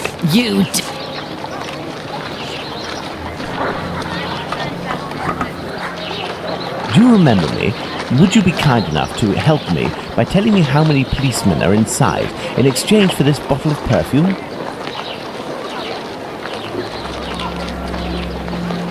There ain't much in the station. It was pretty busy, but now there's only one constable, dearie. There we are. Now Danny has been sprayed with valerian, a scent that's irresistible to cats.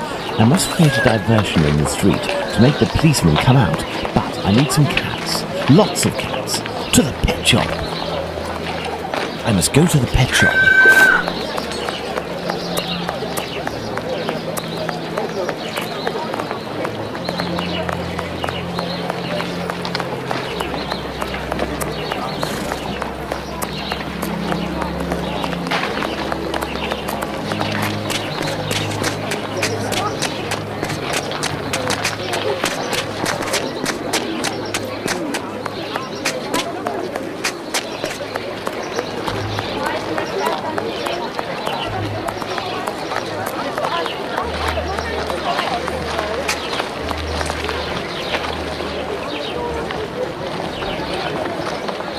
Hey, look! It's Mr. Detective. It's... Shh, I'm undercover on a special mission. Don't blow my cover. Aye, aye, Captain. We won't let it slip. Now, what are you doing in this area at such an hour? You're far from home, aren't you? We've come to give Pounce a hand. About this cat, you know. Downstairs round is a nasty old lady Big Danny lives. She threatens to kill Pounce's cat, because she's allergic. Or so she says.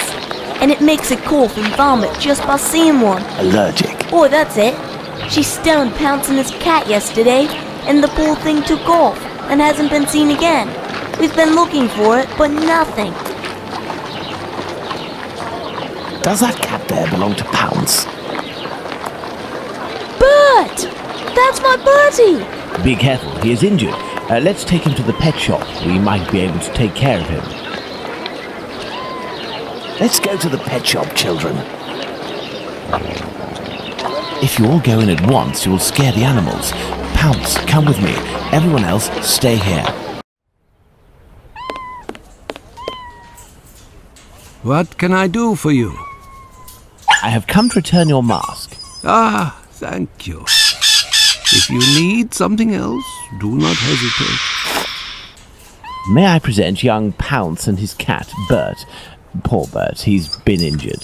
It's Big Danny who threw a cobblestone at him. Big Danny? Danny the Jaw? The terror of the Highlands? Oi, that's her, mister.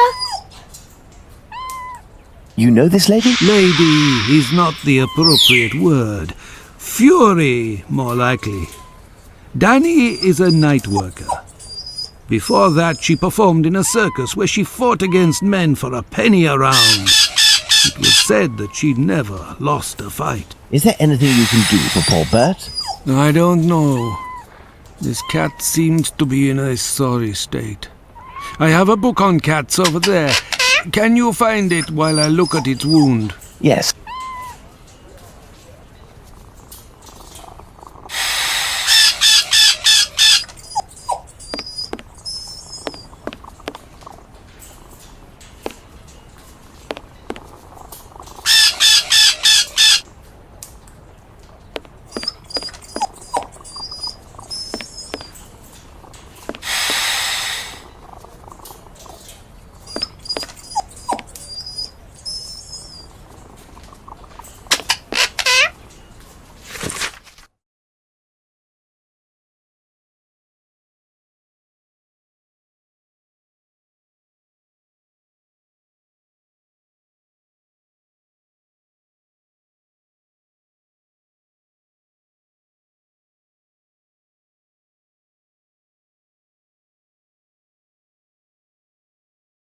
Aha! This must be the cat book Abraham needs.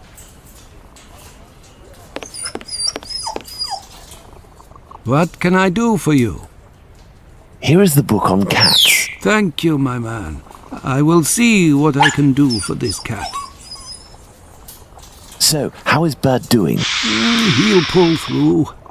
But he must eat, and I have no food for him here. We will need to find him some. And where can we get some cat food? We must find Hardiman. He sells meat for cats. It's around this time when he passes the end of the road. You might be in luck. You'll hear him from far away. He was always calling beep, beep. Thank you for everything, Mr. Solomonovich. So, Pounds, shall we look for the cat food seller? Poor Bert has to be fed, and I might have some work for you and your friends.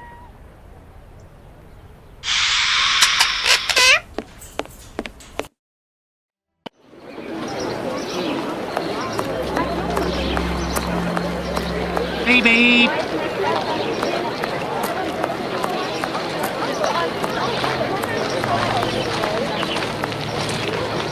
Beep beep. Good evening, sir. How do? A little kebab for the cat? These little brats can't possibly all be yours. Pardon? Oh, no, none of them. Ah, children, they're our pride and joy. And yet... These little brats can't... Pardon? Ah... Do cats really like kebabs? They adore them. How many would you like? I'll take the lot. I beg your pardon, sir? How much for the lot? For £2, they're all yours, my lord. It's a deal. Listen up, my little soldiers. You need to find all the cats in Whitechapel and lead them towards the police station. We'll be armed with delicious kebabs to entice them. Go, as quick as you can now.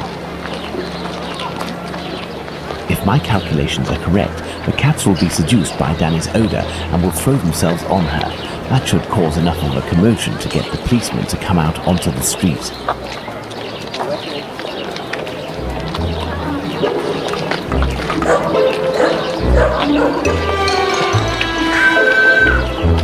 Come on now, children. Let the cats alone.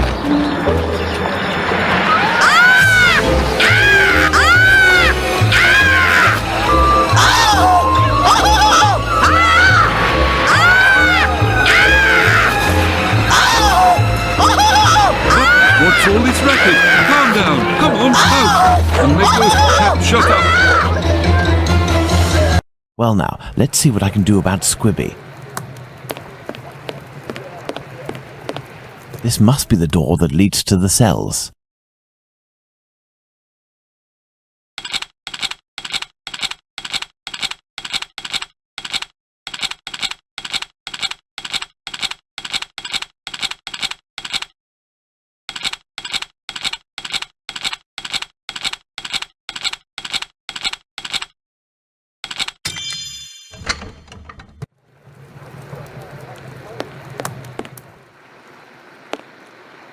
And who are you? I've come to talk to you about Tumblety. So you're here to kill me, are you?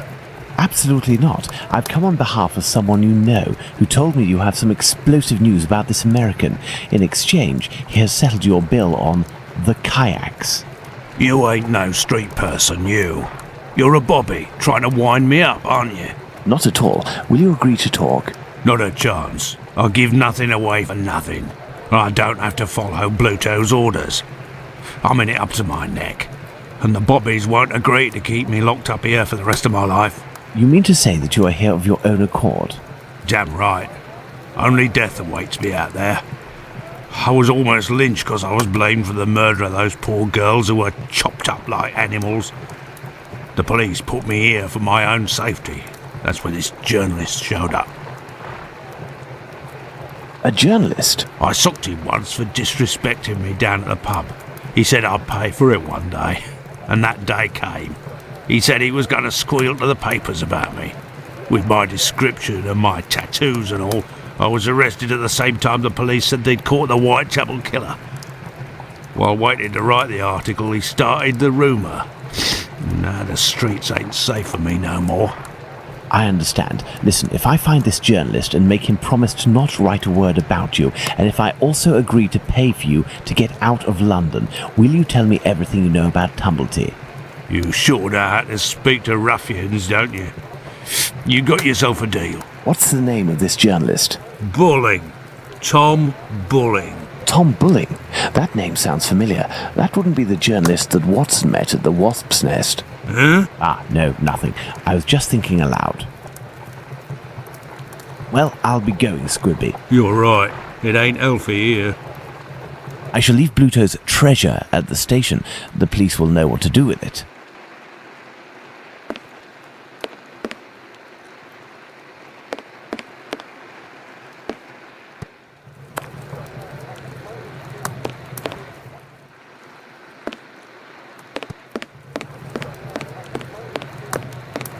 I shall leave Bluto's treasure at the station. The police will know what to do with it. I shall leave Bluto's treasure at the station. I shall leave Bluto's treasure at the station. The police will know what to do with it. Hey, but what are you up to here, you? Off with you, and make it quick before I take you in. Let's go to the Wasp's Nest.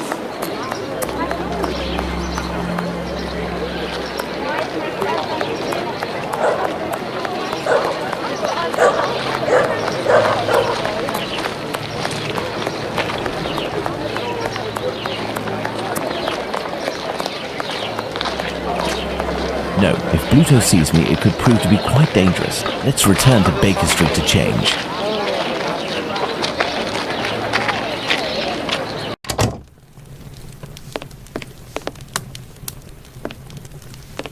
Some paper, ink stains. This must be the table where Bulling writes his copy.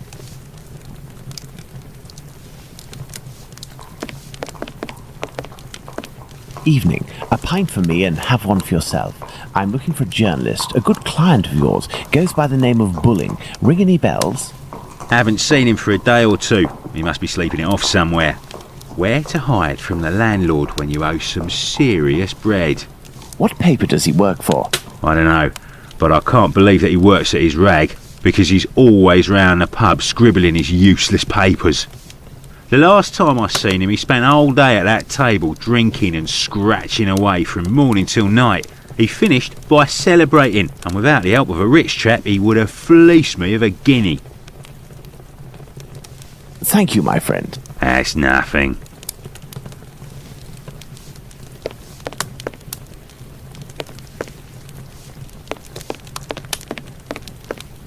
I need more information. Good evening. There'll be a nice tip in it for you if you can tell me if you recently saw a journalist here. Yes, sir. A damn nuisance, that man. And a real cad. He cursed me out something fierce for staining a book that he put down, even though it was him who was shaking so much that he soiled it with a whole lot of ale. He was reading a book? Oh, not a real book. A halfpenny rag. He put it down on the ground, and I put it in the paper bin for the stove. It should still be there if it weren't already put in the fire. Goodbye, miss. At your service, me lord.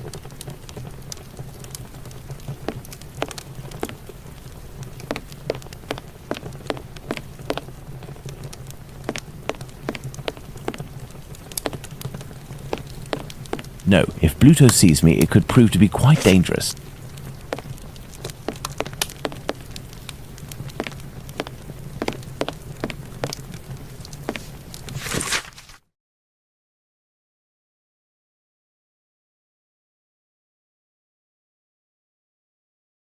Spring-heeled Jack, a fantastical character that terrorizes the population of London. This journalist has some far from cheerful reading.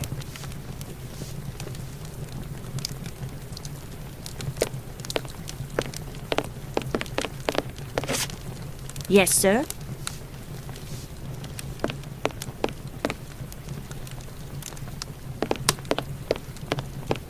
Let's return to Baker Street. Tom Bulling isn't here, but the Baker Street irregulars should be able to track him down. Perhaps Watson will have something to tell me in the morning. Up at last, Holmes. Were you able to get anything from that crook at the Wasp's Nest yesterday? Not yet, but I am working on it. And yourself, Watson, what were you able to find out from your colleague about the sale of second-hand female parts? Holmes? Well, actually... Let it be, Watson. It was tiring, no doubt. Well, as soon as I mentioned the possible existence of a black market dealing in human parts, everyone in the hospital became very tense. This silence, therefore, tells us more than anything else at this point. However, I have trouble believing that such a peculiar dealing as that involving Annie Chapman's uterus could have gone unnoticed in the medical community, if that is indeed what happened. That's my opinion, as well as that of my old university colleague. He maintains that any form of organ trafficking would be impossible, not to mention unnecessary. However, he did tell me something rather troubling. The unexplained disappearance of several corpses from the hospital morgue. He has allowed me to investigate, provided I do so discreetly, and here is what I found, concealed in what appeared to be a secret letterbox. Interesting, an encoded message. Indeed, and look, the symbol of a certain well-known Spartaca encyclopedia is printed on it. Perhaps it will help in deciphering the letter. Thank you, Watson. Are you going out again? I promised a new patient, Captain Stenick, I'd go round to examine him. He lives nearby. I may be back before you've had a chance to decipher this mysterious message.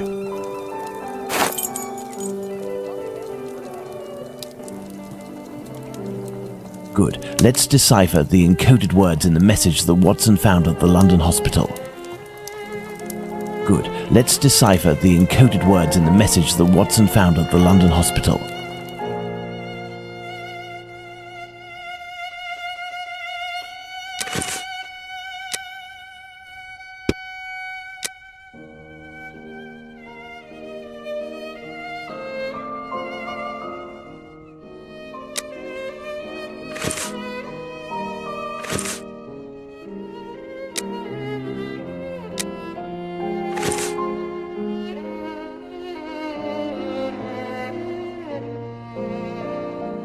The index of the Spartaca encyclopedias seems to have a connection with this letter. The index of the Spartaca encyclopedias seems to have a connection with this letter.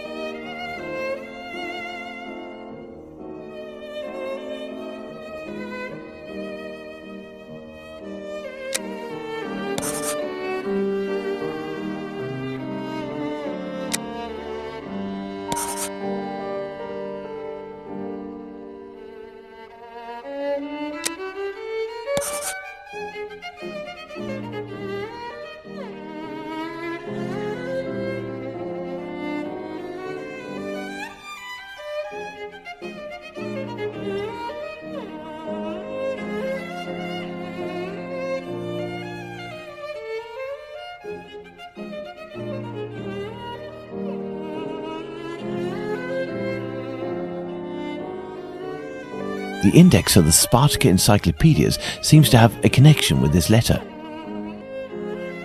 The index of the Spartacus...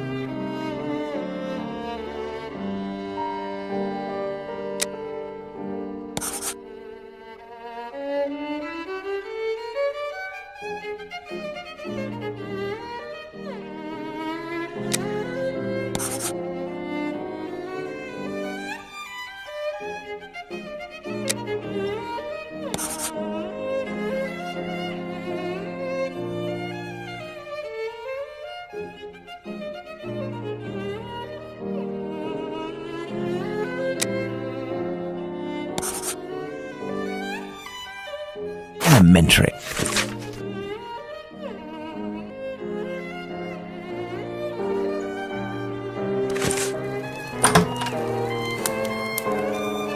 My dear Watson, I congratulate you on your investigation. This letter seems to well and truly confirm the organised trafficking of bodies in London. My God, how dreadful. Watson, we must go to the address that appears in this message. I would suggest you take your weapon. It hasn't left my side since the beginning of this whole affair, Holmes. I'll also be putting on my workman's disguise again. One never knows. But what about me, Holmes? Stay as you are, Watson. At worst, you can pass as my employer. Find Wharfdale Road on the map of London, Watson. Understood, Holmes.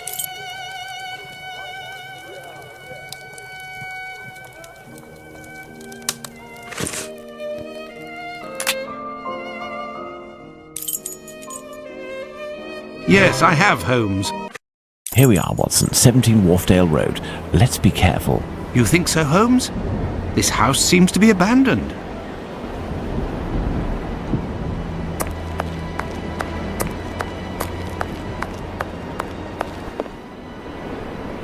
Closed. This lock is solid but very old. I should be able to force it. This lock is solid but very old. I should be able to force it. What shall we do, Holmes?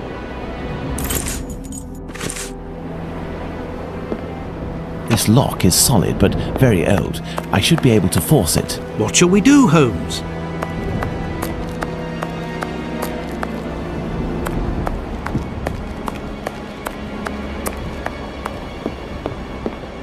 This door was recently reinforced. Impossible to open it.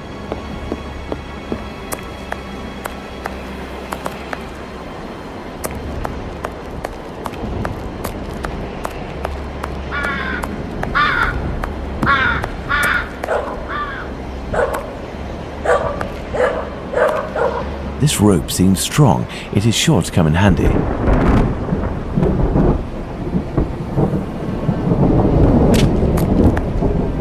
I need something.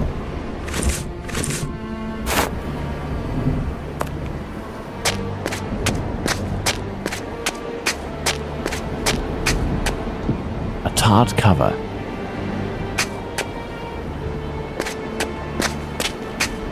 No, I can't do that.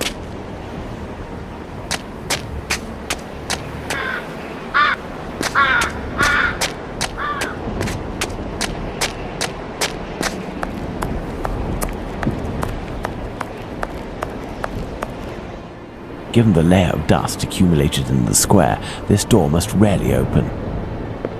This lock is solid but very old. I should be able to force it. What shall we do, Holmes?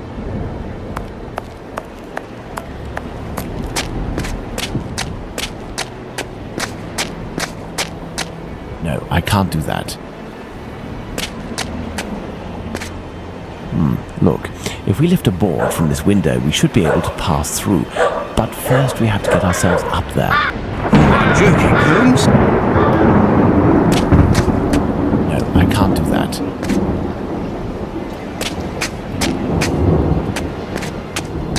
No, I can't take it like that.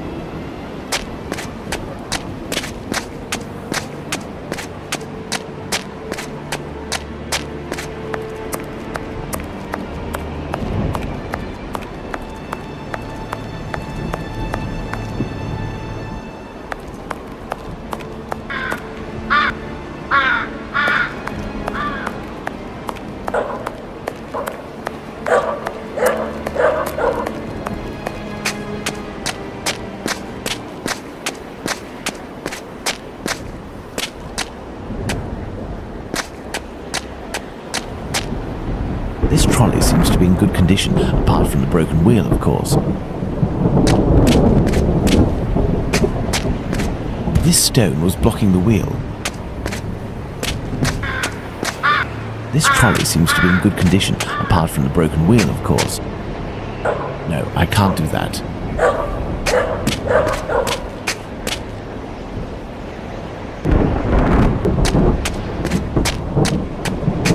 No, I can't take it like that.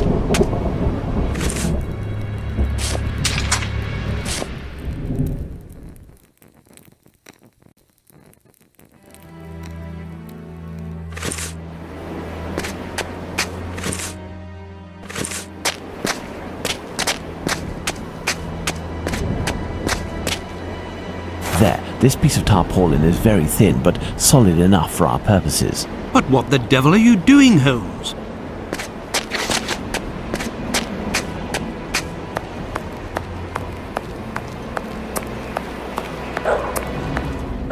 There, by sliding this piece of tarred tarpaulin, I was able to quite simply force the lock. Let's go in. Incredible!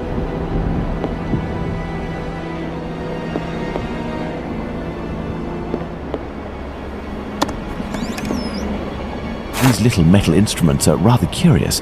I'll take one. Some makeup applicators.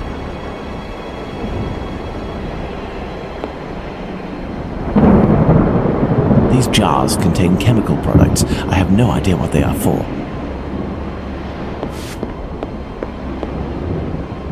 There's something here.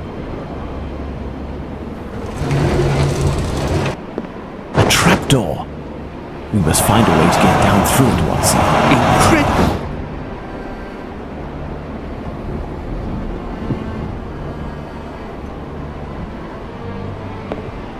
need something. Excellent. Now, on to the next step. I will go down alone, Watson. Try to cover for me if someone should happen along. Understood, Holmes.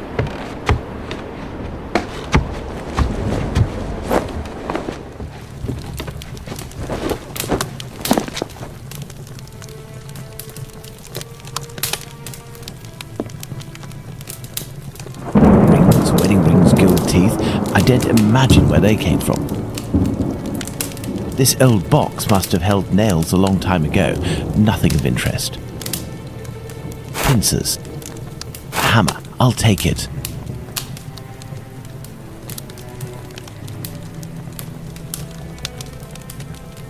This old box must have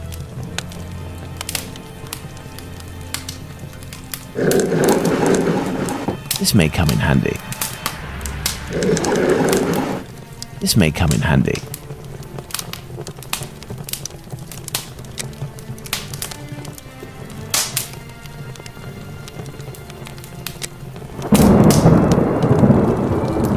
A coffin, recently made and already broken. A pointed poker, this is sure to come in handy. Clothing that appears to be destined to be incinerated. Closed. Here's an electrical mechanism. Turning the handle should supply it with energy. Ah, it would seem that there is a broken connection. It is a stretcher that can be dismantled into 2 pieces. I have to find a way to take it upstairs, I think. I'll be needing it. Here's an electrical mechanism.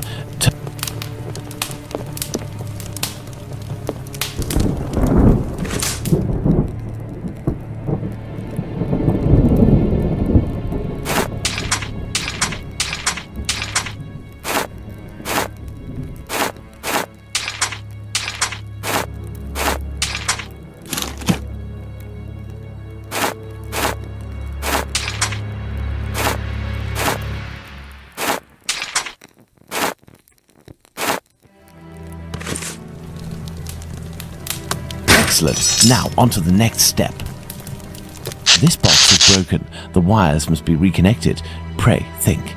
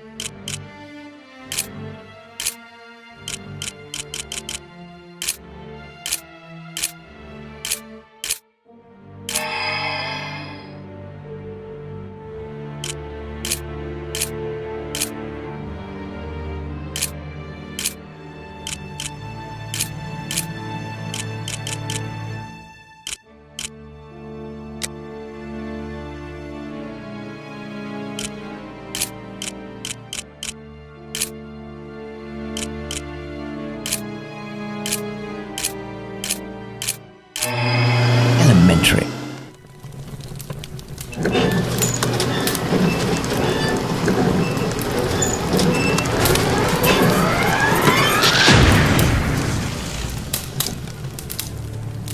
That's good, Holmes.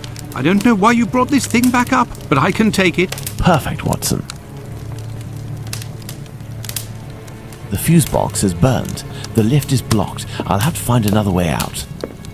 This bent key just needs a little repair job to make it usable.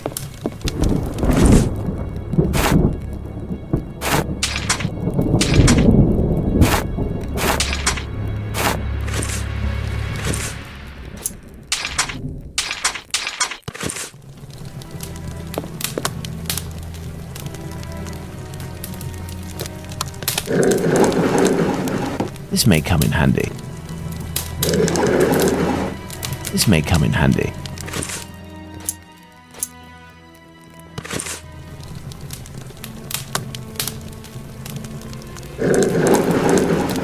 This may come in handy. This may come in handy.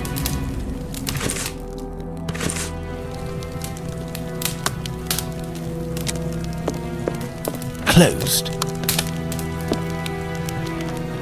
Numerous footsteps. Apparently this passage is used frequently.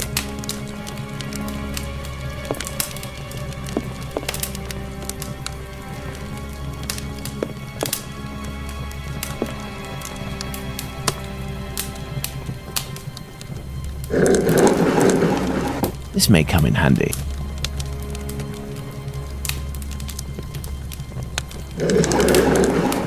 This may come in handy.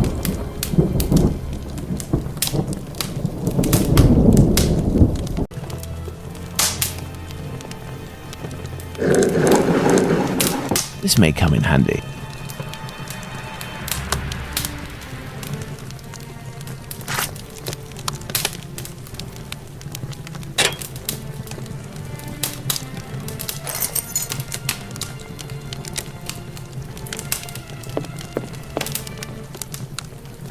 Let's hope that it really is the key to this door.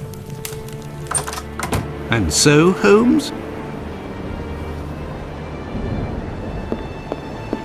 Let's hurry, Holmes. This neighborhood makes me ill at ease.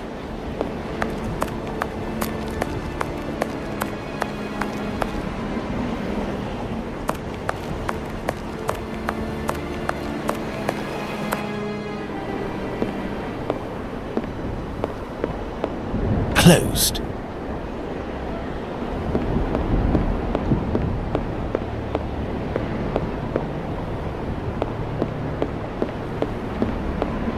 This door was recently reinforced. Impossible to open it.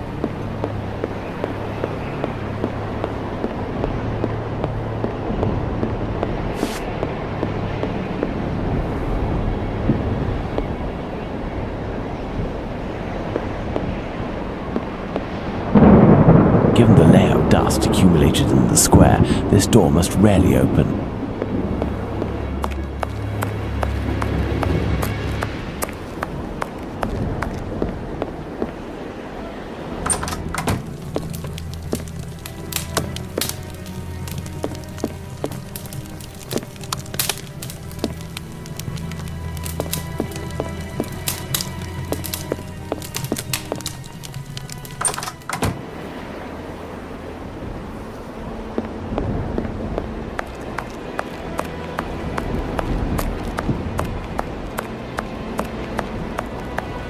Nothing of interest here.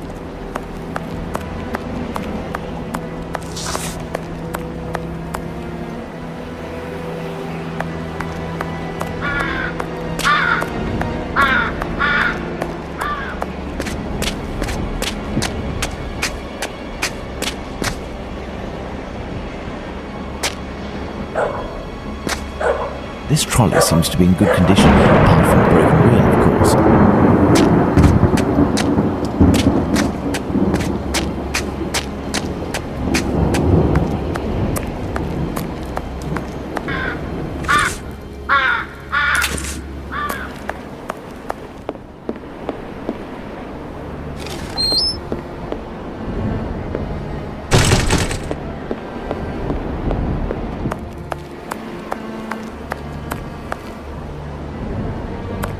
This wheel is in good shape, but it is impossible to remove it. The pin holding it is stuck. This wheel is in good shape, but it is impossible to remove it. The pin holding it is stuck. This little instrument will serve perfectly as a pin punch. But what the devil are you doing, Holmes?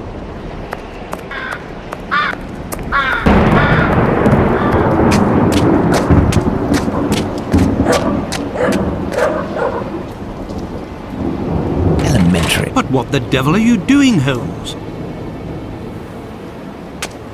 No, I can't do that.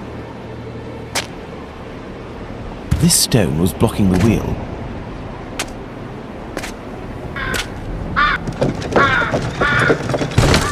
Excellent. Now, on to the next step. I need something. I need something. I need something. I need something.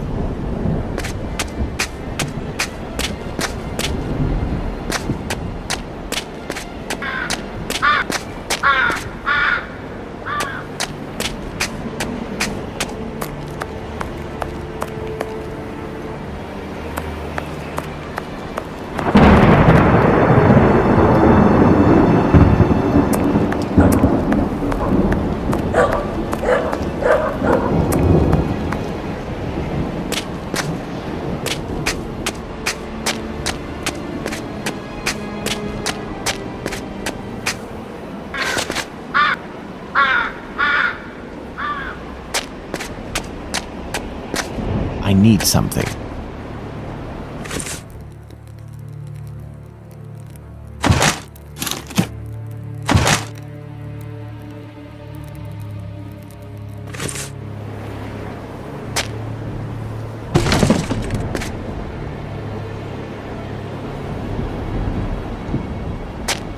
I need something.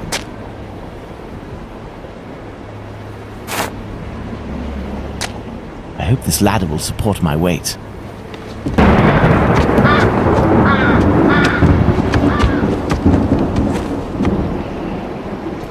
I need something. Let's go. My God, Holmes, where are we? For us to find out, my friend. This woman is dead, Watson. Yes, several days ago, Holmes, but the body is perfectly preserved. No odour, no visible decomposition. Look, Holmes, a label from the London hospital. It must be a corpse stolen from the London hospital. Strange smell. What do you think, Watson? A zinc chloride solution without a doubt. A product generally injected into cadavers to help preserve them. This cheap jewel must be an accessory of some sort. Someone made up this corpse. The lips have been coloured and the rings around the eyes carefully camouflaged. Yes, somebody wanted to give the impression of life. To what end? Some makeup applicators.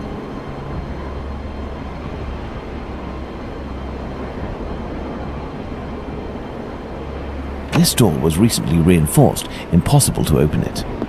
This may come in handy. These clothes are new, just like the deceased's dress. I imagine her clothes were changed. Look at this photo. It is inscribed Ethel Broomstreet, 1851 to 1878. This young woman who died 10 years ago looks like the one stretched out on this table. Watson, this corpse was embalmed and made up and dressed to look like a woman who had died 10 years earlier.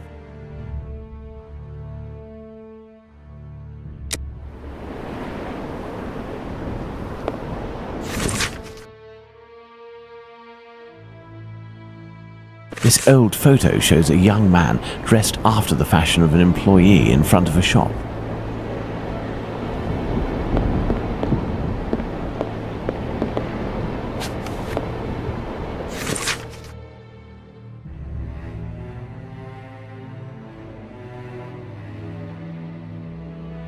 Amusing. The man in the photo taken in 1883 and the one on Prince Raskolnikov's leaflet are one and the same, and no more a prince or a Russian than you or I, Watson. All is clear, Watson. A charlatan passing himself as a prince, making the dead come back by using corpses as puppets. Which explains the disappearance of corpses at the London hospital. It was to fuel this sordid entertainment. Glass eyes in all shapes and all colours. It's a puzzle box. Let's see if I can open it.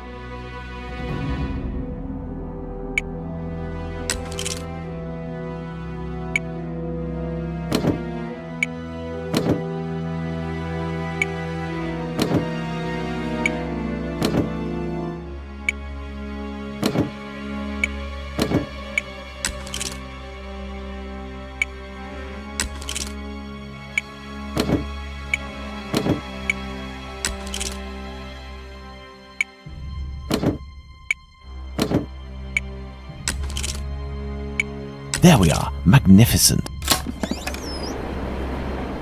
This square object is very unusual.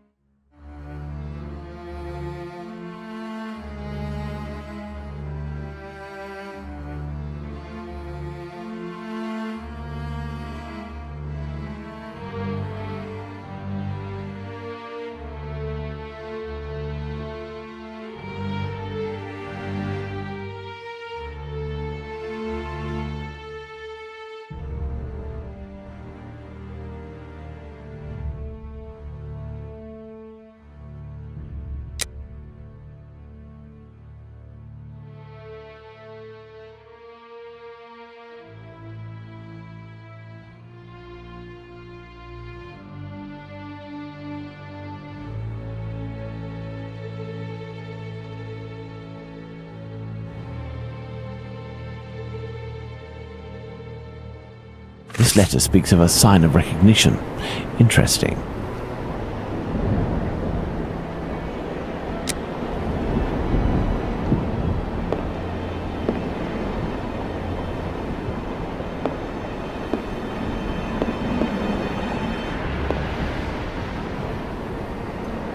What are we doing, Holmes? This door was recently reinforced. Impossible to open it.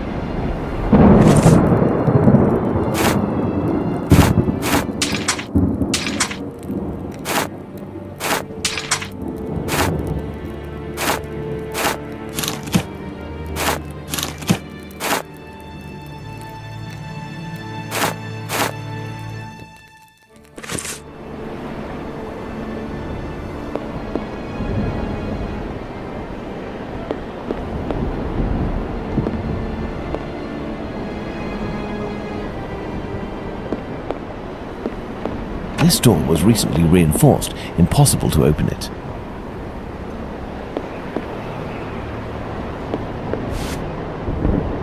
Someone made up this corpse. To what end?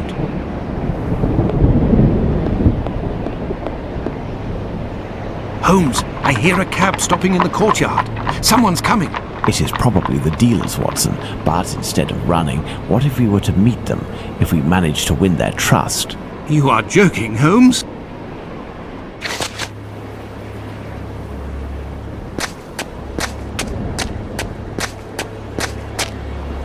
Oi, what you doing there, you? It's private in here. Calm down, we aren't here as tourists. We have come to collect our packet. Oh, well then, you just had to say. I was told that you weren't no tramps, but I weren't expecting that you was... Given your get-up, I guess your boss. Yes. Well, the subject ain't ready yet. I ain't done with it yet. You'll have to come back. Well, that's, a real problem.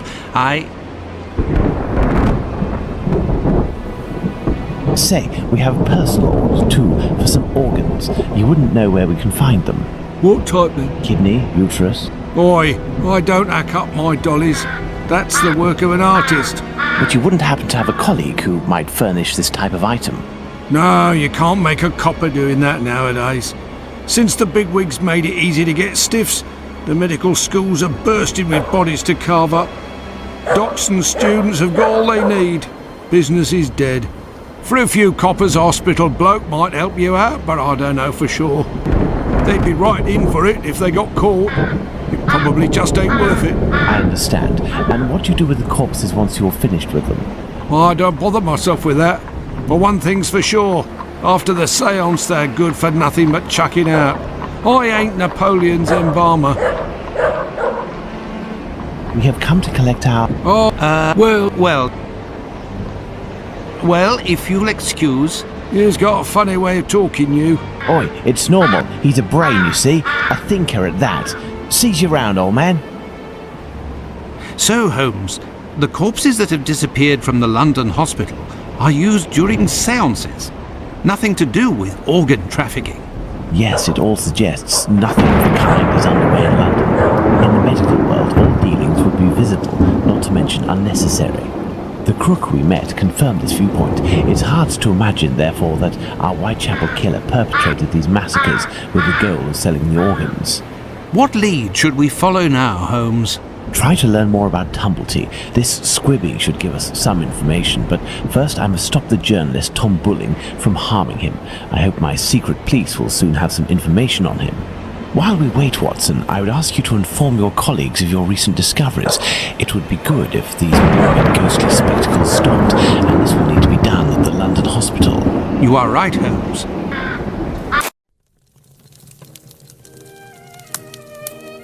Another false lead followed by the police, Holmes? Yesterday's Times says that a John Fitzgerald, who had claimed responsibility for the murder of Annie Chapman, has finally been released. He was, it says, lying. That's of little importance, Watson. It's incredible. It's been more than 3 weeks since the murderer struck, and the tension is as strong as ever. The press won't stop talking about him, and people are still full of fear. Perhaps the killer got what he wanted, people talking about him, and has chosen to stop committing crimes. What do you think, Holmes? I doubt it, Watson. Everything leads me to believe that he is in hiding and waiting for the right moment. The area is packed with police, and that would obviously hamper his work. You think he will start again, Holmes? I have every reason to believe nothing will stop him short of his arrest or his death. Sadly, our investigation has reached a dead end, and I fear that we'll need another victim to get back on track. Yes, how awful. And what of the case of the burnt mat? Have you resolved that? Oh, that's a matter of little interest, and resolving will be of no benefit, above all to Miss Fleming.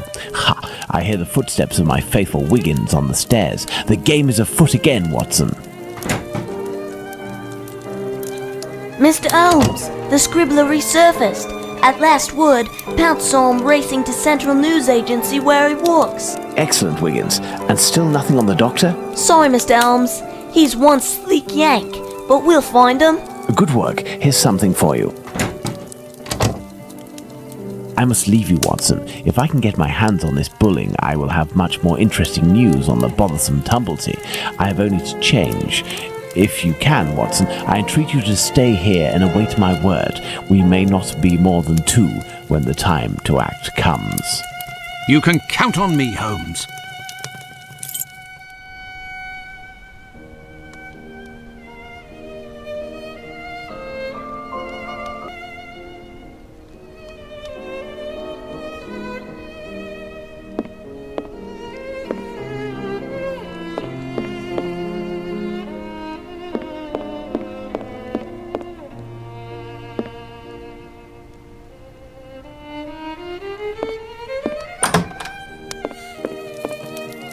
I must go to the Central News Agency. Well, goodbye then.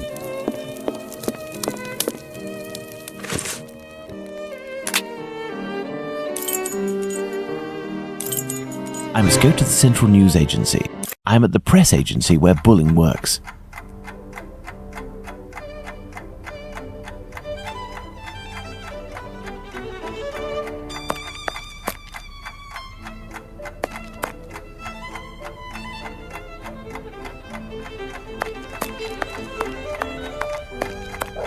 What do you want? It would be very informative to search Bulling's desk before meeting him, but first I must get rid of this bothersome person, perhaps by offering him a scoop.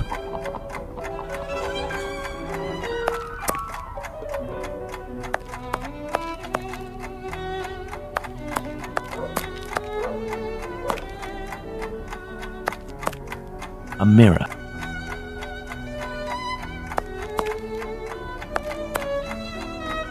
I would imagine these are compartments to organize the paper's incoming dispatches.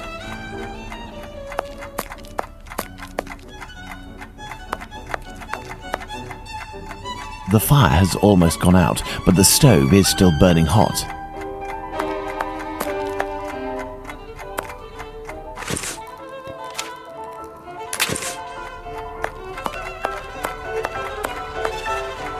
Good evening. I'm looking for Tom Bulling, the journalist. He isn't here. He must be sleeping off somewhere. He gave me a tip. He wanted to save a scoop for me. He always gets a good dirt, and yet when he comes in here, it's just to warm his behind. Look, he pulled his desk over the stove.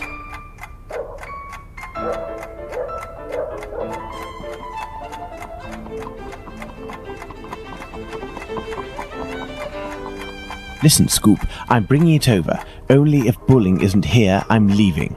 Wait, what's this scoop? Bulling promised me a reward for info. There's a charlatan who does spiritualist seances that are a little bit special. He steals corpses from the morgue, puts makeup on them, dresses them up, and then uses them as puppets. I'll give you your dues. We'll pay you if this info is true. I'll write down the address of the hideout on the crook's leaflet, but the police will be in on this one, so you better get there in time. Understood. I'll go alone. Too bad for Bulling. Hey, you wouldn't have a little something in advance? Look on Bulling's desk. I know that he always leaves a few coins around for his snitches. Cheers. Watson won't be pleased that I'm divulging the case, but I don't see any other way.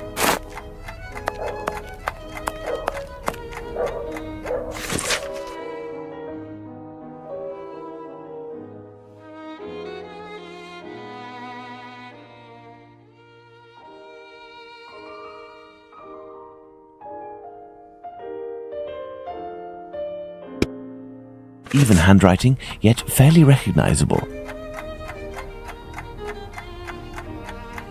This is Bulling's desk, the one closest to the stove. These are Bulling's notes. They are of little interest at the moment, but one never knows. This may come in handy. A charred match. Some coins. I will take them. That will avoid suspicion if the journalist returns.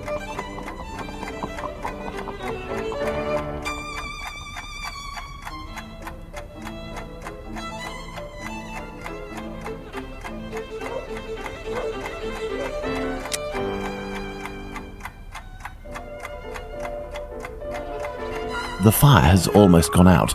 Bulling recently used the stove.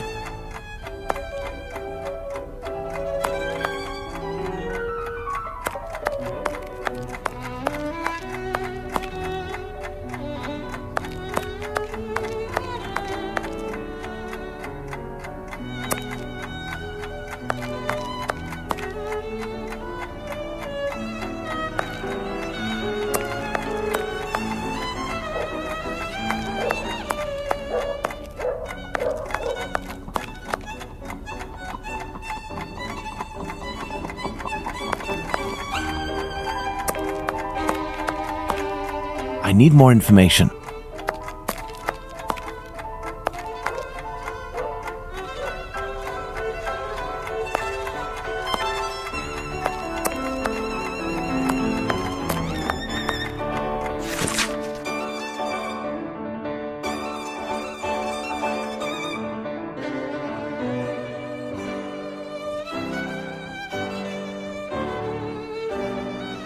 Bulling's boss, Mr. Moore, seems to be protecting the journalist.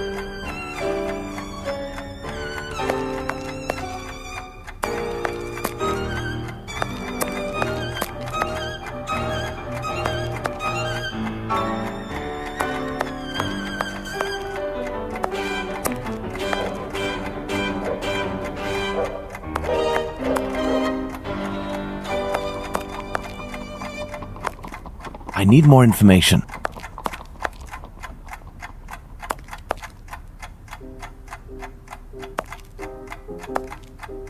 The fire has almost gone out, but the stove is still burning hot. Bulling recently used the stove.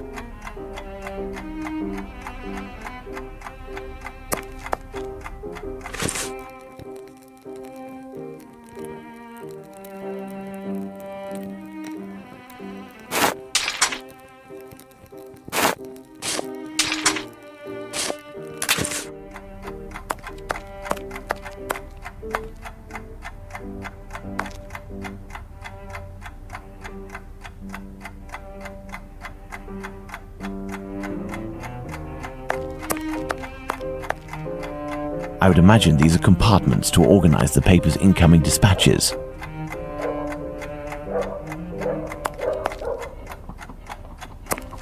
A telephone, a device that enables you to talk with anyone in London, provided the receiver has a telephone too.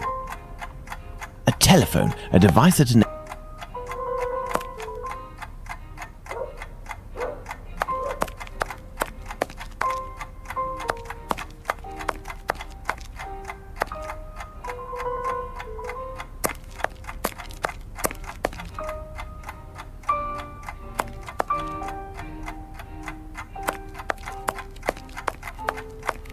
telephone, a device that enables you to talk with anyone in London, provided the receiver has a telephone too.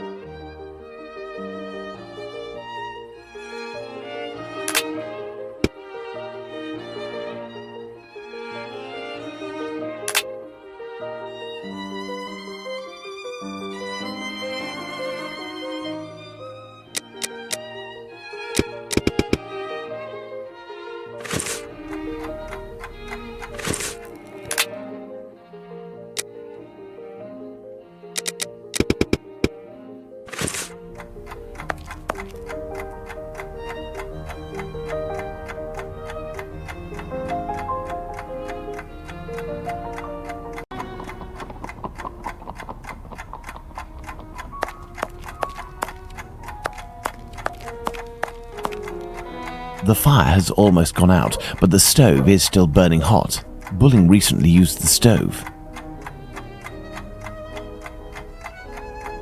The fire has almost gone out. Bulling recently used the A torn piece of blotting paper.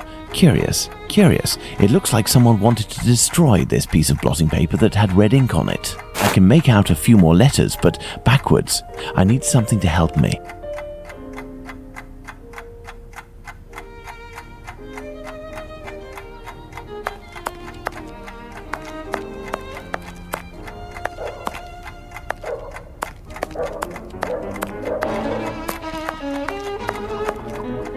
Telephone, a device that enables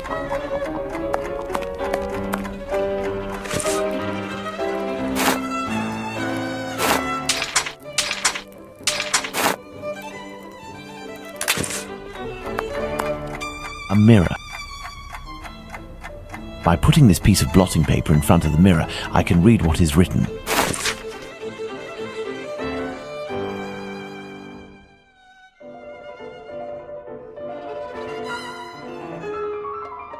Apparently, our journalist gets his information by telephone too. Sadly, the name is almost erased.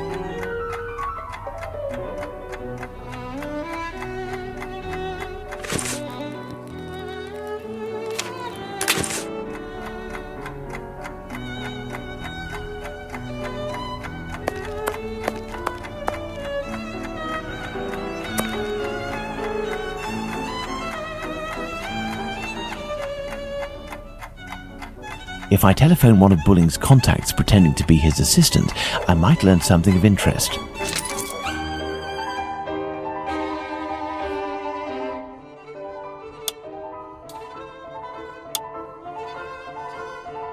This page has some light ink stains. It contains a list of telephone numbers.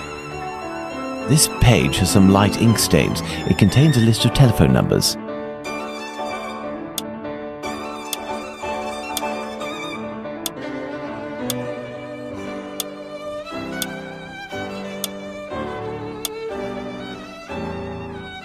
I need more information.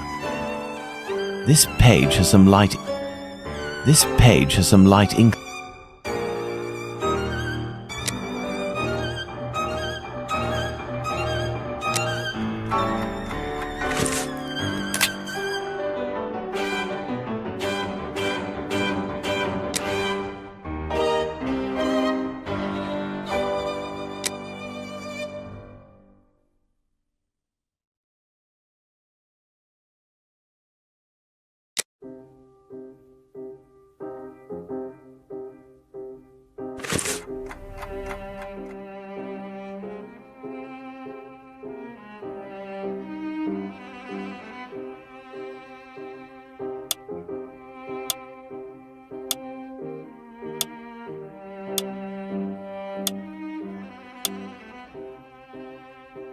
This page has some light ink.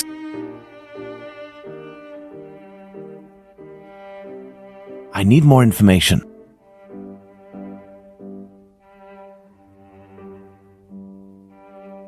This page has some light ink stains. It contains a list of telephone numbers.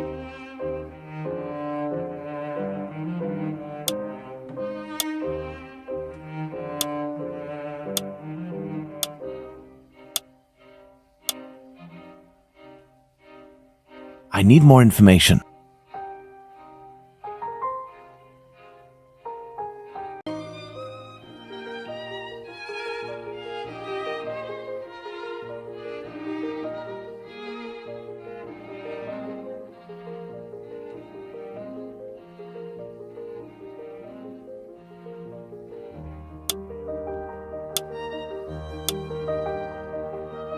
I need more information.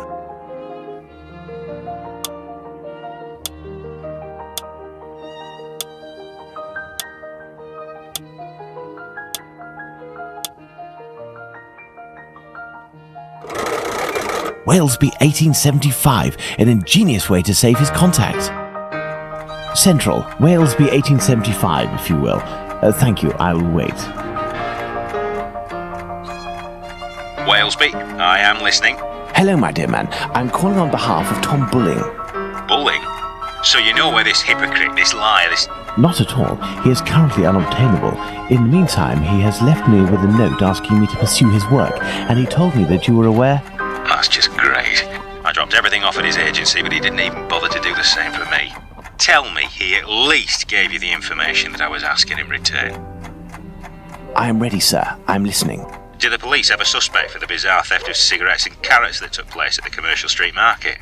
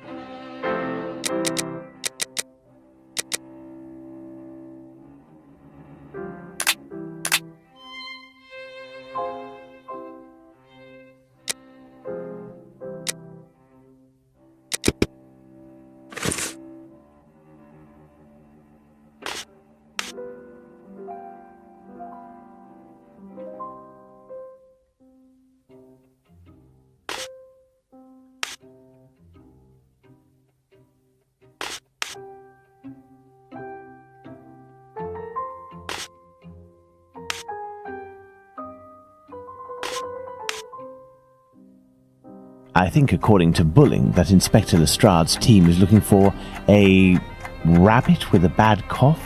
Ah, damned Bulling. One day he'll be in some serious trouble for mocking the police. And now, can you tell me, with regards to the parliamentary scandal, what did the head of the Whig Party respond to the Tories who were treating him as a great incompetent?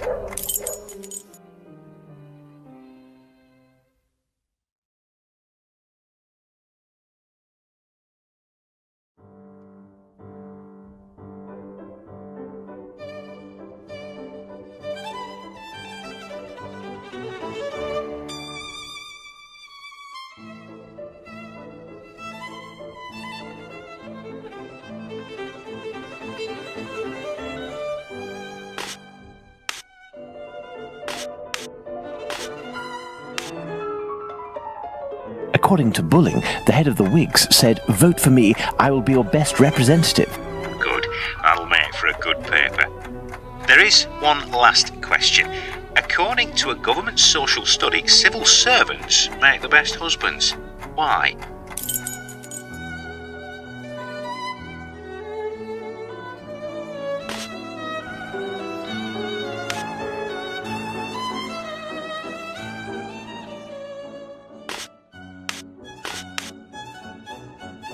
I believe I can confirm that it is because civil servants aren't tired and have already read the paper when they come home from work. Very true. Good. It seems like Bulling has finally done his work. As everything is all in order, can you now tell me where the information is that you sent to the agency? Yes. There is a large brown envelope near the dispatch cabinet. It's in there that we exchange our tips with Bulling. 1,000 thanks. Goodbye, sir. My salutations to Bulling.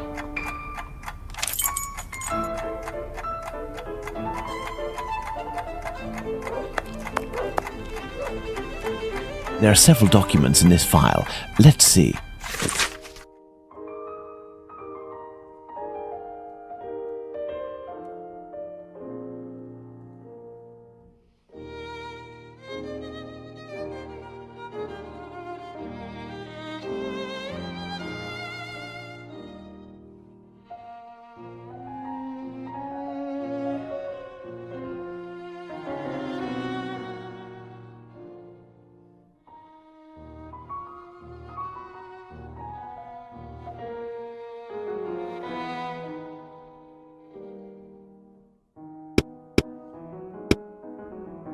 I wonder why Bulling is studying this tale about Spring Hill Jack so meticulously.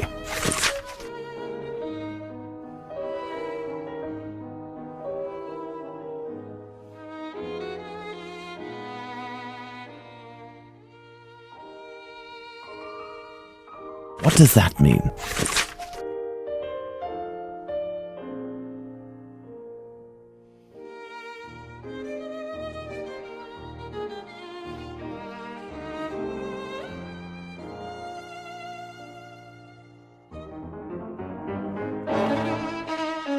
Well, a piece of information about the murders transmitted exclusively to the police without informing the press. That has piqued my curiosity. Perhaps I should go to the police station to get more information.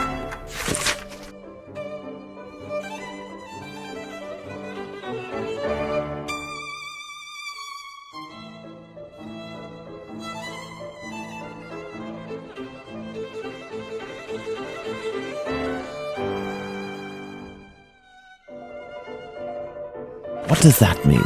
I've inspected everything, but there's no sign of Bulling. He must have dashed off to his HQ, the Wasp's Nest. However, before I go to see him, I should find out about this mysterious information. It could help me get something out of the journalist. To the police station, then. Let's go to the police station.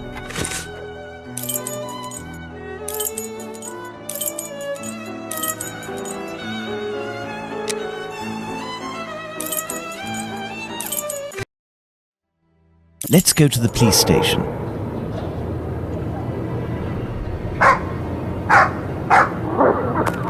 Come, back again, are we?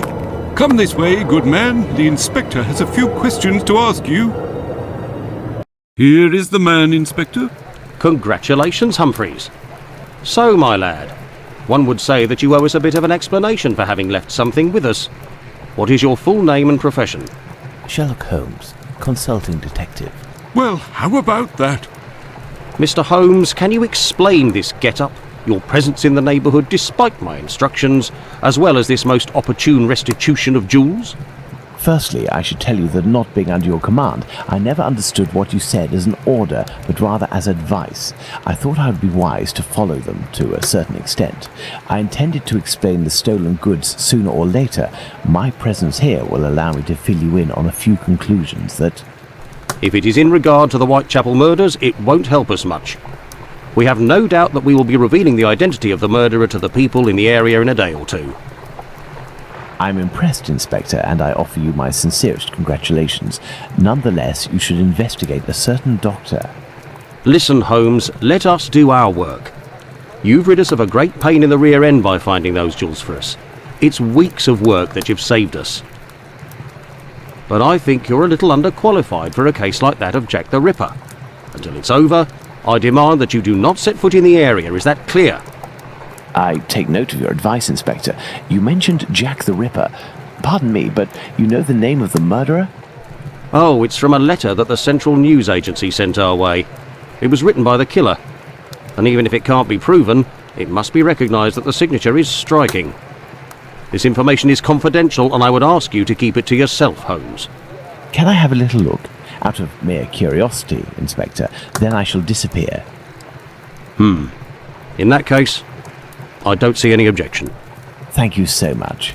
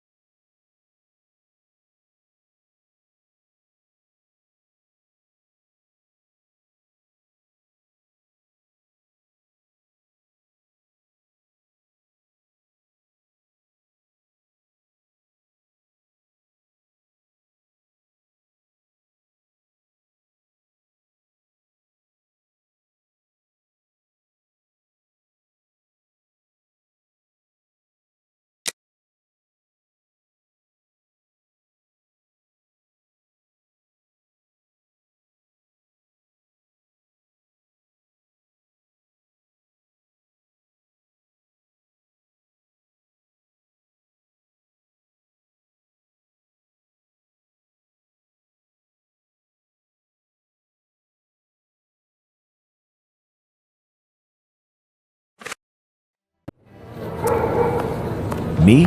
Not up to discovering who Jack the Ripper is? Well, we'll soon find out, won't we, Inspector Aberline?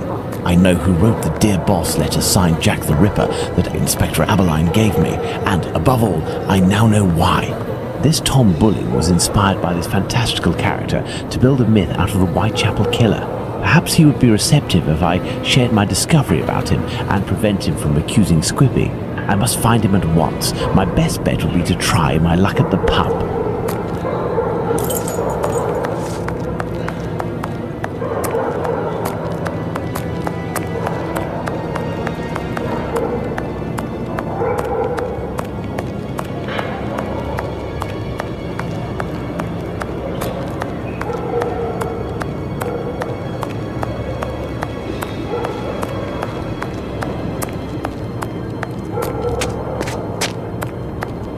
Ah, Holmes, I got your message, and here I am.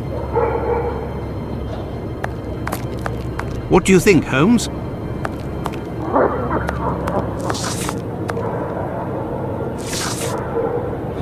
Perfect, Watson. That oaf Bluto is looking for us with evil intentions, and he may be hiding here. I will try to get more information inside. You, Watson, will be our lookout, and at the slightest suspicious sound, do not hesitate to call a constable on his rounds.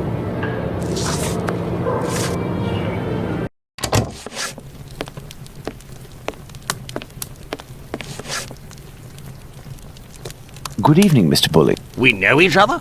No. However, I have some information that may be of interest to you. Talk, my friend. A pint for you if what you say is worth something. Does it have to do with the Whitechapel murders? Indeed, I know the identity of the man who wrote a letter to the police, a letter entitled Dear Boss, in which the author claims to be the Whitechapel murderer and is signed Jack the Ripper. What? It's a journalist who was inspired by Spring-Heeled Jack in order to strengthen the credibility and the seriousness of his agency. This new Jack will give him some first-hand information that he, in turn, will dole out sparingly to the authorities, as well as some carefully distilled indiscretions that the big papers will come to beg of him. He plays both sides off against one another and becomes the chief orchestrator of the rumour. He wrote this letter in this very spot, and he has red ink on his fingers. Like you. What exactly are you after, my friend? You've been threatening a certain Squibby to distribute a telegram naming him as a possible suspect in these murders in revenge for an old feud. I would suggest you don't write this note, and that you leave Squibby alone. I'd forgotten about the existence of that rapscallion. I threw that at him when I was visiting the station to get the dope. You should have seen his face. You must also stop sending these letters that waste the authorities' precious time.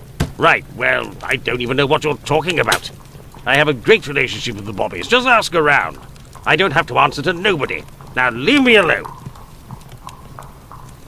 Farewell, sir. Good riddance.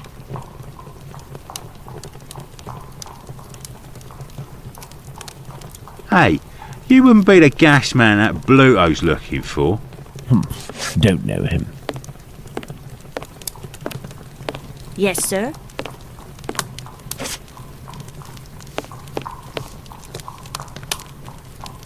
I have nothing further to say. Leave me alone.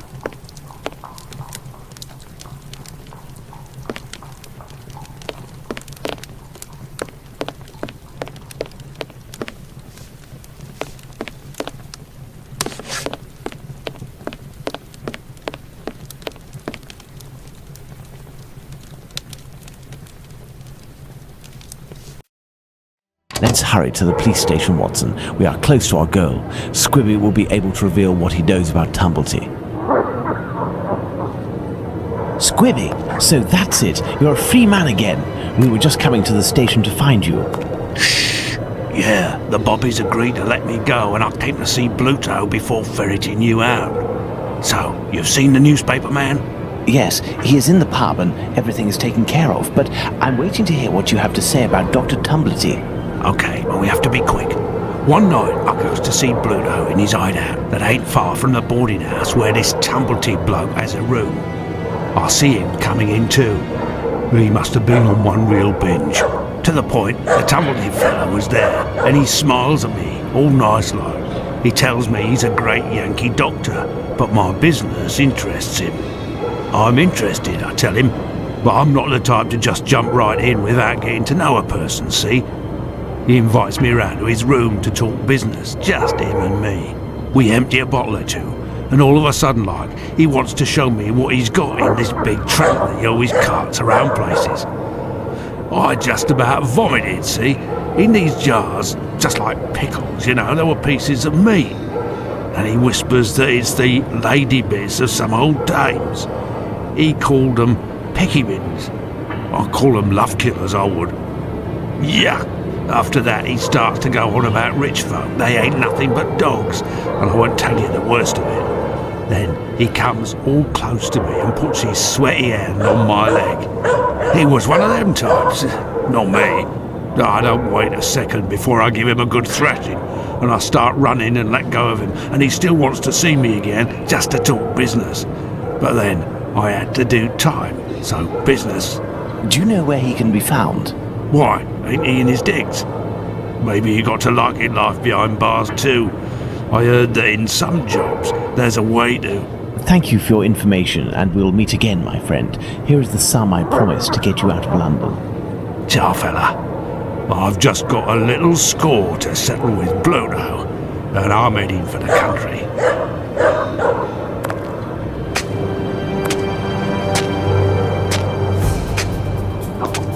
Right, nothing from me. They started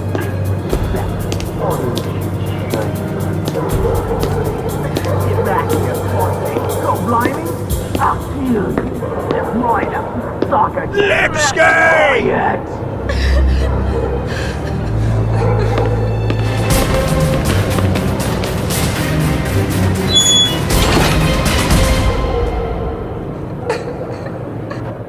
My dear Watson, we must strike while the iron is hot. We have avoided meeting Dr. Tumblety until now.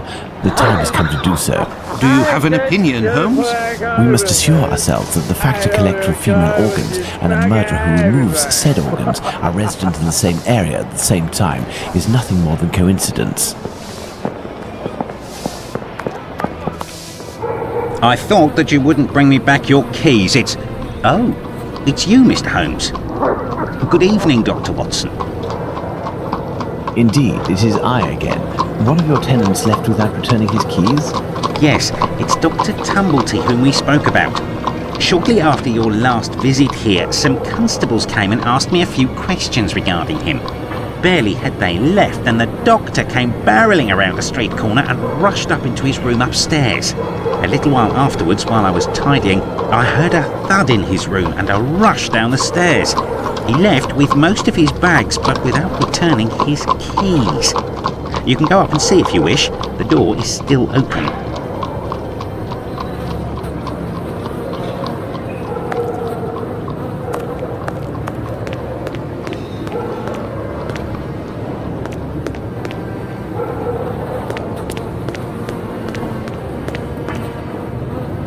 Careful, Watson. Do not walk around here until I've inspected these marks. I know, Holmes, I know. I understand your methods. I'm missing some information. Ah, you have your rule and magnifying glass. I thought that you had forgotten them, Holmes. I never forget the essentials, my dear Watson.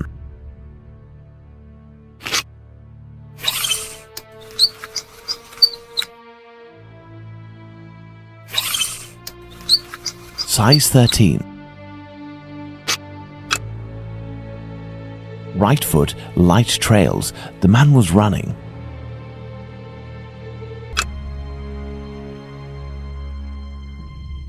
This isn't water. Going by its sticky texture and odor, I'd say we're dealing with formalin. These are the footprints of a tall man who had recently stepped in formalin and who left this room in a hurry. Well, can I walk on it and enter the room now, Holmes?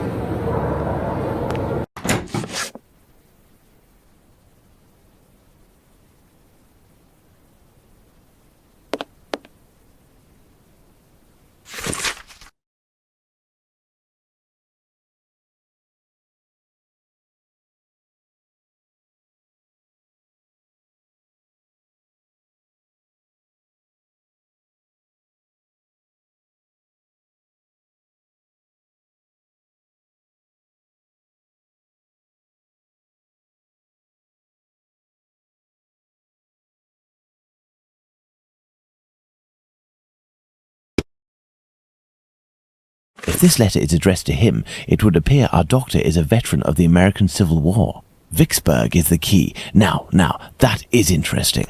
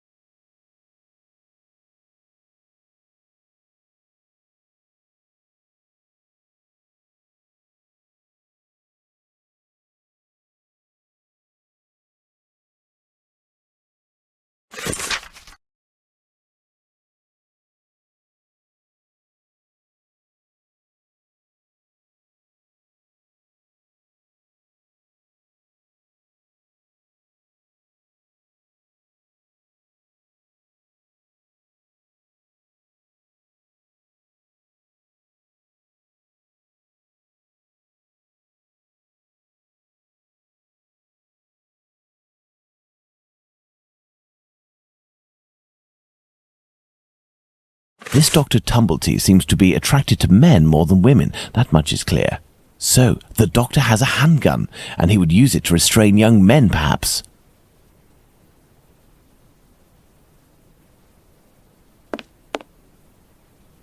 There are a few pieces of a large glass jar in this puddle. The man who left the footprints on the ground must have walked in it while fleeing. Going by its size, this enormous trunk must be a wardrobe. These brackets are rather unusual. What do you think, Watson? Let's see, Holmes. These are the names of the battles from the American Civil War. Let's see. 5 latches, each fitted with a 6-number combination system.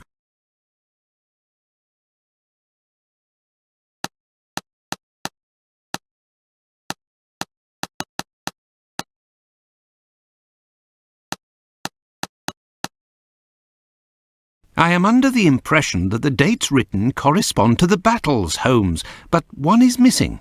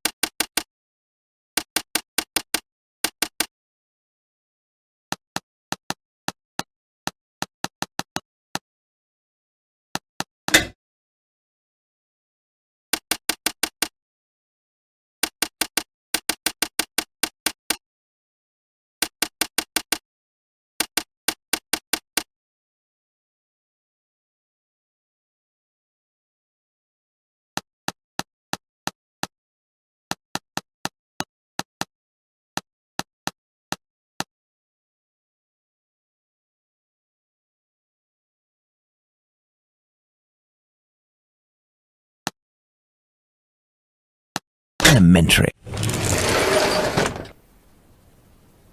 This is dreadful, Holmes. This trunk contains 4 jars in which organs are floating. Watson, can you tell me at a glance what these organs are? I would say that they are parts of female reproductive organs. Are these specimens fresh? No, and I am quite certain of it. From the colour and appearance, I'd say these organs have been in these jars for several months, if not years. Let's go to Baker Street. Is there someone here? Yes.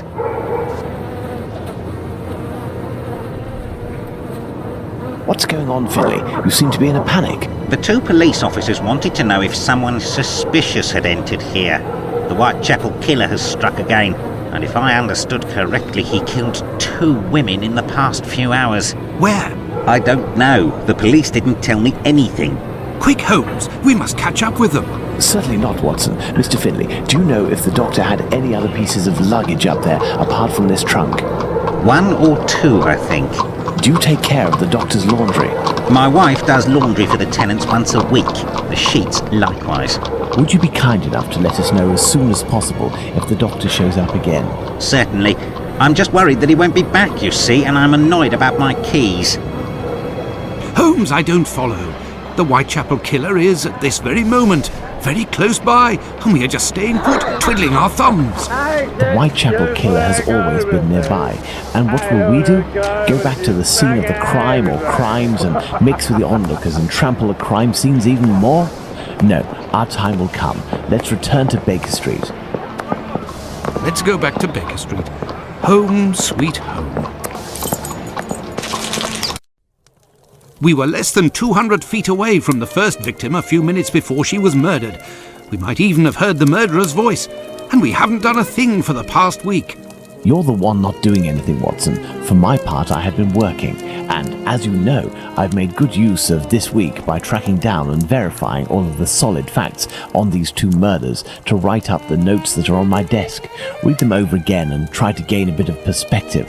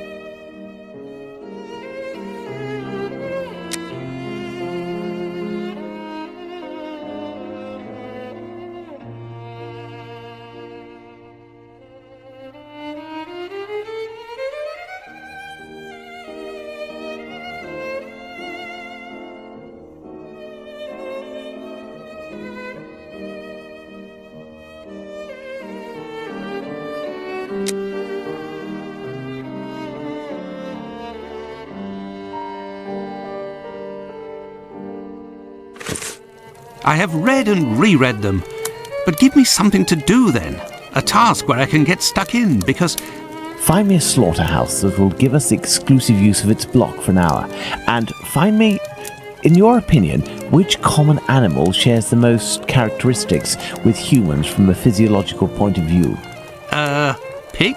I don't even know why I asked that question. Pray, find a dozen fresh pig's heads, Watson. Not big heads, I prefer small ones. Sows? That's it, Watson. As soon as you have done that, let me know. I request that you search in Whitechapel. Who knows, perhaps you will learn something about where Dr. Tumblety may be hiding. There is also no shortage of slaughterhouses and pig's heads in those parts.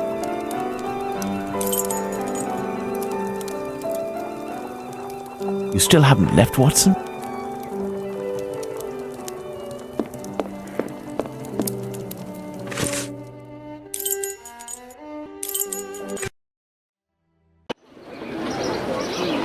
What a ridiculous idea to have asked Holmes for something to do. Where on earth am I going to find what he wants? Perhaps that kind Lucy will be able to help me.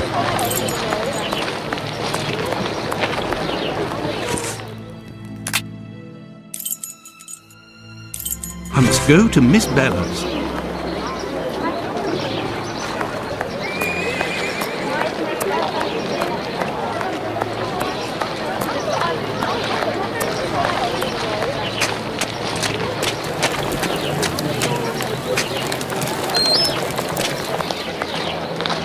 Good evening, Lucy. But is something wrong? Good evening, Dr. Watson. Yes, it's my uncle. He's no longer with us. Please accept my condolences, miss. Thank you, Doctor. But why are you here? Can I help you? My request may sound rather strange, but do you know if there is a butcher's or slaughterhouse in the area where pigs are killed? Yes, Fletcher's the man. He was a regular client, owner of a little butcher's shop not far. But Miss Bella didn't want him to come, as long as he didn't treat his awful sickness. Can you point to his shop on my map? Certainly. Do you know anything about the two latest murders? Oh, goodness me, no. All the girls in the neighbourhood are terrified. Who will be next? That's what everyone is asking. Goodbye, Lucy. Until next time, perhaps, Doctor.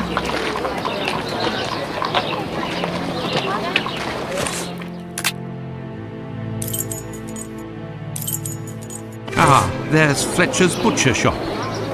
Closed due to illness. If the proprietor is ill, the butcher's block is probably not being used. Perhaps I can use it. Now, where could a sick butcher have got to?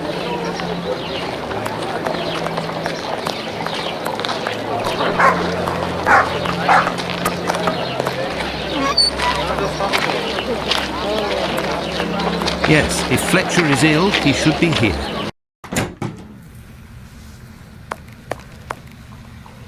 Good evening, Dr. Watson. Good evening, Dr. Gibbons. I have come to see you because I was wondering if, by any chance, you happen to have a patient by the name of Fletcher, a butcher who would have relinquished his shop due to illness. An illness caught during nocturnal encounters, if you catch my drift. Fletcher is one of the regulars at the clinic. Mercury treatment against syphilis.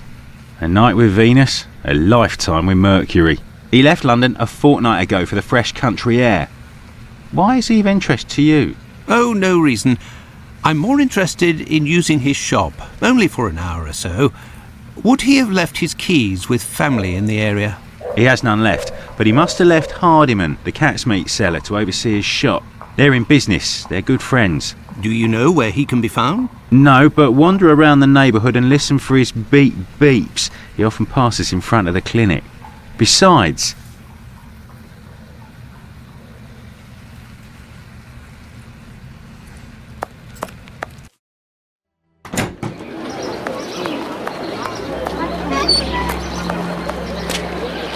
It's me that you're looking for, sweetheart.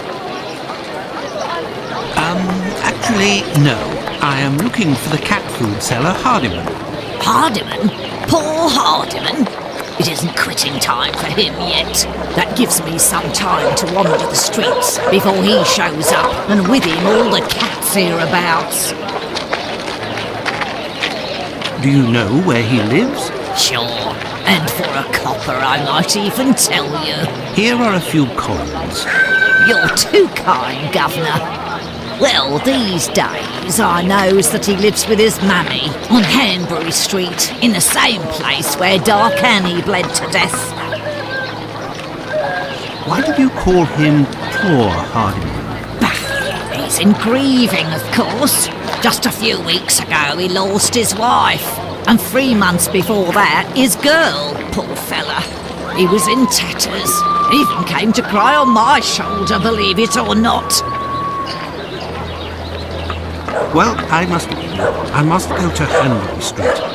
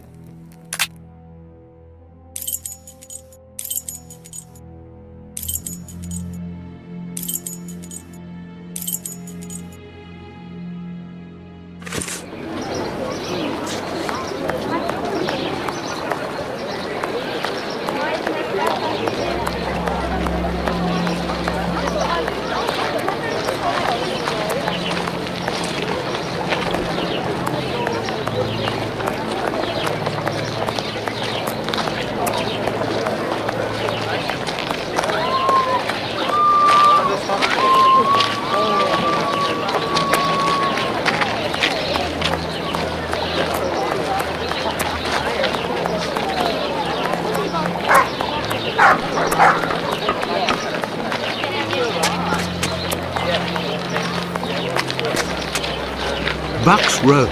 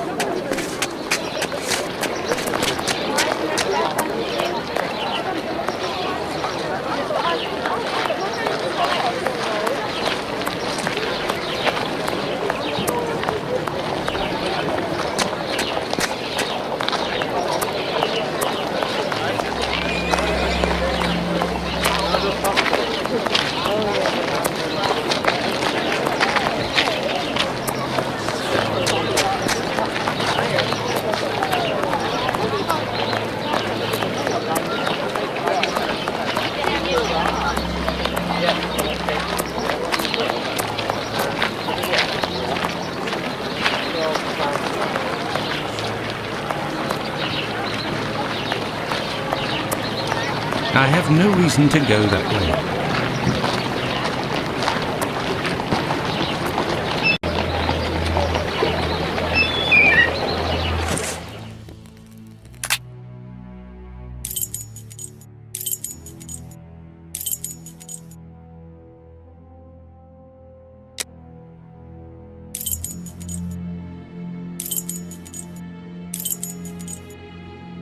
This is the building in which poor Annie Chapman was killed. Beep beep!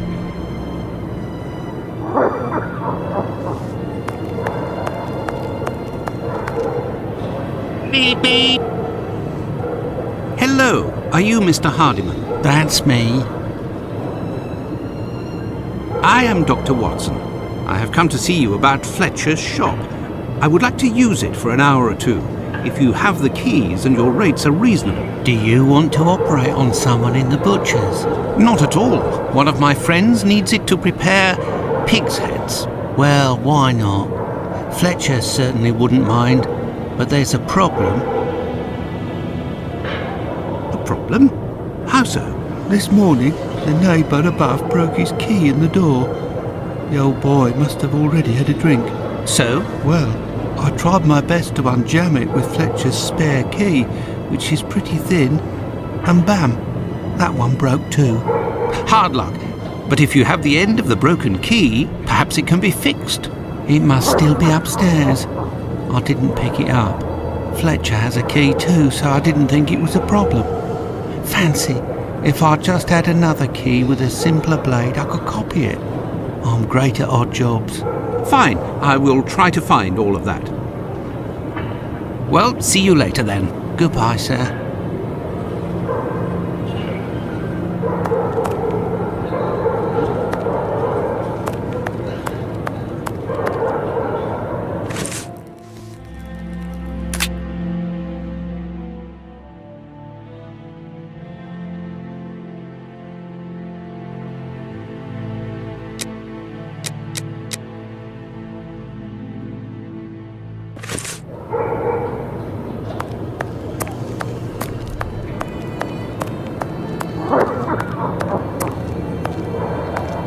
I have no reason to go that way.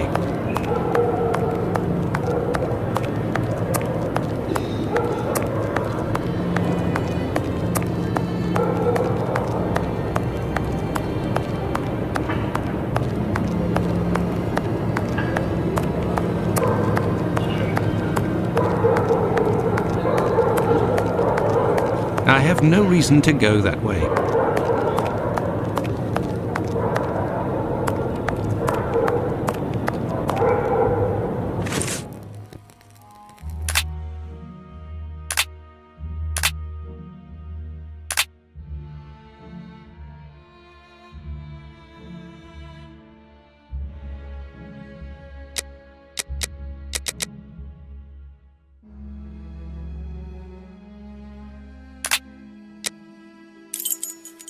I have no reason to go that way.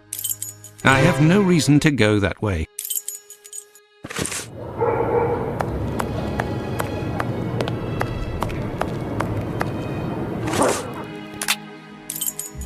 I have no reason to go that way.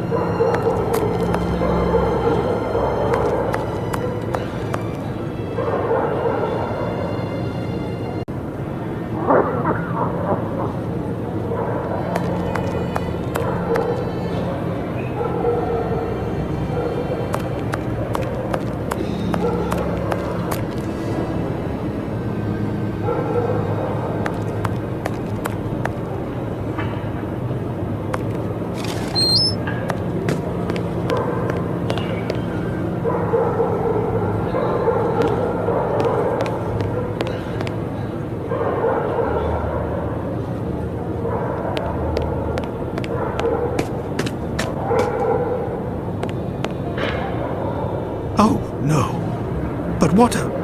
Ah, how dreadful. Kebabs, the same as Hardiman's. So he prepares his meat here. My word, these are innards. This bag contains butcher's equipment.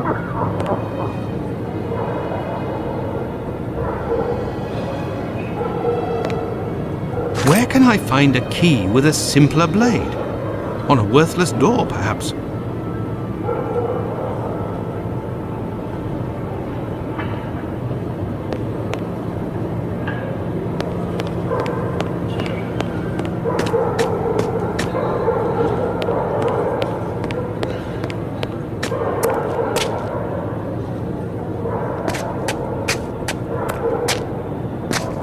This key was left inadvertently. Indeed, there is nothing terribly precious inside. But what a stench!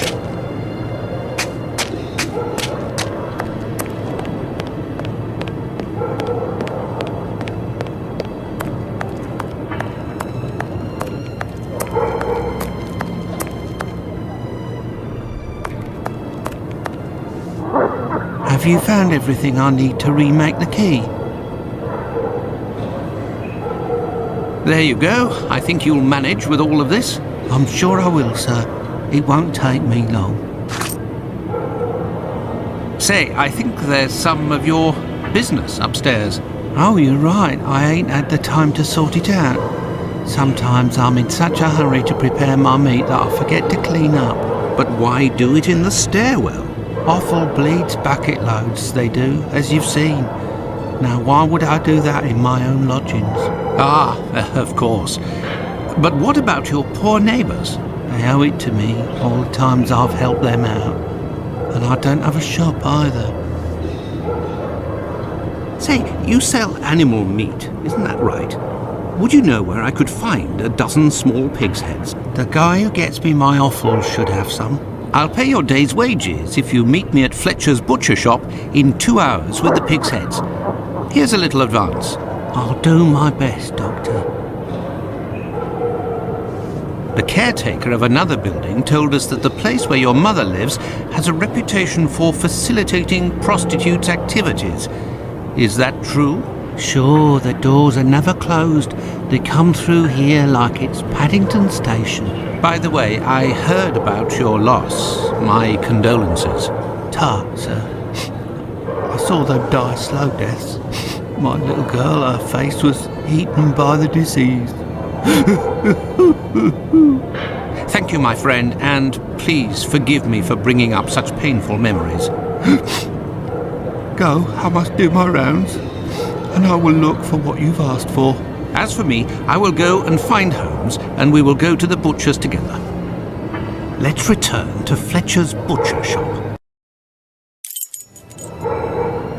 Your heads are on the block inside.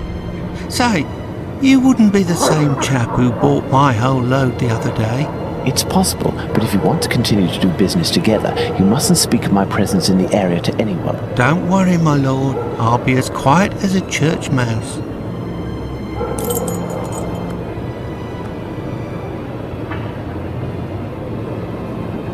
What are we doing, Holmes? Holmes, will you explain the reason and rhyme behind this masquerade? Elementary. We shall conduct an experiment that will allow us to answer a simple question. Does the type of weapon used by the killer correspond to a specific profession? And here are our sow's heads. Congratulations, Watson. You're welcome, Holmes, but what do you really want to do? Take up a collection?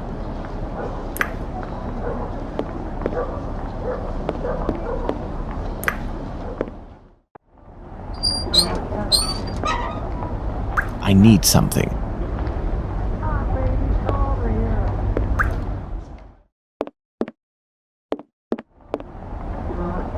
There is nothing further to find in this room, Watson. However, I need some knives. Our only hope is behind this door.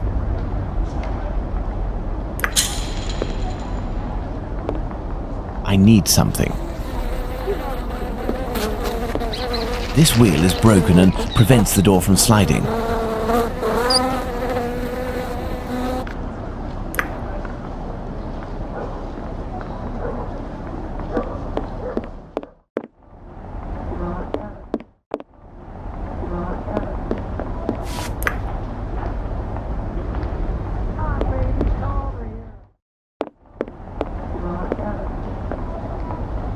I need something.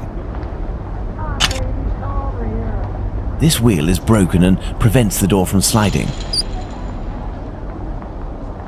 This wheel is broken and prevents the door from sliding.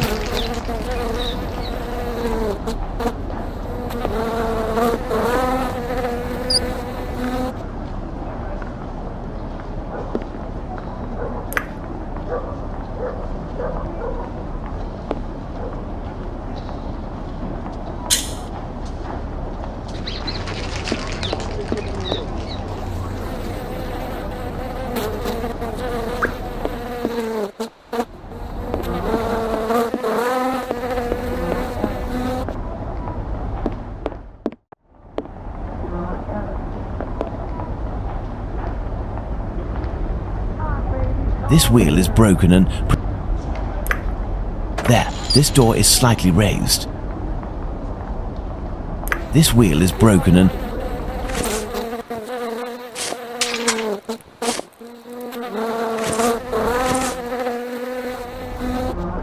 This wheel is broken and... There is nothing further to find.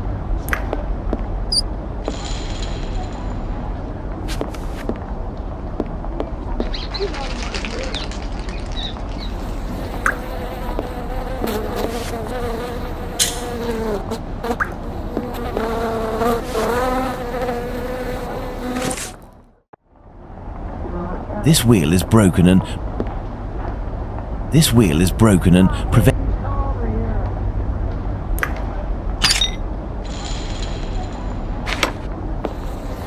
Elementary. While I prepare our experiment, could you find me 2 knives? A small one, somewhat larger than a pocket knife, with a large, sharp blade. We'll need it to separate the bones and to cut through the thick skins. Then find me a long knife that's at least 13 inches long, no shorter, that's sharp and has a thick blade. Fine, Holmes, but I'd like to tell you about Hardiman. Do you know that he prepares his kebabs himself, and... That he owns butcher's tools and uses offal? That's obvious, Watson. Pray, take my magnifying glass and my rule and get started, Watson. Find me these 2 knives.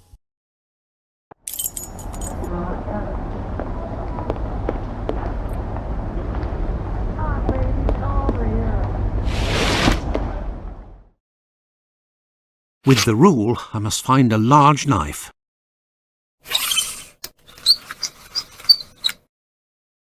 Size, 13 inches.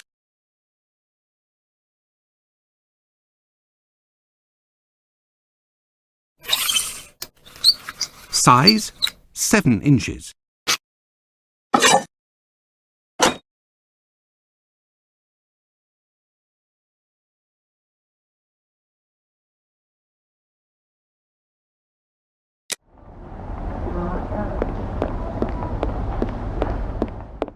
Here are your knives, Holmes. No, Watson.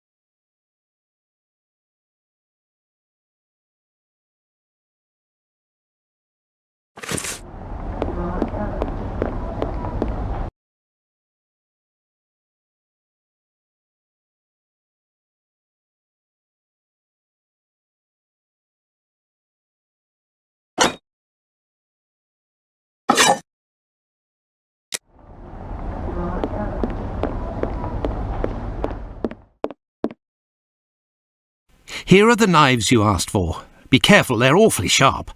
Holmes, I must say that this experiment is making me rather uneasy, comparing animal heads to these poor women. You're right, Watson, but this somewhat shocking experiment may help to end this massacre and save other victims, you can be sure of that. Look, these pigs' heads are still bloody, which will suit our experiment perfectly. I have a pocket knife and a scalpel with me. With the 2 knives you just brought me, we have a similar array of weapons as those probably used by the killer. We saw 3 types of throat wounds on the deceased attributed to this man, those intended to slit the throat, those intended to decapitate, and the more superficial yet mortal wound that led to the death of the unfortunate victim in Dutfield's yard, Miss Stride.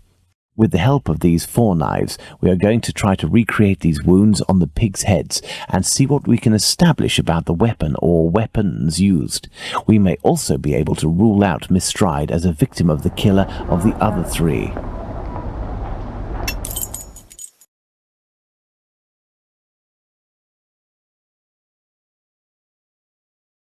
Let's try to use these weapons on this head to obtain a large deep wound to the throat, like those that were noted on 3 of the 4 victims.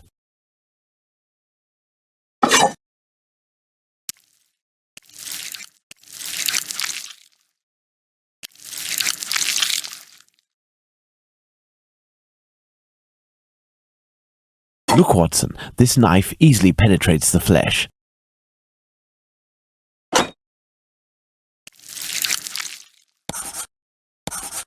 This little knife is very sharp and has a very wide blade.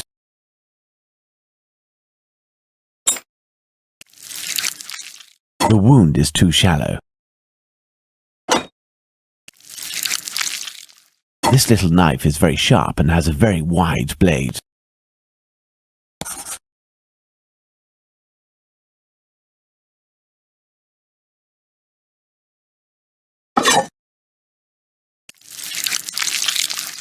Look, Watson, this knife easily penetrates the flesh.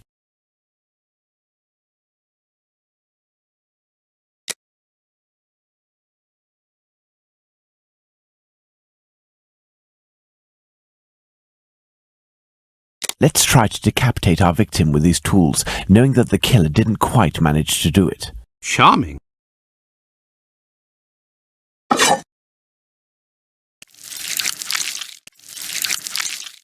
This knife with a long blade easily slices the flesh, but cannot dislocate the vertebrae.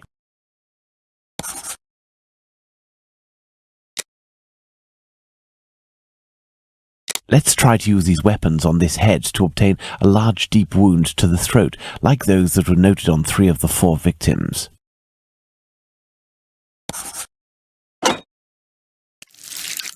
This little knife is very sharp and has a very wide blade.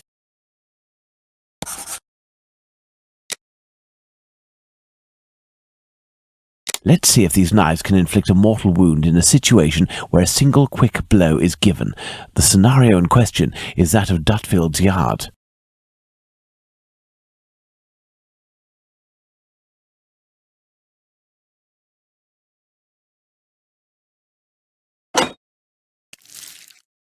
In using the cutting edge of this pocket knife's blade, I can scrape the skin. Look, Watson, the blade sinks easily into the flesh. In using the cutting edge of this pocket knife, this particularly sharp blade can make a deep gash with one quick slice. It cuts through the flesh easily as the blade is so sharp.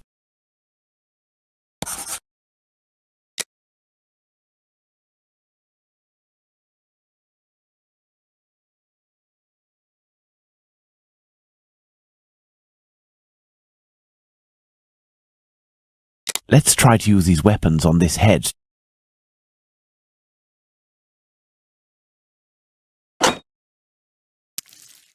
This pocket knife is very sharp, but its blade is too thin. The wound is too shallow. Look, Watson, this knife easily penetrates the flesh. Elementary.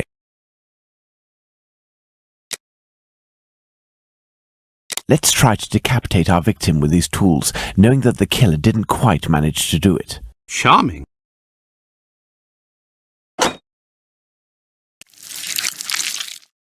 Look, Watson, this little knife with a wide base can easily slice the vertebrae of our porcine friend.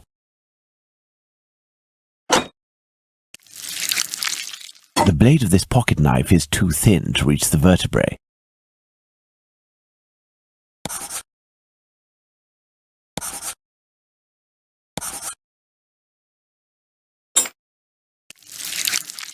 With a scalpel, the wound is too shallow. Elementary. Let's see if these knives can inflict a mortal wound in a situation where a single quick blow is given. The scenario in question is that of Dutfield's Yard.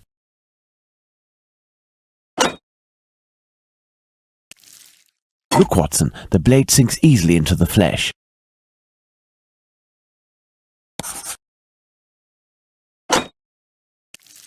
In using the cutting edge of this pocket knife's blade, I can scrape the skin.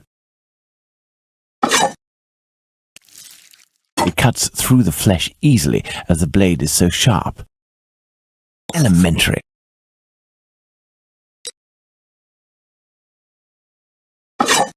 That's it, Watson, the big knife. With respect to the opinion of the medical examiners who noted that a butcher's knife with a long blade would have caused the eviscerations on some of the victims, we can assume, Watson, that he only used this type of weapon as it is capable of inflicting all of the wounds displayed. Furthermore, the Dutfield's Yard murder remains attributable, for the moment, to the Whitechapel killer, if we are able to explain why the murderer used his knife in a different manner. Why not go there now? We will try to reenact the killer's actions that night. Our first objective will be to clarify, one way or another, the statements of Constable Smith, as well as this Hungarian by the name of Schwartz. We must also try to find out more about the International Working Men's Educational Club, underneath which the murder took place, perhaps at the Wasp's Nest. Yes, let's go to Dutfield's Yard or wherever, but quickly. I am in urgent need of fresh air. Let's go to the Wasp's Nest.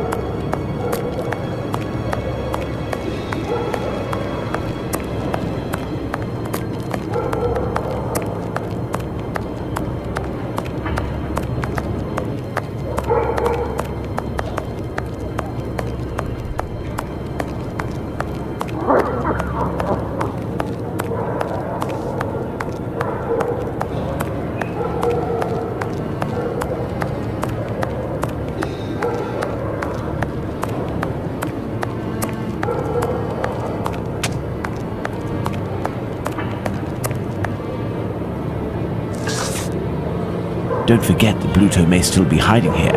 I will try to find out more inside. You, Watson, must intercept the policeman on his rounds. Given the hour and a bit of luck, it will be Smith. Try to get some information from him. Understood, Holmes.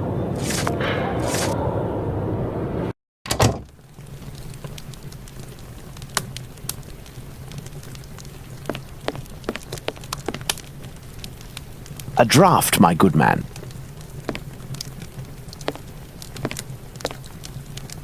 Here, sir. Tell me, was it not a mere stone's throw away from here that the Whitechapel killer struck last week? That'd be Jack the Ripper, that's his name. Slit the throat of a working girl in a small courtyard over there behind them big wooden doors. Below the Workers' Club? The very spot, below Lipsky and Co. I wouldn't be surprised if Jack was one of them, if you catch my drift. Lipsky and Company. Do you mean to say that someone called Lipsky runs this club? Nah, it's just that it's full of Jews. In Whitechapel, we call them all Lipskys, like that Lipsky who killed that girl in Batty Street last year. Oh, really? Last year, a Jew named Israel Lipsky killed a lass who was 6 months pregnant by making her drink acid. One trial and one protest by rabbis later, and he was hanging. By those who don't much like him, the Jews are called Lipskys. Is the term Lipskys used to refer to the Jews in the area, and is this club frequented by Jews? You got it. Socialist Jews even. They spend their evenings hollering, singing. I've seen them spitting on the bosses. And you know the victim?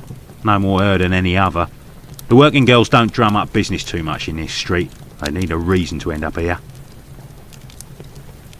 Very well. Goodbye. Cheers. If you're looking for some company, Gov, you've come to the wrong place. Me? I'm just here to pour. I don't care who you is, I knows nothing, and I don't care neither.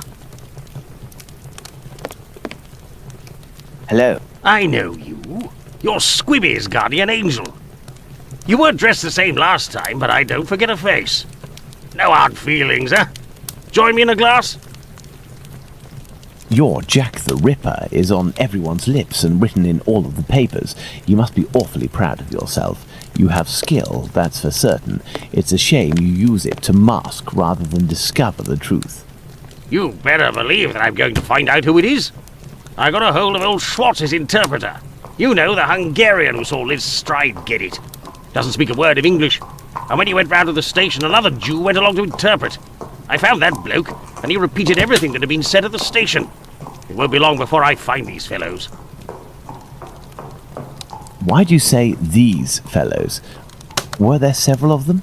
Do you not read the papers, or what? Well, given the rubbish that you read sometimes. Let me explain. At 12:45 a.m., Schwartz goes down Burner Street towards Fairclough, on the side of the road where the Workers' Club is. A bit further from there, just near Dutfield Yard's wooden doors, a chap and a lady are arguing. The Star said that the bloke wanted to push the girl into Dutfield's yard, but the translator told me that Schwartz saw him pulling her towards the road.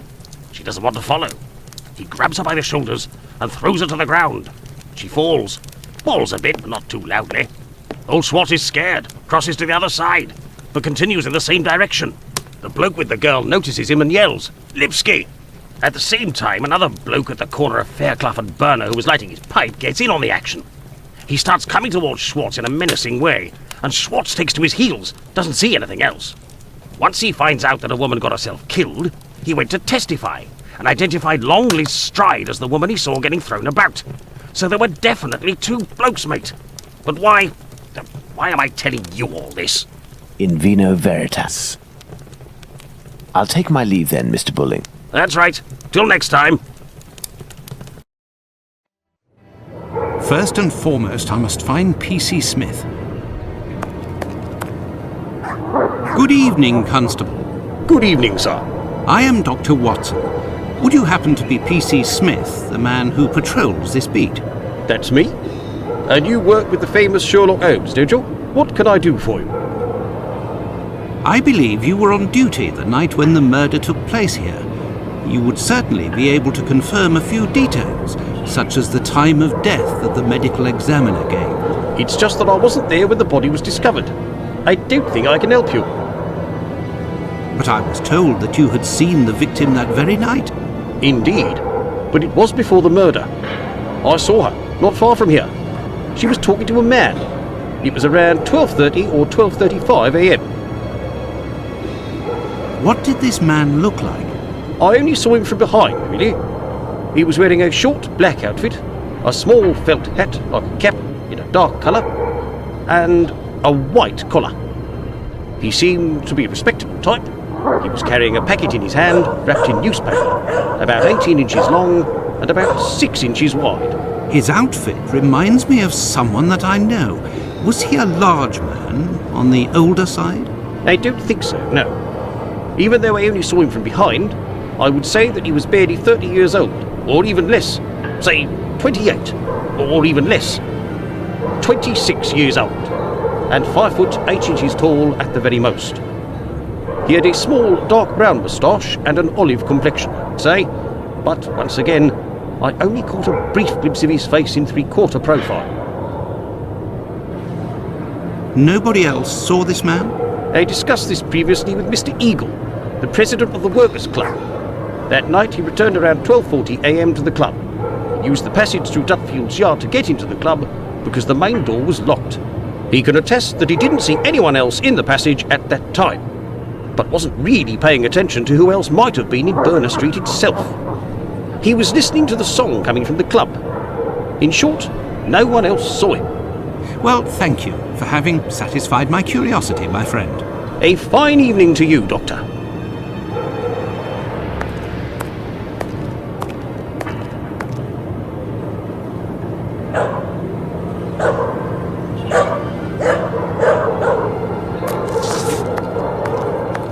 Well, Watson, let's go to Dutfield's yard.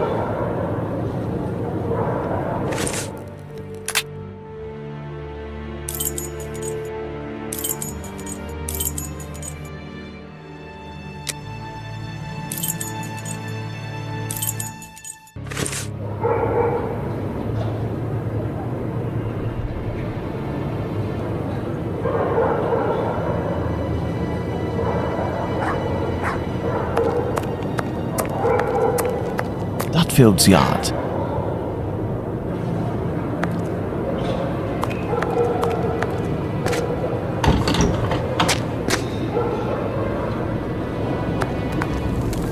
Your interrogation of P.C. Smith has proven to be very shrewd and of great interest. Thanks to the information I've managed to gather and that you were able to read in my notes in Baker Street, Watson, we can recreate what happened that fateful night at this location, Dutfield's Yards to be precise, the site of Liz Stride's murder.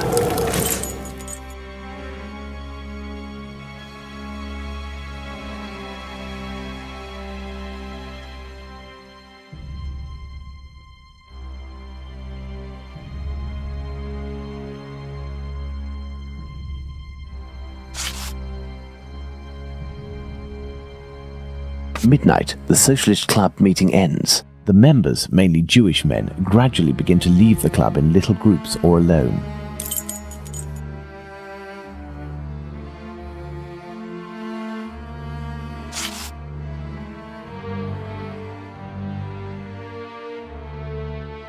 At 12:20 a.m., the American leaves the Socialists Club for some fresh air.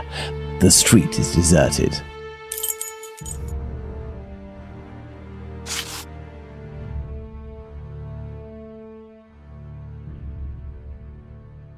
12:30 to 12:35 a.m., Smith notices Liz Stride talking to the man with the package.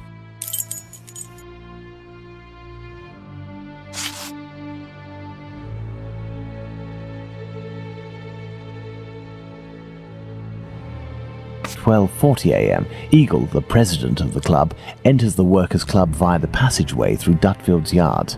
He passed through Dutfield's yard. If Liz Stride had already been killed, he would have had to walk over her. The murder, therefore, had not yet happened.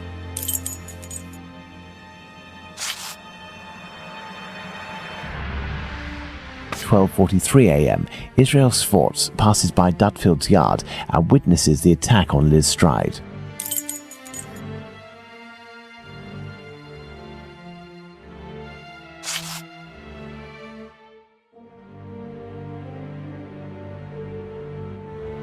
At 12:44 a.m., Schwartz crosses to the other side of the road. The attacker sees him and yells, "Lipsky."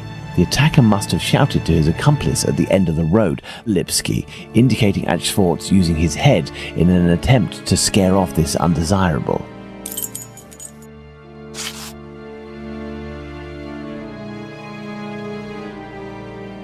At 12:45 a.m., Schwartz runs away, followed for a short distance by this man.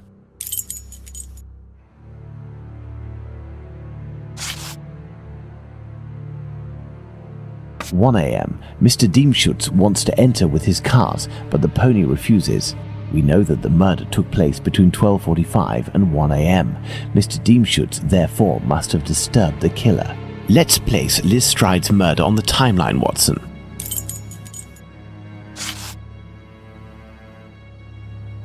At 12:45 to 1 a.m., the murder of Liz Stride. It took place in this very spot, as the traces of blood were very confined. We will come back to this point in a few moments to elaborate on what could have happened.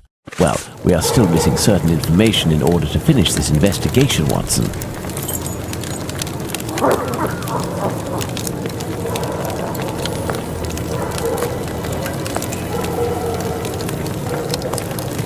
Watson, imagine the victim laid down there on the ground.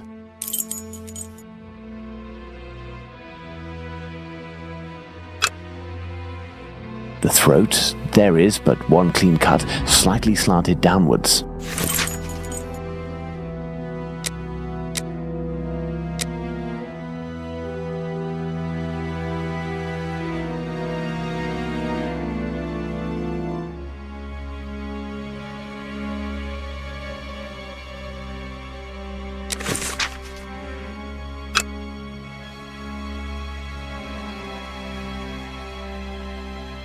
The throat, there is but one clean cut, slightly slanted downwards. Her right hand, it is bloody, as is her wrist. Her left hand, it is closed around a bag of pastils.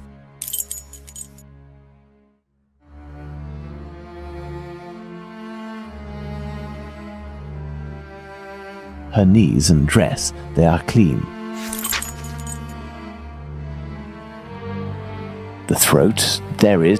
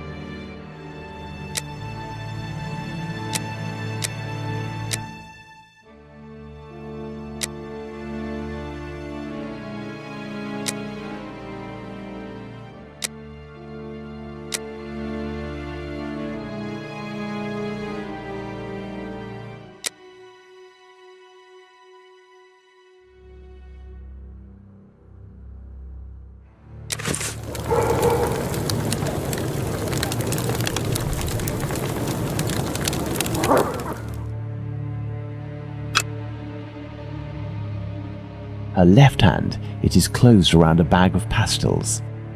The ground is muddy.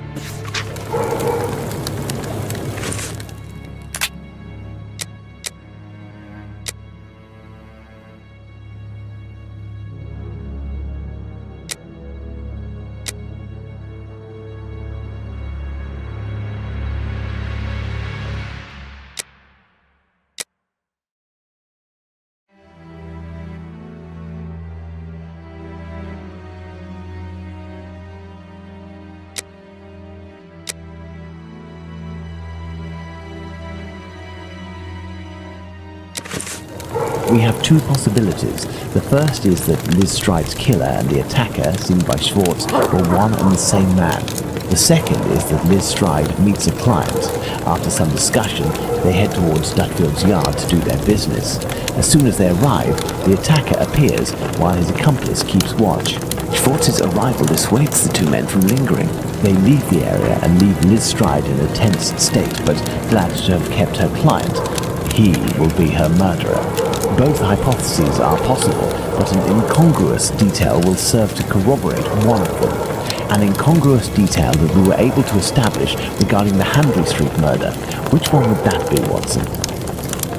Look at the victim carefully, Watson, and tell me the link between the murder of Liz Stride and those of Nichols and Chapman.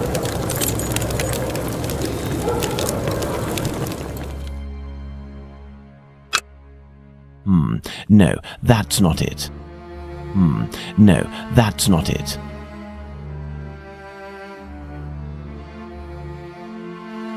The bag of pastils, Holmes? A bag of pastils, indeed, Watson. If this woman had to defend herself against an attacker, why would she have held onto this bag in her hand? It didn't fall because this woman's hand tensed at the moment when she fell to the ground. Therefore, Watson, we know the killer distracted his victim's attention by making them take something out of their pockets. Why didn't he slit her throat like the others? He must have feared a struggle with a strong-willed woman. Why didn't he eviscerate her? Because Louis Deanshoots arrived. Do you think the Whitechapel killer is behind this murder, Holmes? Yes, and now this murder has been linked to its rightful perpetrator, it will take on deeper meaning when we have examined the facts from that night. Let's go to Mitre Square, where Catherine Eddowes was killed. And make haste, Watson, as we have another murder to commit in 40 minutes. Here we are, Watson, Mitre Square. It took us a mere 20 minutes to get here.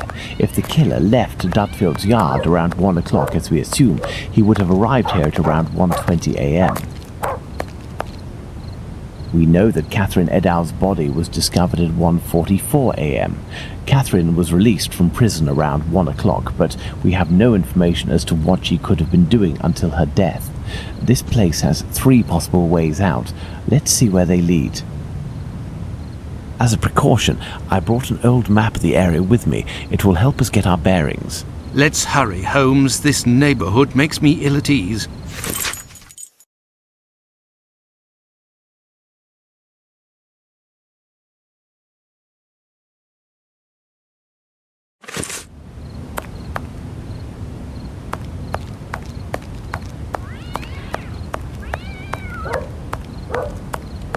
Church Passage. It must be opposite the Imperial Club at 16 to 17 Duke Street. Let's go to the end of this lane, Watson.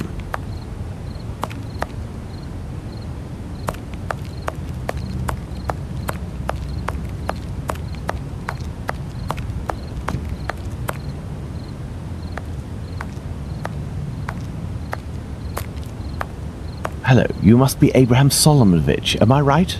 Yes, that's me. But I know you. You brought a lad to my place to take care of a cat, and I loaned you my mask. That's me. May I present? Dr. Watson, of course. Delighted. And you? I have known for a few days that you are a detective by the name of Sherlock Holmes. Is that so? You don't miss a thing, do you? It was the children who gave me away. Am I right? They didn't want to, but I gained their confidence by offering them a small comb and half a cake. They made a good deal out of it, so I don't blame them. However, I must request, as a personal favor, that you do not reveal my identity. You have my word. Curiosity is just killing me, as you may have guessed. Would it be breaking an oath to confide in me the nature of the investigation that you are leading? Does this spot where we are now in Mitre Square mean anything to you? A demon lives in this city, Mr. Holmes. These unmentionable acts degrade the human race and put the Jewish community in terrible danger. Lots of rumours are circulating, but they are but rumours. I see you're leaving the Imperial Club. It's a stone's throw away from Mitre Square, and the 2 recent murders were most probably discussed in there. Do you know if anyone from the club saw or heard anything that night? Yes, Mr. Holmes. That night, 3 members of our club saw a woman talking to a man at the very spot where we are standing, a few minutes before the body was found. At the end of this passage. Fantastic, Holmes. Calm yourself, Watson. There is nothing at the moment to suggest it was the victim. Can we meet these members? I am afraid that won't be possible. As soon as the police heard the evidence of these men, they were sworn to silence. I understand. But you are working for the good, and I must tell you what I know. One of the 3 men, my friend Joseph, left that night with 2 other members of the Imperial Club, Harry and another Joseph. It was around 1:35 a.m., perhaps a bit earlier, when Joseph, not my friend, but the other, the Aldgate butcher, exited. He saw a man and a woman in discussion at this very spot where we are. These men must have been about 16 feet away from the couple. That's about right. So Joseph, the butcher, said to the other 2, while pointing at the couple, "Look, I don't like going home alone when I see this kind of people here." My friend Joseph looked at them without noticing anything strange and didn't understand what he meant. They had the look of 2 rather unkempt people, but no more than that. After the murder, did these 3 men tell the police what they had seen? Not quite. Harry stated that he hadn't seen the couple.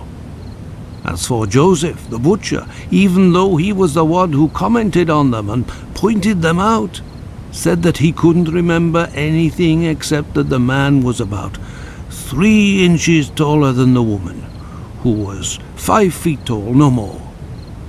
My friend Joseph, on the other hand, did his best to cooperate with the police. And what did your friend Joseph say? What did this man and woman look like? The man must have been 30 years old, about 5 foot 7 inches, light complexion, and a fair moustache. He wore a loose, dark jacket, a grey cap, and a red scarf around his neck. But he said that he only saw him for a brief instant, and it would be impossible to recognize him. And the woman? He only saw her from behind. She had her hand on the man's stomach and seemed to be pushing him. He said that he remembered that she was small, was wearing a black jacket and a black bonnet. After his testimony, the police took him to see the clothing of the deceased, and Joseph said that they looked identical to those of the woman he had seen. Like I already said, he only glanced at the two, as he was headed with the others in the direction of Aldgate.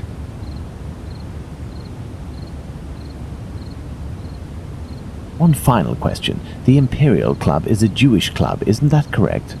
Indeed. Thank you for your help, Mr. Solomonovich. Bah, it was nothing. We must at all cost prevent this demon from striking again. And the police seem to have some difficulty in doing that. I wish you the best of luck, Mr. Holmes.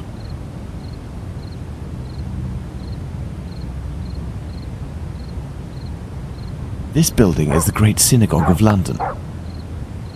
Closed.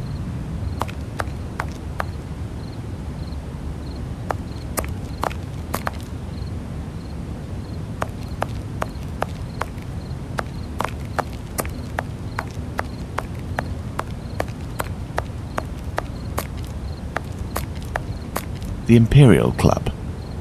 I have no reason to go that way. Nothing of interest here.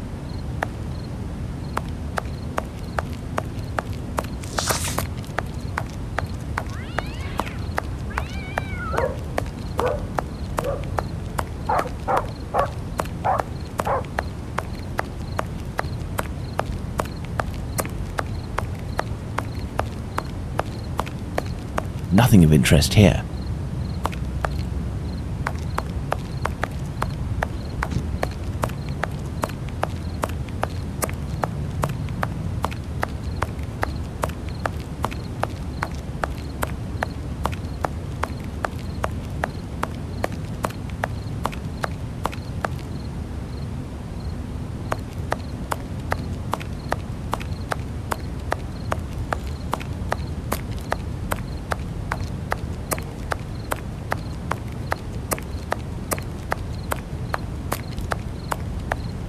This dark and narrow passage leads to St. James's Place.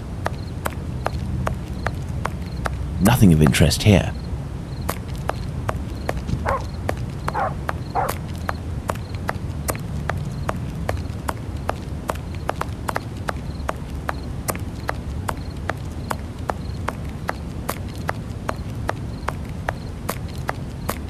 This is Mitre Street, from where Watkins, the constable who found the body, came.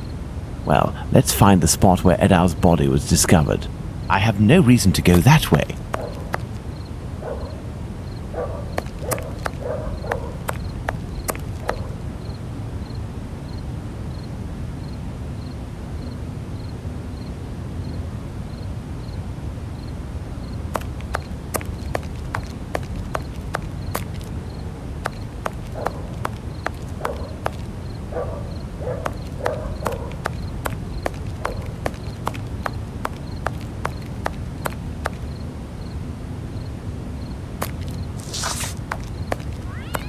Watson, we are now in the exact spot where poor Eddowes tragically ended her days.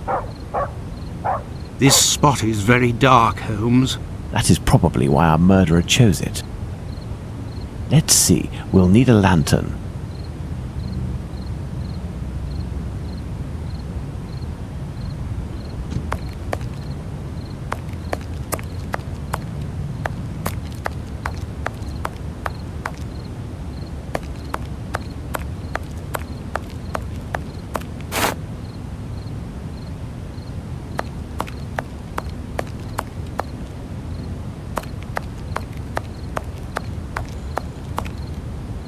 Now then, we will need a lantern.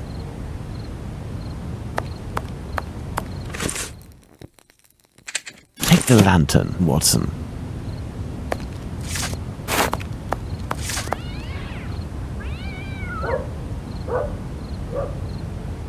The head is turned towards the left. The murderer must have been on the right side of his victim. Let's look at her from the front.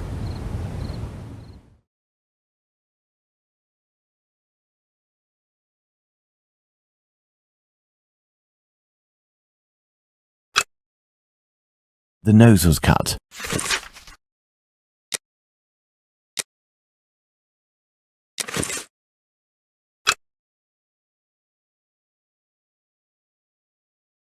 There is but one wound, Watson. It goes from the left side and descends in a slight oblique towards the right side.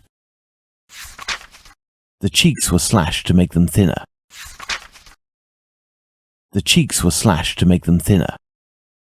The eyelids were cut off.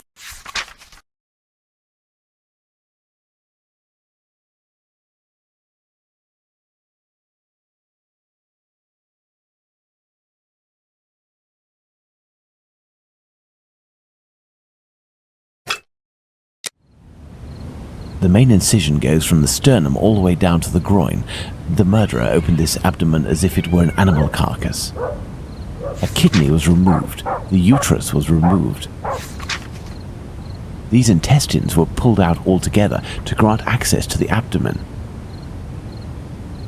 A thimble is located right beside one of the victim's hands, just like Chapman's sachet of pills and Stride's pastils. The inside of the thighs is clean. Once again, there were no sexual relations between the victim and her murderer. Do these objects spread out by the victim remind us of anything, Watson? Part of this apron is missing. We will follow up on that shortly. My goodness, Holmes, it was a slaughter. Understand, Watson, that our killer had neither the time nor the conditions to bother with the niceties. He had no more than 7 or 8 minutes at most to kill the woman, open her up, and all the while in total darkness. Holmes, it's a woman, a poor victim you're talking about. Consider all the time this man lost and the risks that he actually took by cutting the victim's face and the lower abdomen in around 20 precise spots, especially the lungs and the liver. These attacks, which I considered gratuitous, are in fact nothing of the sort and have as much sense as the removal of the organs. Watson, we must now consult our timeline. We began in Dutfield's yard, but this time we will try to recreate the actions of certain people, in this case, those of the 2 policemen.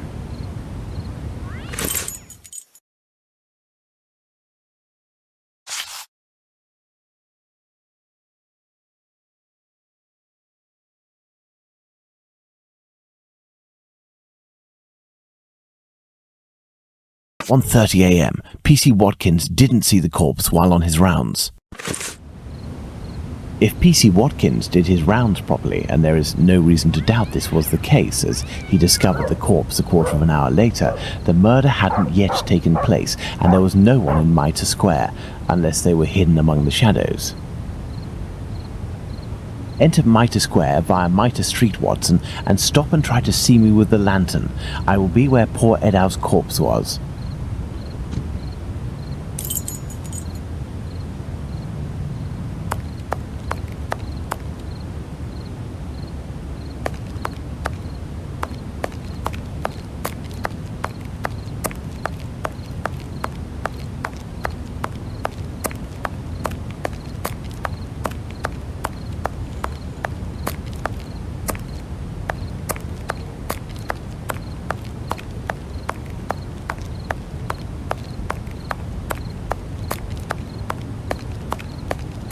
I see you, Holmes. Perfect, Watson.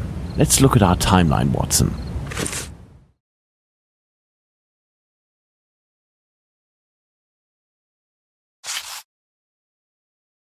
Very good, Watson. Thus we can categorically state that the murder had not yet occurred at 1:30.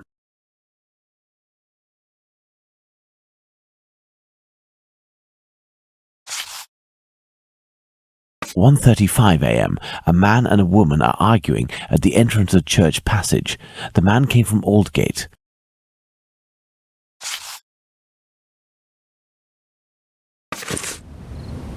1:42 a.m. PC Harvey arrives in Mitre Square. It should be noted, Watson, that the constable didn't enter Mitre Square. He could not have seen the corpse lying on the ground.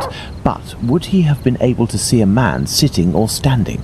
Go to the Church Passage entrance, then come back and try to see me while holding your lantern. I will stay at the spot where the victim was discovered.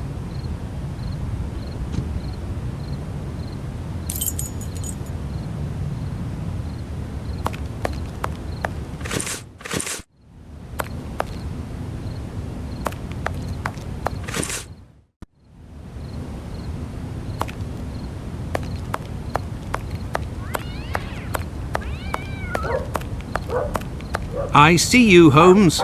You had to proceed into the square in order to see me, something Harvey didn't do. It is possible that the killer was still there. 1:42 a.m. PC Harvey arrives at Mitre Square but does not go in. The murderer may well have still been there.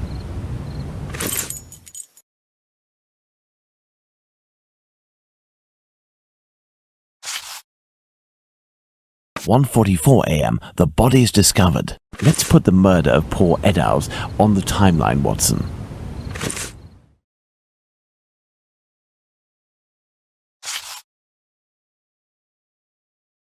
(1:35 and 1:42 a.m. The murder would appear to have taken place between these times, that is to say, within 7 minutes. Agreed, Holmes.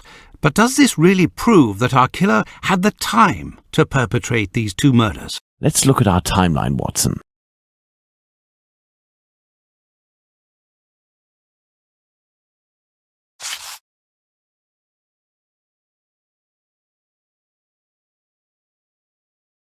There, Watson. We are now certain that the murderer really had the time to commit these two murders. Incredible! Let's look at our deduction board, Watson.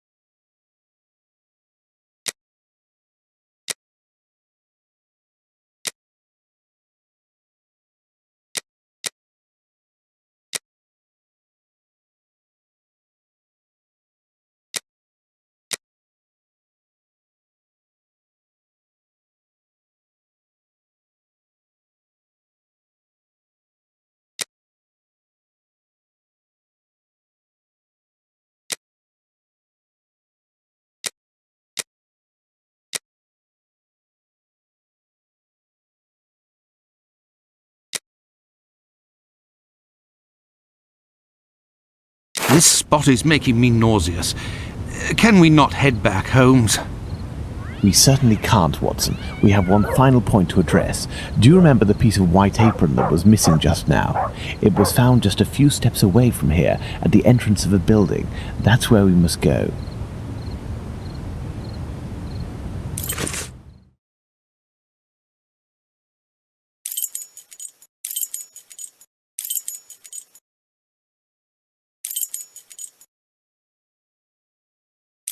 Let's go.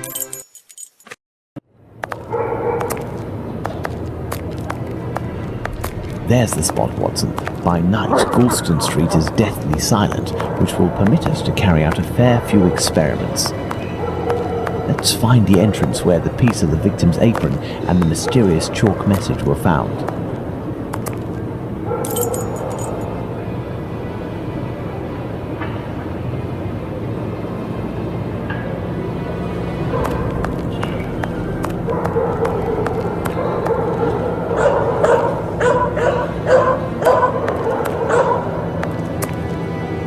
There's the spot where the apron and the message were found by PC Long.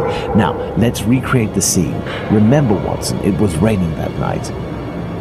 Find me something with which to mimic raindrops hitting this wall while I write something with my chalk. The Jews are not the men that will be blamed for nothing. But what does it mean?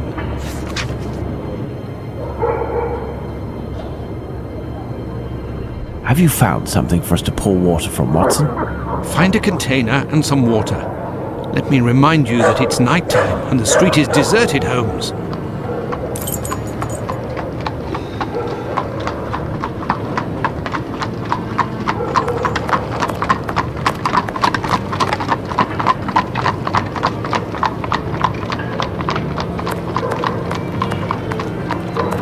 Water.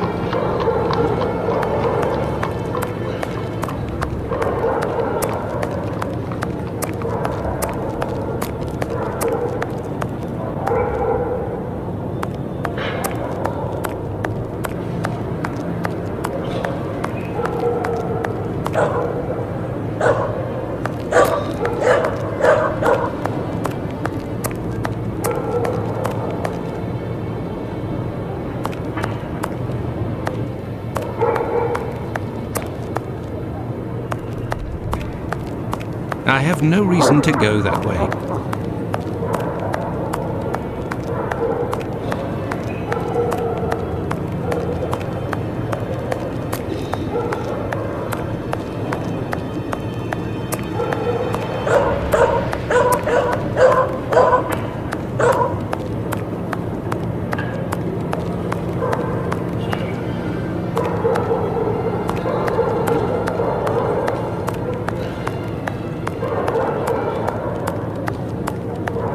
I have no reason to go that way.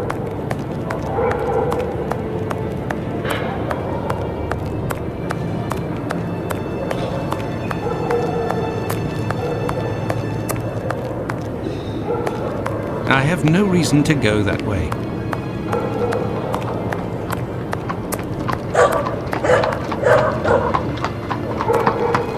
That may come in handy. Who knows?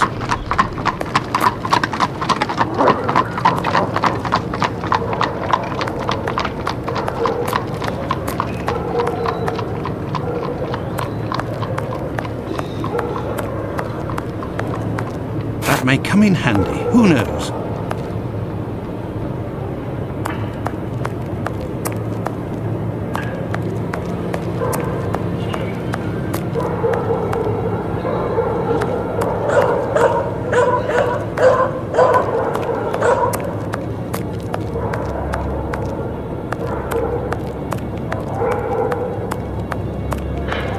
I have no reason to go that way.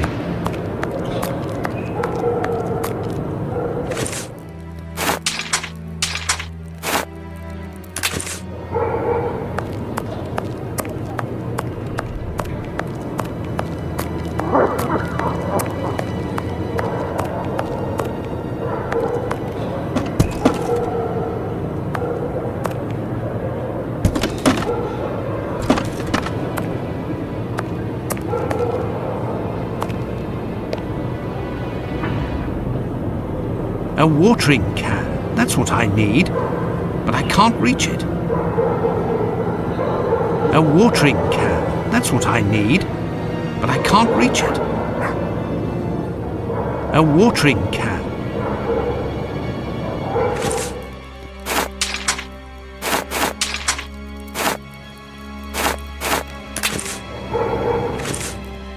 A watering can, that's what I need, but I can't reach it. A watering can, that's what I need, but I can't reach it. A watering can, that's what I...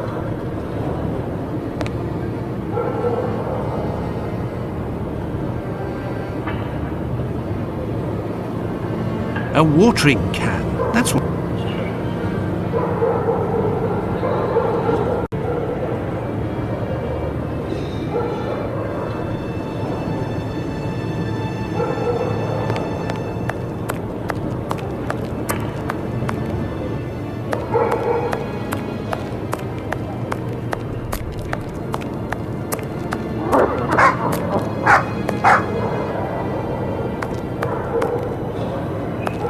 An old wooden pole.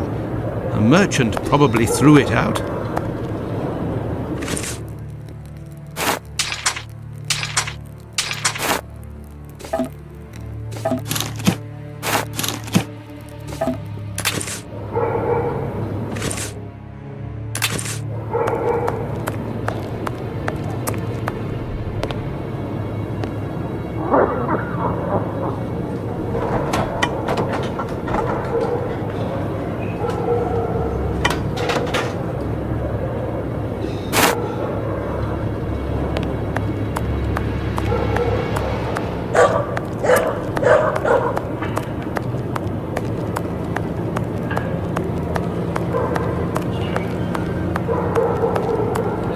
Water.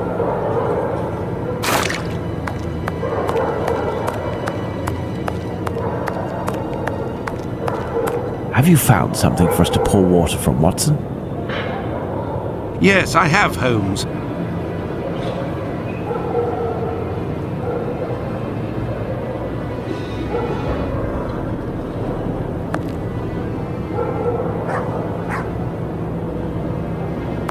If this message were written by the killer, then it would have been lying in this entrance for up to 35 minutes before being discovered. Let's find out in what state it must have been. This message could not have withstood an entire night in the rain. During the investigations carried out on the night of the double murder, PC Hulse inspected the entrances of this street around 2:20 a.m. and confirmed to have seen nothing out of the ordinary. At 2:55 a.m., 35 minutes later, PC Long found Catherine Eddowes' piece of apron and the message in chalk. This message would not have withstood a whole night in the rain, as had I continued to water it for a little longer, I would certainly have erased it. It was written, therefore, at the moment when the piece of apron was dumped. This substantiates PC Hulse's statement, which stated he had seen neither of these during his rounds. After its discovery, it was guarded and protected from the rain, which was subsiding, which explains why it was still legible when it was erased at 5:30.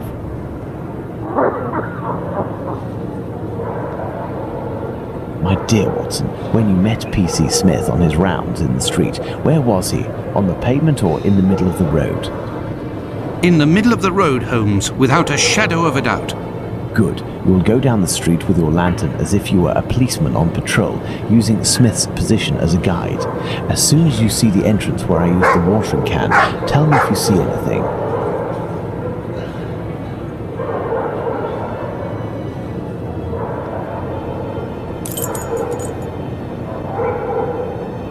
I have no reason to go that way.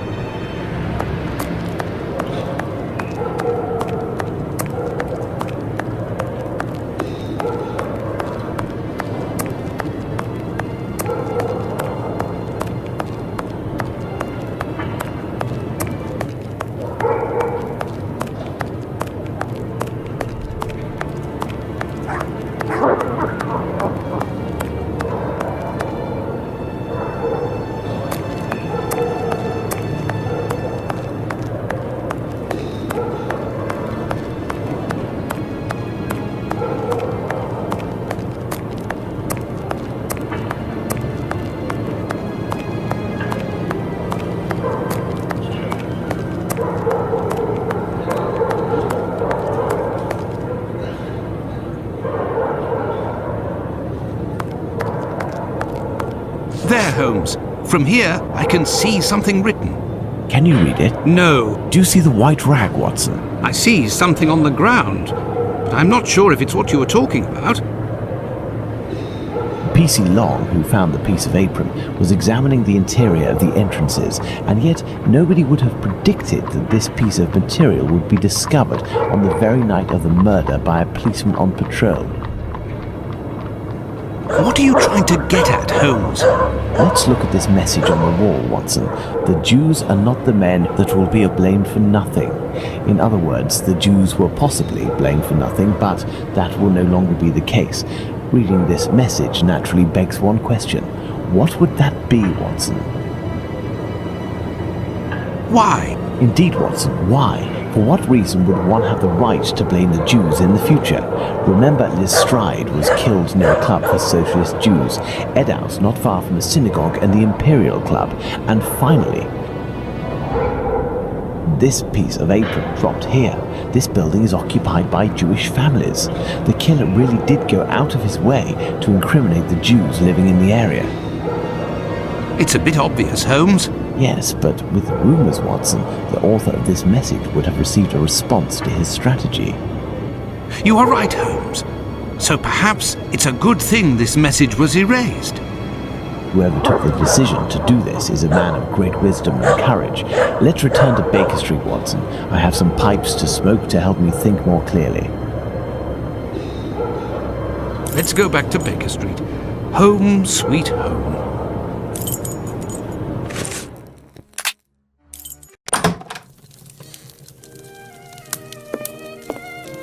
I had nightmares all night, Holmes.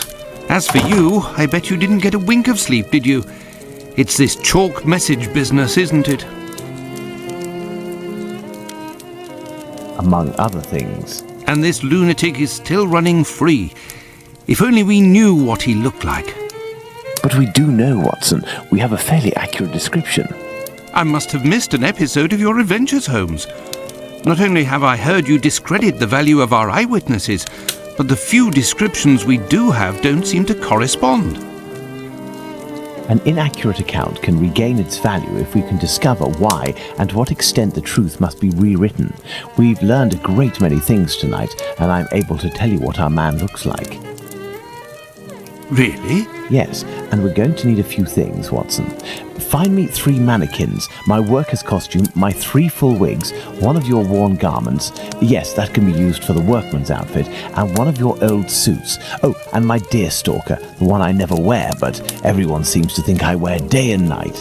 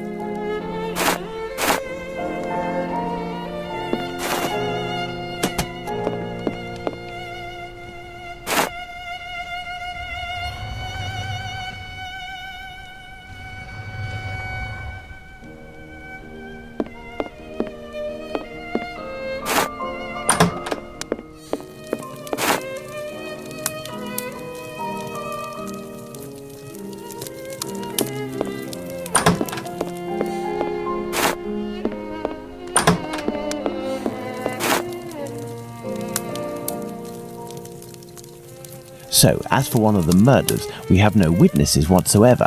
As for the 3 other, we have at least one person who claims to have seen the victims talking to a man a few minutes before their death. Do you remember whom these would be, Watson?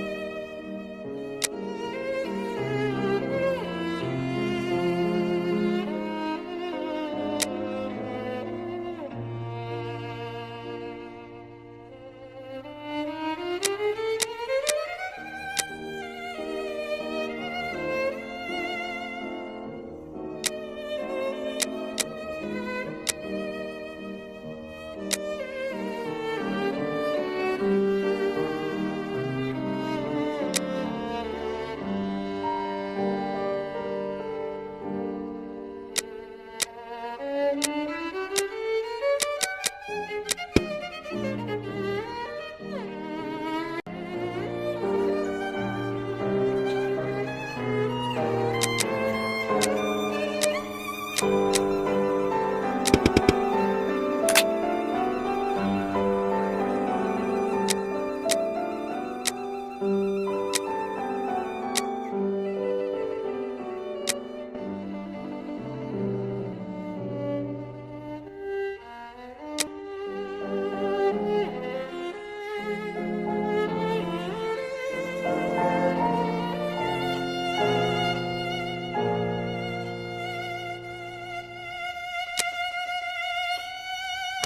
Watson.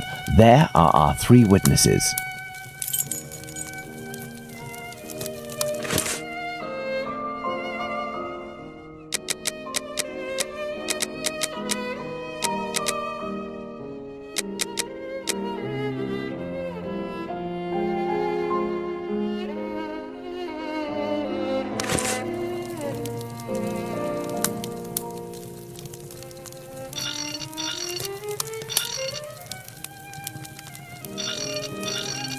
There is an error, Watson. Let's reread Abraham's testimony.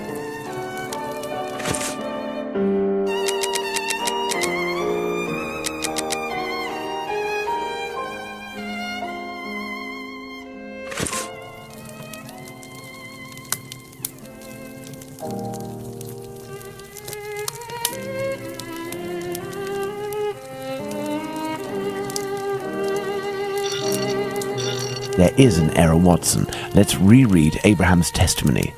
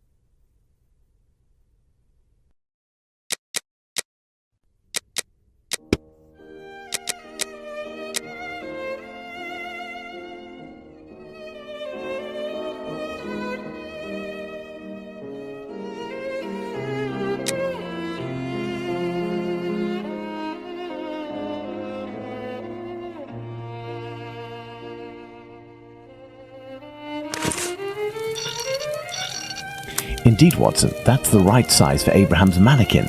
The account given by Mr. Solomonovich's friend is incorrect in at least one point. The first Joseph said that the man was at least 5 foot 7 inches tall. The second Joseph said he was 3 inches taller than the victim, whom we know was 5 feet tall, which would suggest a height of 5 foot 3 inches.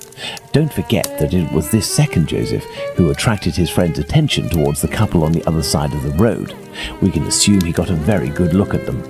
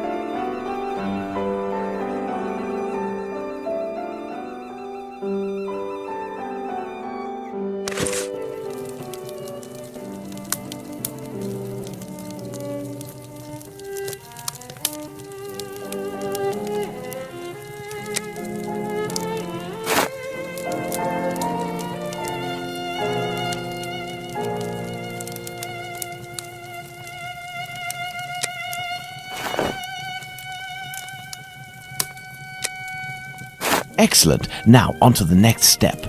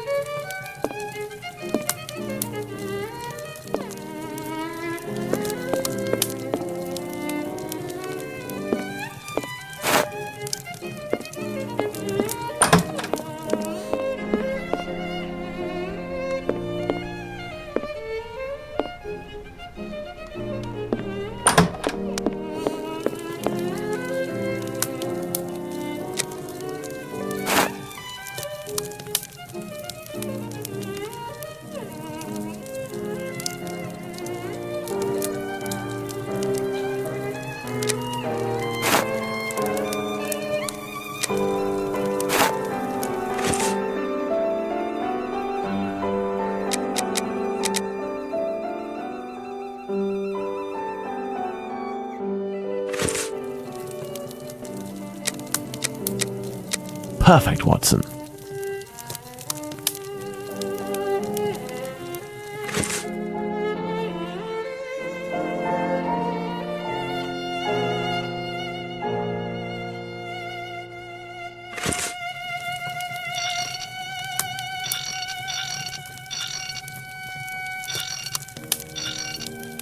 As for young P.C. Smith's account, he must have been mistaken about this person's real height. It is only an inch or two after all, and we can attribute the same height as the other two.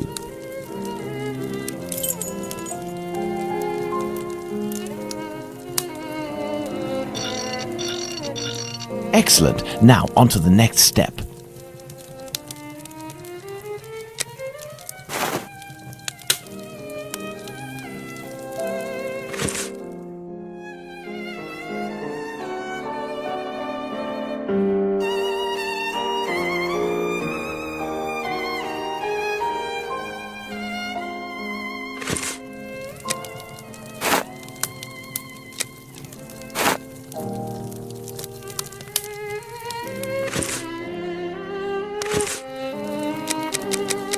Bravo, Watson. Our mannequins have been recreated based on the correct accounts. Now, Watson, let's see in what ways these statements differ and how the witnesses could have been mistaken. Let's look at these wigs and moustaches. Let's start by taking the first Joseph's testimony, who saw the man head-on in a well-lit spot and in which he noted fair hair. Now, let's consider the same person, but in the lighting and angle of the other two witnesses, in the darkness of night, with poor artificial lighting from above. Put out the light, Watson.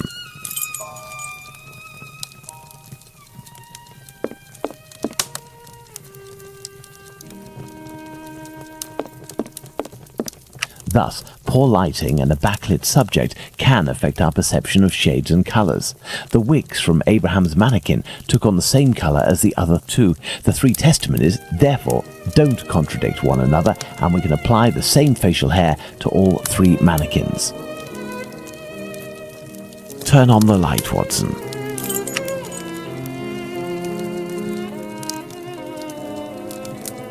Okay, Watson, let's give all of our mannequins the same hair.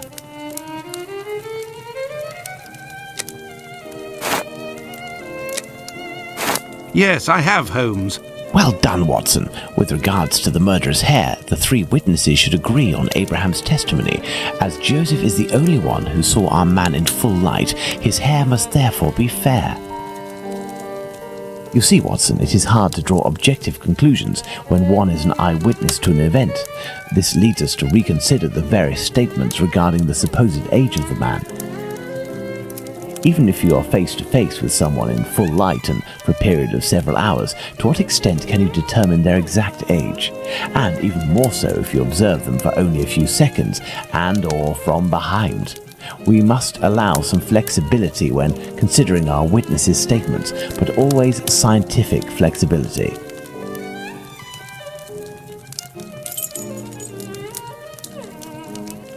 Now that we have fully considered the witness accounts, let's see to what extent they agree. If we apply the range of error for each of our dummies, we can deduce the age of our murderer as precisely as possible.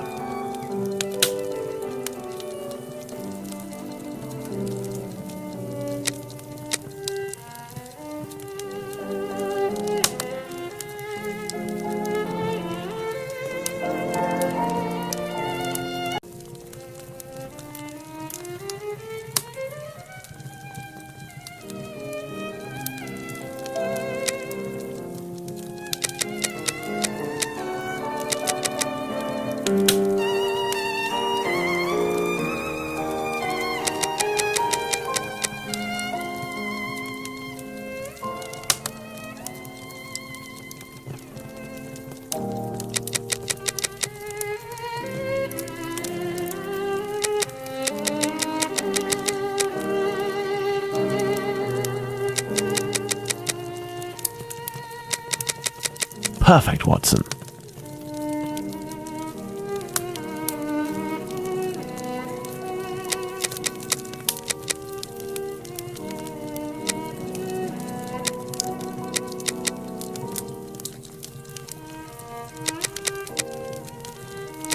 Excellent. Now, on to the next step.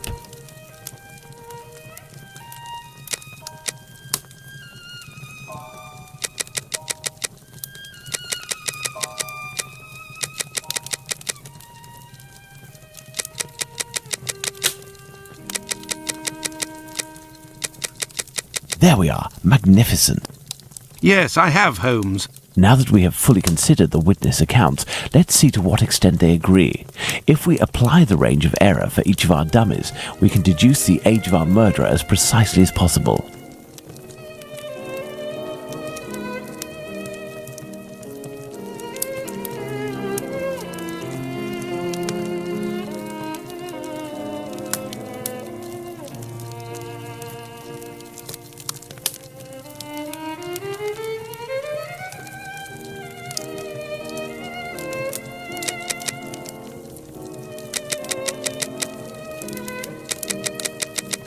Perfect, Watson. Within a margin of 1 year, Watson, the age of our murderer is 33 years. But the man described by Smith was dressed respectably, whereas the other two were poorly dressed. Indeed, but Whitechapel's respectively could quite easily describe the Sunday bests that all lower-class men own. Now, let's place ourselves in the shoes of Liz Stride's killer. He has just slain his victim and sees Louis Diemschutz discover her body. Our killer is at great risk if he stays in the area. He therefore gets away from this spot. But he wants to kill again. However, he might have been spotted in the area before having committed the murder by a constable on his round, perhaps, who managed to get his description. What do you think the killer will do?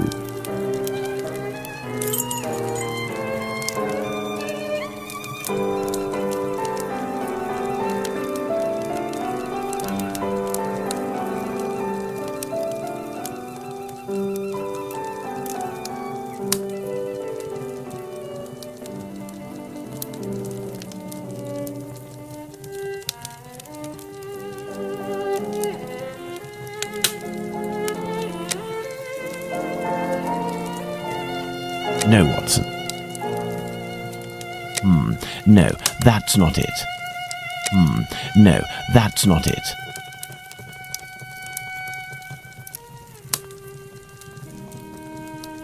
Go back home or to a safe location, change his clothes and leave again in search of another victim. It's the only possible explanation, Watson. The man returned to the safety of his lodgings and then decided to go out again with new clothes and repeat his sinister nocturnal work. That's how the discrepancies between the witnesses with regards to clothing can be explained. What a cold-blooded animal. And what determination! Powerful motives are pushing this man. Thus, we can conclude that the respectable man with the package may very well have been seen by the two Josephs. Even if it is just a mannequin, it's giving me goosebumps. But have we really made any progress, Holmes? I mean, there must be thousands of men in Whitechapel who match this description, wouldn't you say? You're right, Watson. We have worked on who, now let's work on where. We need a map of Whitechapel, and please also find me a pencil, 2 compasses, one of which can draw ellipses.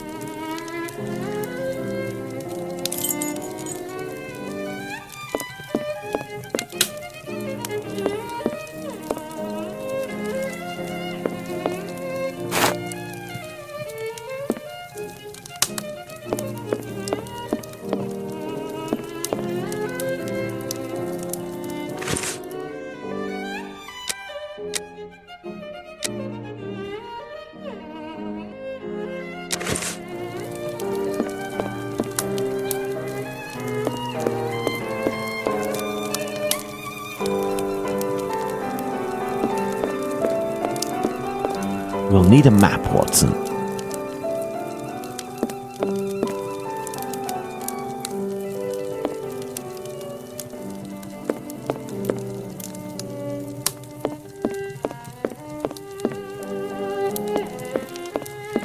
First of all, let's place our 4 murders on this map, as well as the spot where the graffito appeared and the piece of apron was dropped.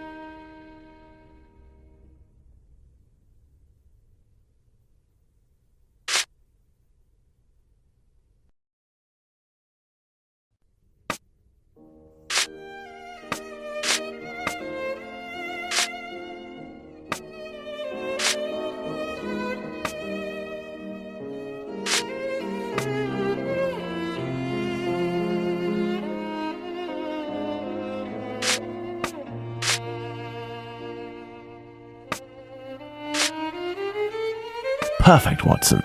Let's connect each crime scene to the one out of the others that is the furthest.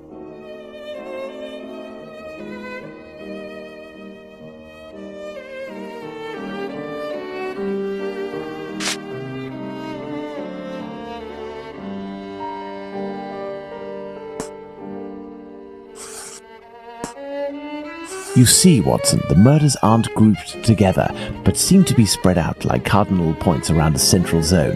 The killer obviously wanted to avoid returning to the previous scenes of his crimes, assuming that they would be more closely watched, or that he could be recognized.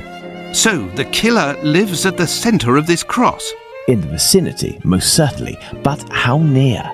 We cannot afford to get it wrong.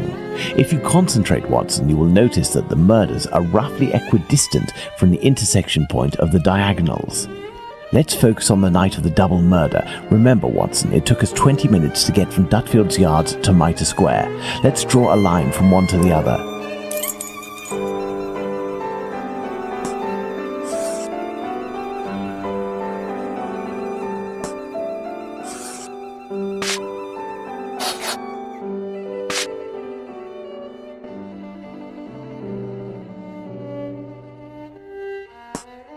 Perfect. We didn't make the trip as the crow flies, but that would not harm our estimate. Let's suppose the killer left Dutfield's Yard at 1 a.m. and arrived in Mitre Square at 1:35 a.m. when he was seen by the two Josephs. If he took 5 minutes to change his clothes, that leaves a range of 10 minutes to determine where this man's lodgings are. We must determine the area in which one can go from Dutfield's Yard to Mitre Square in less than half an hour. To do this, let's draw an ellipsis. The length between Dutfield's Yard and Mitre Square corresponds to 20 minutes. By adding half, we get a distance of 30 minutes. By taking the two right segments, each starting from the two murder scenes, and which the sum of the lengths makes 30 minutes, we get our ellipses.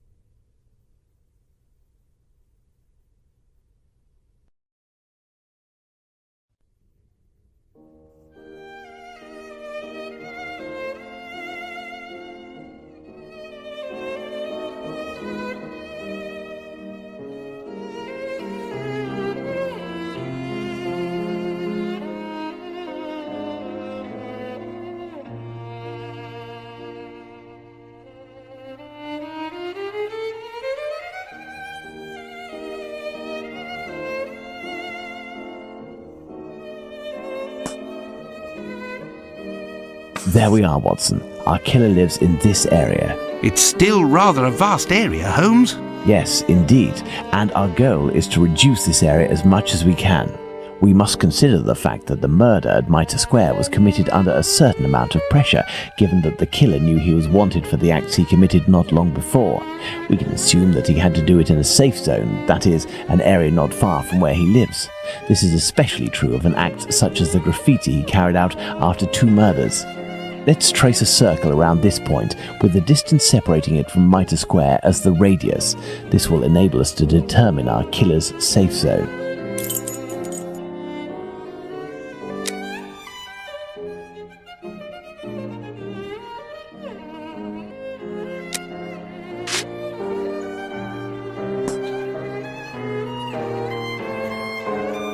Our killer must surely live inside this circle. Now, let's intersect it with the ellipsis that we previously determined.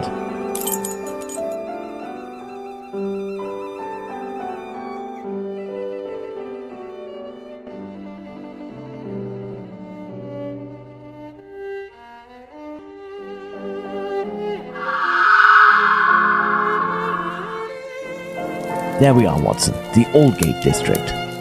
Shouldn't we inform the police so that they can concentrate their efforts on this area of Whitechapel? It is probably already crawling with inspectors, Watson, and I doubt that they would take us seriously, even if they were willing to listen to what we had to say. Let's focus instead on understanding the killer's modus operandi.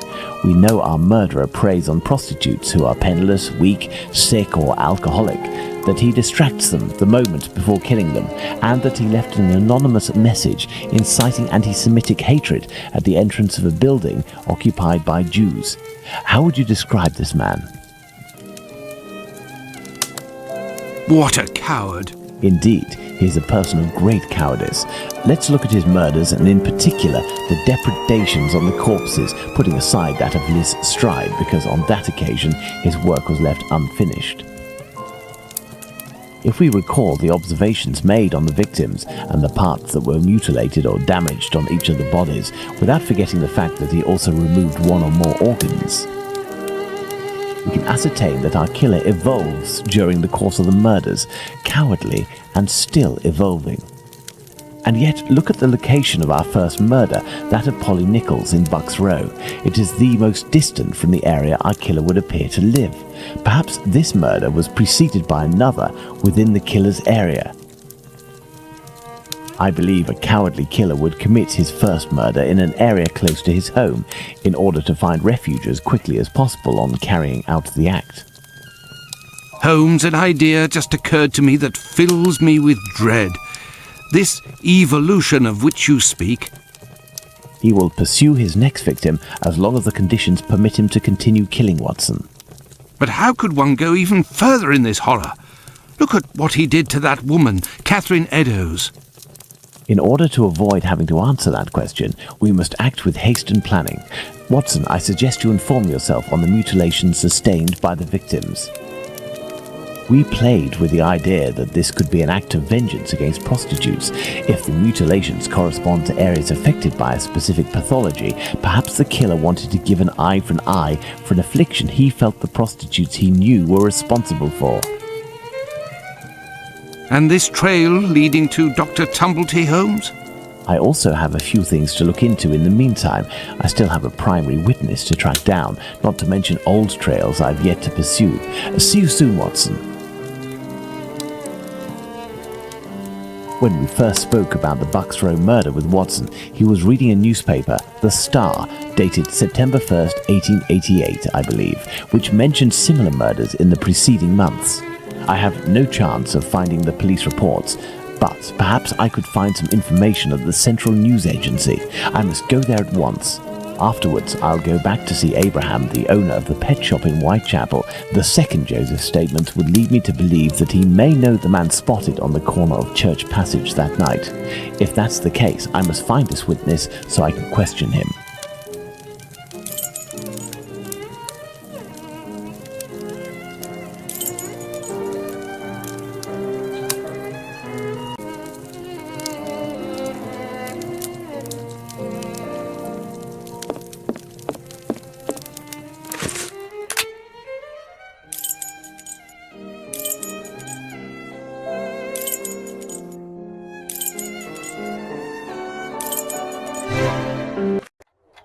Ah, Bulling is there. It won't hurt just this once.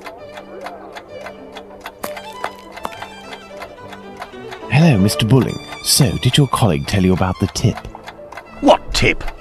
Ah, I see. I gave him an explosive tip and he went without you? Oh, that's not very sporting on his part. No doubt he took all of the credit for his discovery. You're winding me up, eh? I must show Bulling something to make him believe me.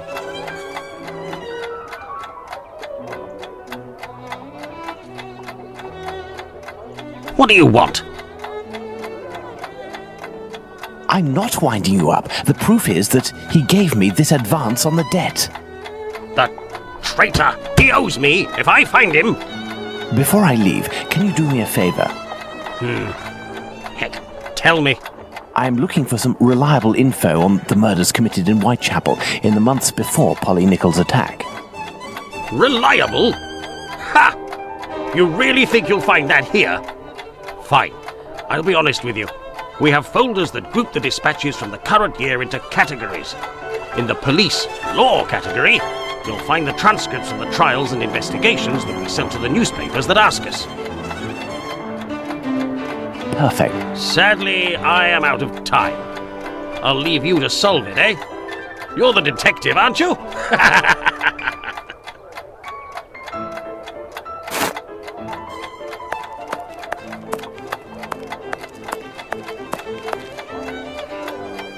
The dossiers are full of papers in dated envelopes. I can't open them. That would be too obvious. How can I tell which compartment to look in? No categories are indicated.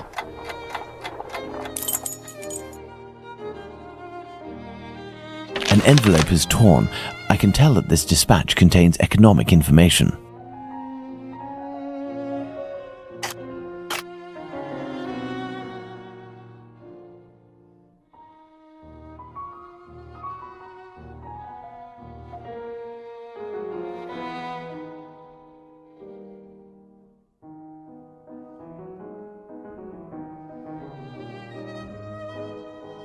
An envelope is torn. I can tell that this dispatch contains economic information.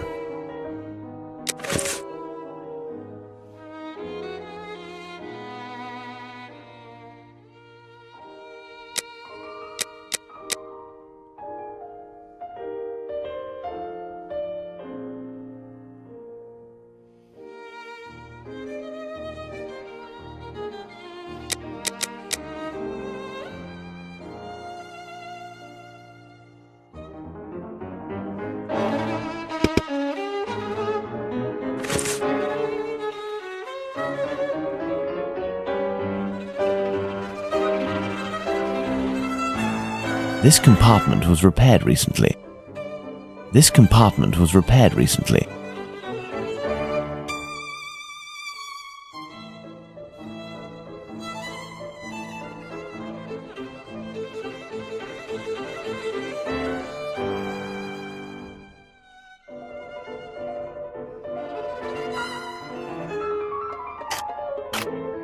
An envelope is torn.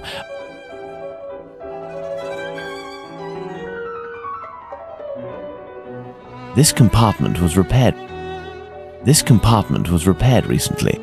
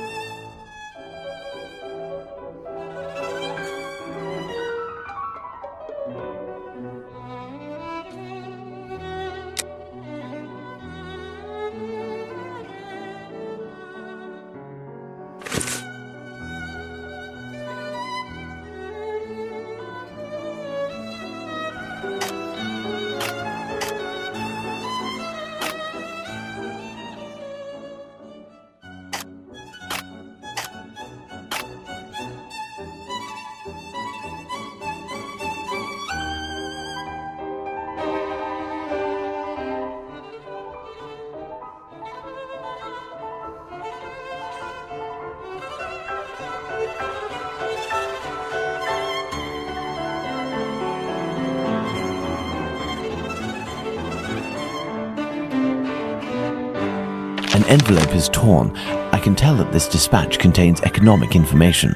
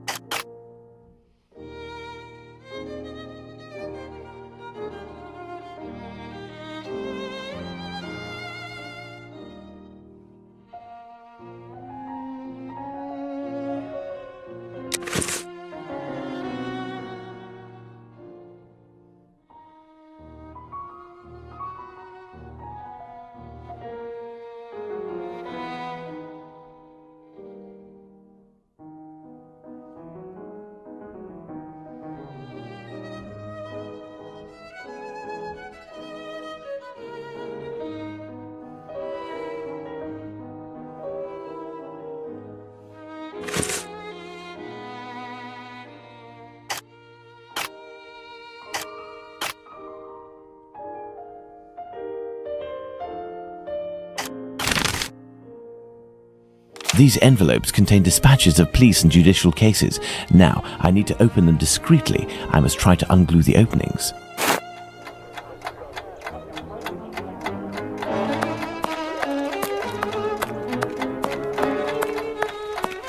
I need something.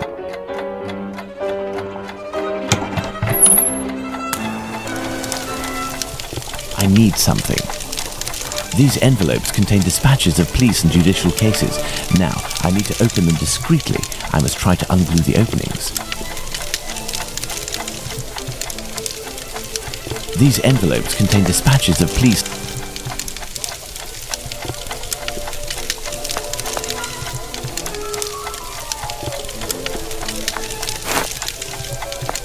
I need something. I need something.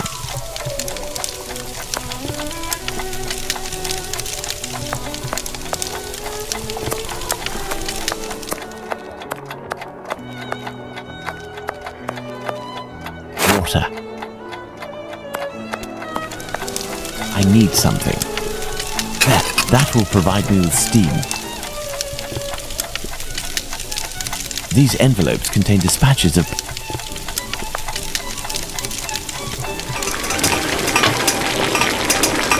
Open, and it looks like I'm in luck. This envelope contains precious information.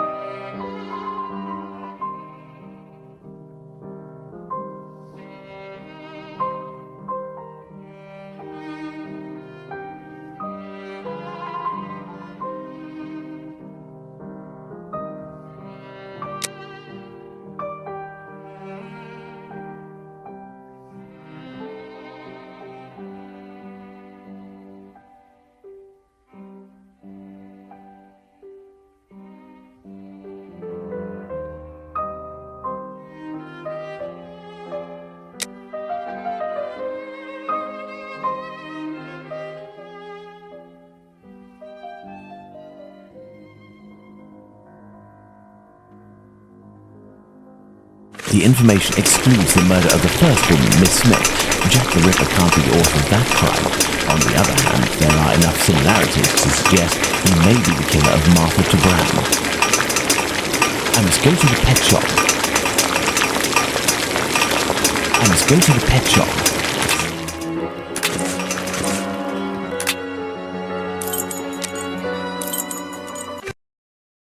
I must go to the pet shop.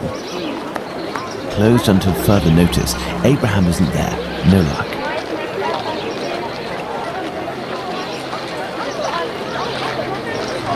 Beep beep. Good evening. Oh, good evening, sir. Do you know why Mr. Solomonovich's shop is closed? No, I don't. Perhaps his cousin, the cobbler, knows. But I believe the police came to take his animals. I think that might have something to do with it. When was this?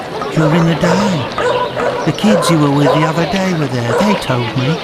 They just came by to ask for some cat's meat. They didn't have any money, but I gave them some anyway.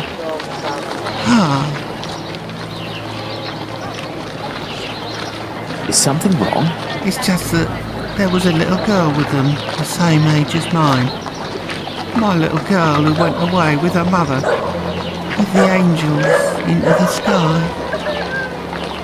Dr. Watson told me about your loss. Please accept my condolences. Would you like to talk about it? How did it happen? The illness, sir. My poor little girl was in agony, and her face and body were ravaged by the disease. Her face? Yes, she looked like a ghost. What illness was it? Dr. Gibbons tried to explain when I took my little girl to see him, but I didn't understand. I'm sure that he was trying to insinuate it was my fault. I'm sorry, but I don't want to talk about it anymore. I understand. Farewell. Let's go and see Dr. Gibbons.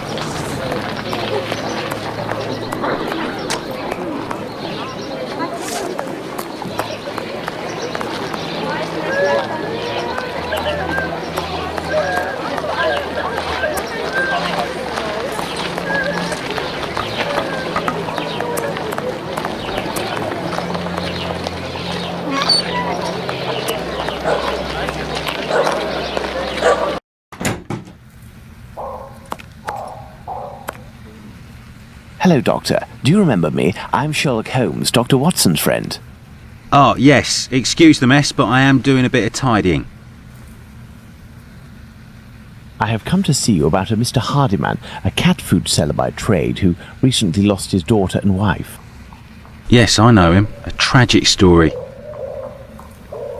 Actually, I was hoping you could tell me about the disease that took his daughter, a disease that would have attacked her face. Well, to keep it short, we are speaking of syphilis, Mr. Holmes. You must certainly know that it is transmitted through intimate connections and that the vast prostitute population here contributes to its inevitable progression. It destroys individuals by spreading through the body slowly. The most obvious symptoms can be found in the genitalia and on the face in the form of pustules or lesions. Sometimes this illness can destroy whole families. The father catches it from a prostitute, he transmits it to his wife, who in her turn passes it to the kids which she bears or nurses. These cases are numerous in the vicinity. Certain children, and this is the case of the little girl whom I won't name, suffer from an emaciation of the face which will, apart from predicting an imminent death, bring infamy upon the family. Emaciation of the face? Yes, what we sometimes call the pox. I will give you a photograph. One cannot be mistaken on the origin of such a face. The eyes seem to be void of lids. The nose is inexistent, as if it was cut off. And the cheeks are chiselled, as if cut with a knife. This loss of facial matter, this emaciation, is in this area often the gift from a father to his children. Can I keep this photograph? I should destroy it, but if it can remind you that one must sometimes think twice before giving in to physical attraction. I always seem to find myself alone in such cases. Thank you, Doctor.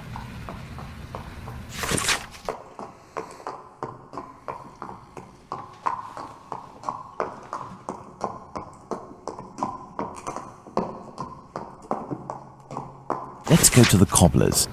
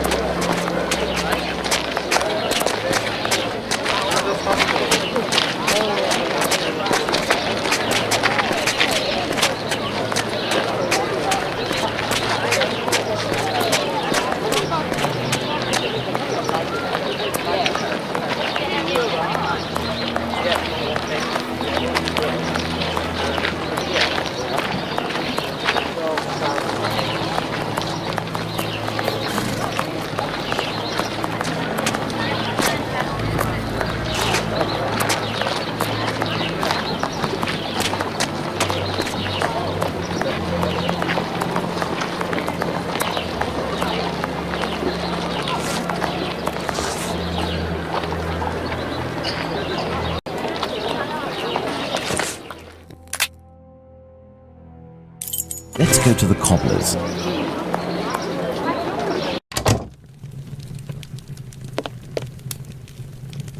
Hello, Mr. Solomonovich.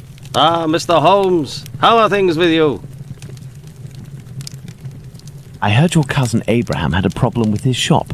What happened? Ah, if I didn't know you well, I would tell you that it's Jewish business that doesn't concern anyone but the Jews. But as you have a little bit to do with it, you have the right to know what is going on. Ah, would I have something to do with it? Someone had seen Abraham telling you something and making big gestures near the Imperial Club. A vicious rumor quickly spread, and it has caused him great injustice. A slanderous denunciation attracted the authorities' attention to my cousin's shop. Abraham must be in the process of answering their questions. I did, indeed, speak with your cousin the other night. I'm shocked at the consequences of this discussion. As I was saying, it's the story of the Jews. In the face of adversity, we are united, but amongst ourselves, it's like anywhere else. As soon as our people take a dislike to someone, for right or wrong, we can be without pity and quite cruel. This is all very worrying. Your cousin knows one, or rather two, of the men who were at the Imperial Club on the night of the Mitre Square murder. One of the two, a butcher in Aldgate named Joseph, is probably withholding information of the utmost importance. I must find this man. Perhaps you can help me. But there are dozens of Jewish butchers around Aldgate, half of which must be called Joseph. And you know, Mr. Holmes, we Jews prefer to remain in the background of this murderer business, this Jack the Ripper thing. All of London is pointing their fingers at us saying, it's a Jew who disemboweled these women. Our community is in great peril, you know. There was the business with Lipsky and Leather Apron. I will see what I can do, but I don't promise anything. I'd be extremely grateful to you. This is all very worrying. But I'd be... Very well. We may meet again, Mr. Solomonovich. You are most welcome, Mr. Holmes. I've paced up and down Whitechapel enough. I should return to Baker Street in order to reflect on the new facts that I have discovered.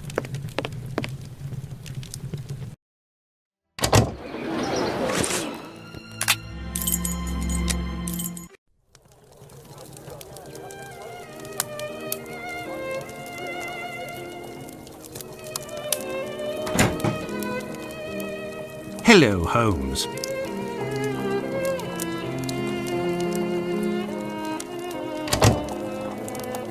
Good day, Watson. Listen, Holmes, I know I should have got here sooner to give you a report on my research, but this case has led me to neglect my patients and my wife more than I care to admit. I've been able to sort things out over the last few days, and now I am ready to pursue this investigation. You don't have to justify yourself, Watson. Whilst I do tolerate you as an observer, and despite your occasional help with more menial tasks, may I remind you that you are by no means an indispensable part of this case. Oh, you tolerate me as an observer, do you? Oh, you're too much, Holmes. Well, Mr. Detective, despite my absence, I have been working on this case, putting my relationship on the line in the process. And I happen to have a confidential letter that only passed from one lord's hand to another. What it contains is extremely serious and concerns Dr. Tumblety and his collection of uteri. Let me see that.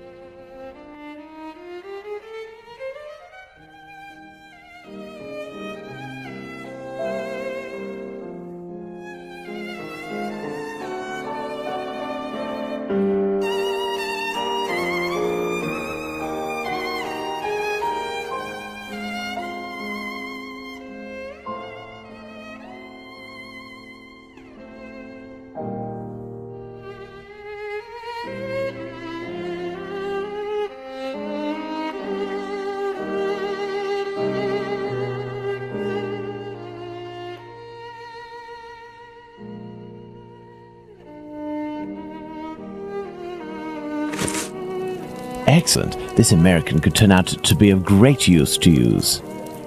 That's right, and that's not all.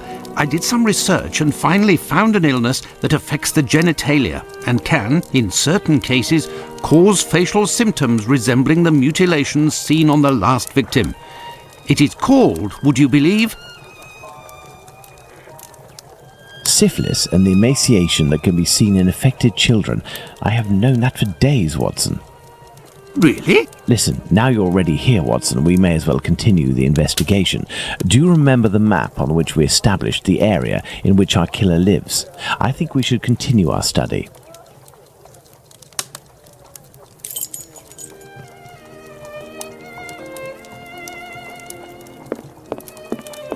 Well, I discovered the case of another murder before that of Bucks Row.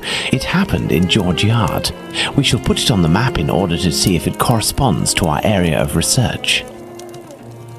We must place the murder of Martha Tabram in George Yard on the map. That is where Martha Tabram's murder took place. There's no point going there. I already have all the information we need on that matter. You see, this murder took place in the area in which our killer lives, his safe zone. Nonetheless, there are two major differences between the murder of this Martha Tabram and that of Polly Nichols. Firstly, the blows inflicted are not the same. And the second difference? It follows on from a doctor's opinion. He claims two weapons might have been used, and if there is one group of people we absolutely must not trust in this business, it's doctors. Don't you agree, Watson? Watch it, Holmes. Tabram's murder took place in an area where the murderer, whose cowardice is clear, was able to make a quick getaway, that is to say, near his home. For his second murder, he would have wanted to go further afield, so the police would not link these two cases. And as for the other murders, seeing the ineffectiveness of his last one, he headed in different directions to kill his victims while still staying in the vicinity and without going any further than necessary, and all the while planning his escape. My dear Watson, we now know what this man looks like, in what area he lives, and that he suffered directly or indirectly from syphilis. Let's not forget the anatomical knowledge he must almost certainly possess. Given his lower-class background, a butcher seems very likely. However, it may be the case that the man was a butcher once, but is no longer. He might also have been a medical assistant. Who knows? That's why we need the testimonies of the other Joseph and Dr. Tumblety in order to be certain. What shall we do, Holmes? As the police's cooperation is futile and can be ruled out, we have nothing to do but wait. Watson, wait, and hope we see one of these two men before the killer strikes again.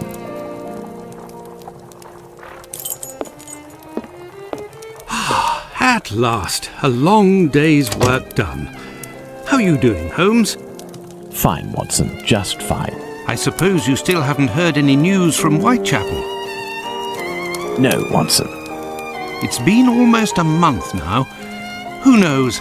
Our killer may have brought justice upon himself, overcome by remorse and ignominy for his actions. Not a chance, Watson. You haven't done anything about the story of a kidney that was sent in the post and reported by the papers. Why not? The killer left a message on one occasion with the intention of harming. The letter accompanying this package served no purpose other than to give value to its recipient and arouse disgust against its sender. The killer has never done anything for nothing. In order to authenticate the Galston Street message, he left an indisputable piece of evidence. Can we really say as much about this kidney? I don't know.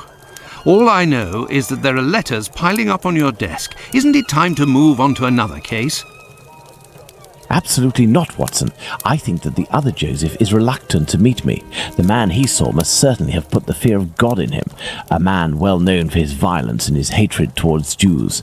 There can't be any shortage of those in Whitechapel.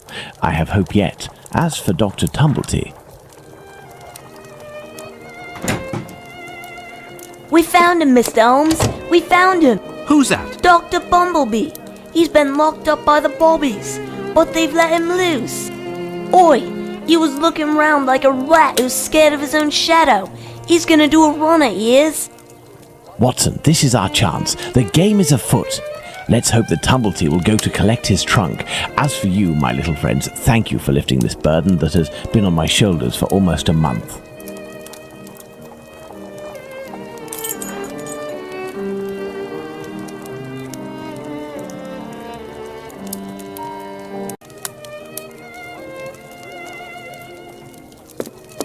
Let's return to the boarding house.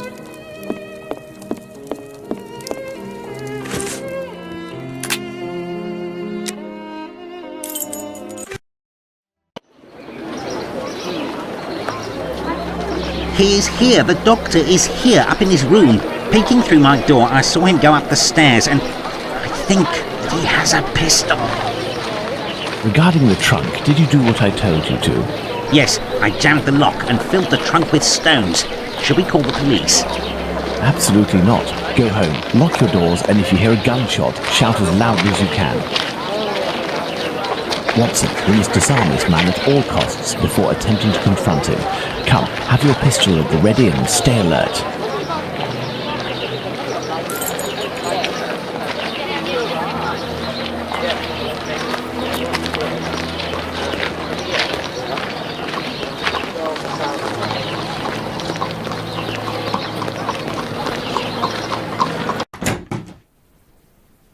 Don't move a muscle or I shoot.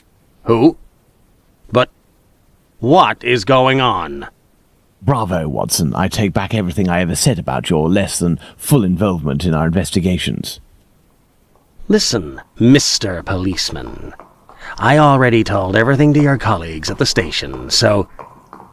Don't you believe it, sir. We're not with the police. We are here to talk about human organs, an area in which you seem to have a great deal of interest. What? But who are you?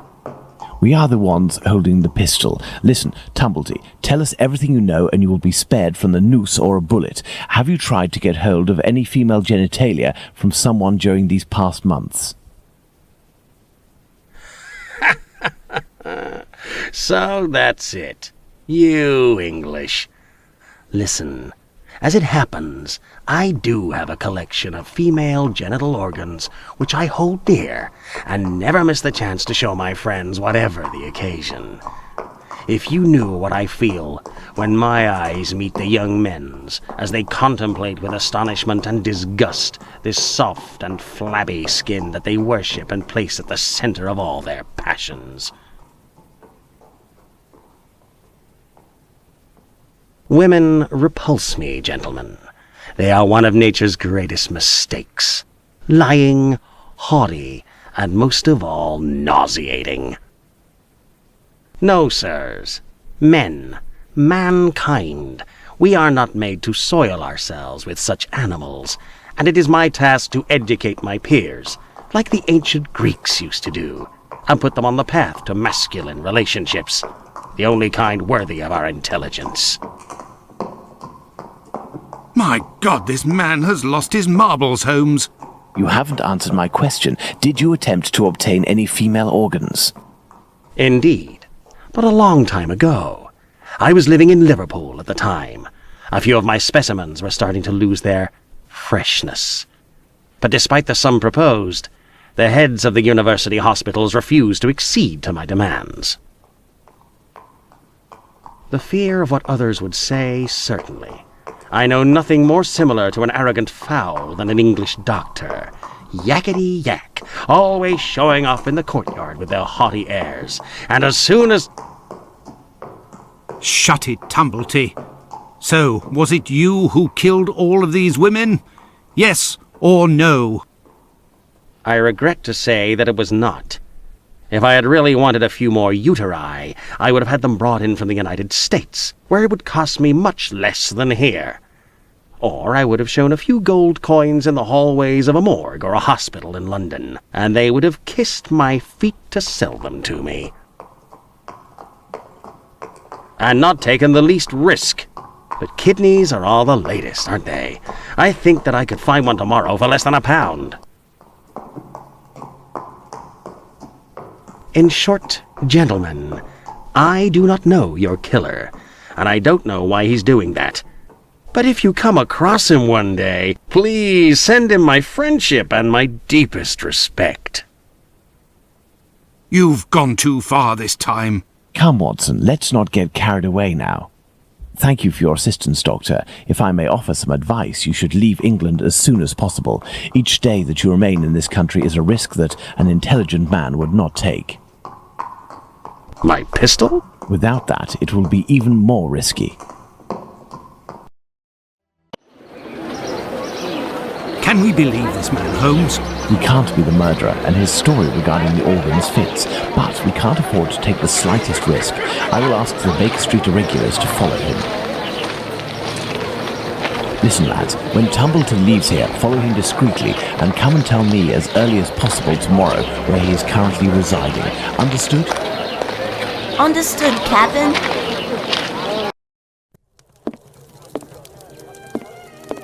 You are already ready, Holmes. What is going on? I have been waiting for you for at least an hour, Watson. It would appear that a new drama has unfolded. The youngsters came to give me this address, but I have some doubt as to the actual location we are going to. Let's try anyway. At worst, we may come across the Baker Street irregulars to put us in the right direction.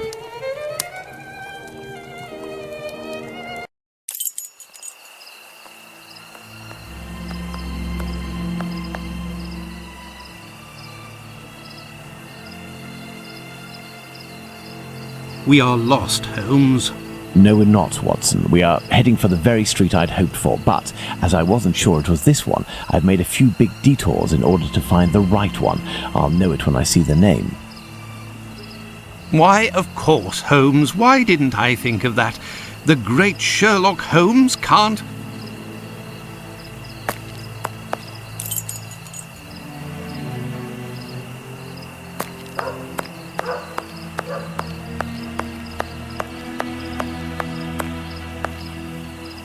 How are you, my friend? Are you not feeling well? No. My friend is a doctor. He can take care of you. Don't go there. He came here, and he... Now, Watson, take care of him.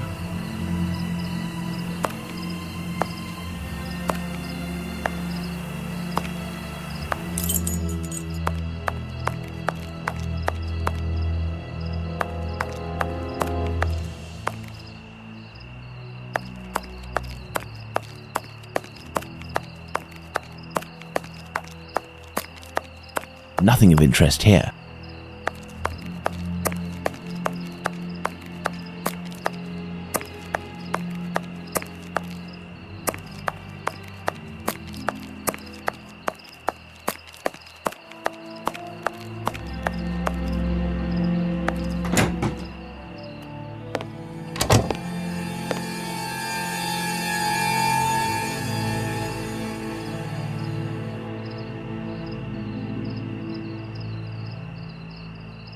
My God! What happened? Can't talk. Wait for the coppers. Are they coming? My eyes are crying. No. Go find them too, mister. I'll stay here and keep an eye out. Go!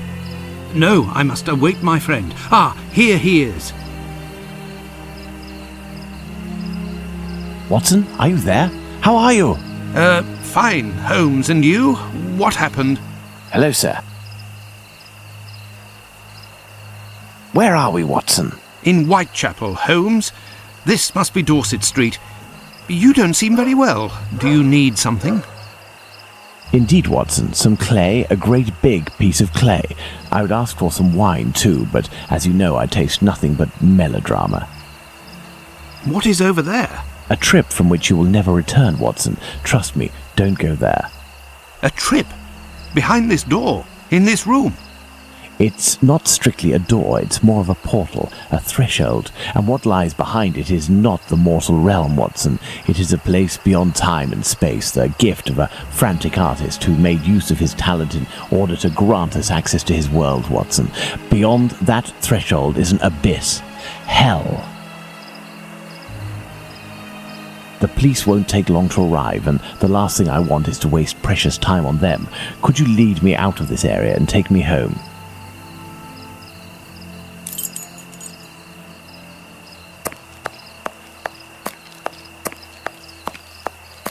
Nothing of interest here.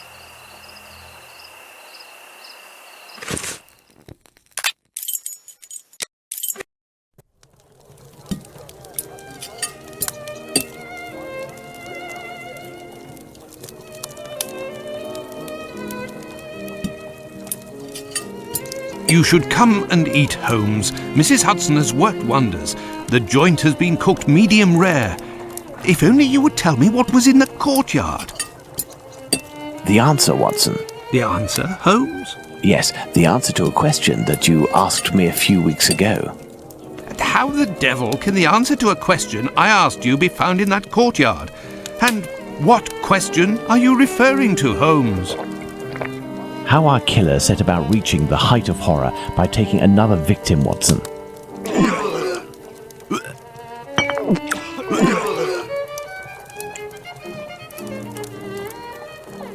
Did I not tell you that I wanted to avoid melodrama? Do you mean to say that...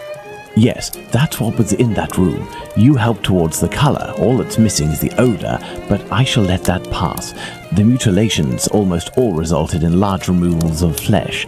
My photographic memory noted them all in great detail, the shape, size and location, and thanks to the softness of this clay and your medical knowledge, I believe we can attempt to determine what is missing from this lady.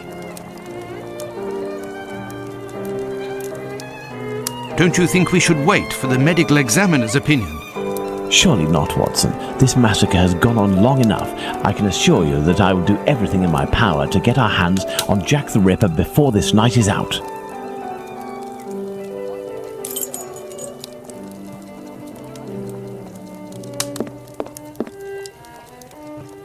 Watson, we shall reconstruct the body of this poor woman and inspect it in detail as well. Your help as a medical man will be invaluable. Holmes, I feel a bit unwell. Well, I understand. I will manage on my own. Her throat was slit just like the others. The wound is particularly deep.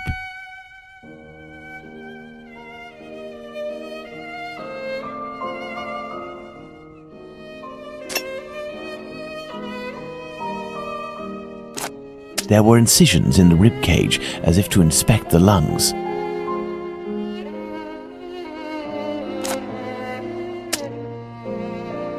The liver was neatly removed.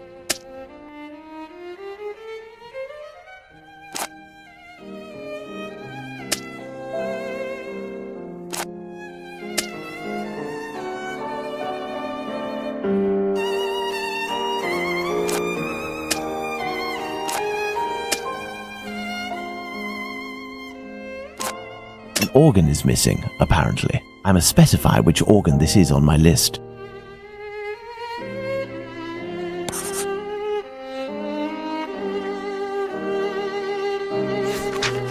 There we are, Watson. We have examined everything. The heart is the only thing missing. 2 uteri, a kidney, and now a heart. He had all the time he wanted in which to disfigure her, cut her up like a piece of meat, and yet took nothing but the heart. What do you think of that, Watson? Watson?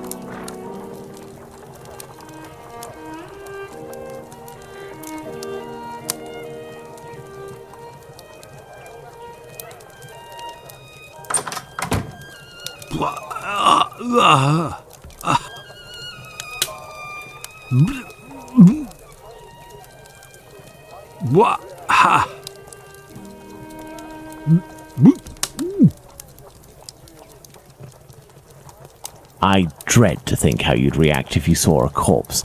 I'm returning to Whitechapel, Watson, to Isaac's. If the heart tells you to come with me, if the heart tells you a little wordplay there. Let's go to the cobbler's.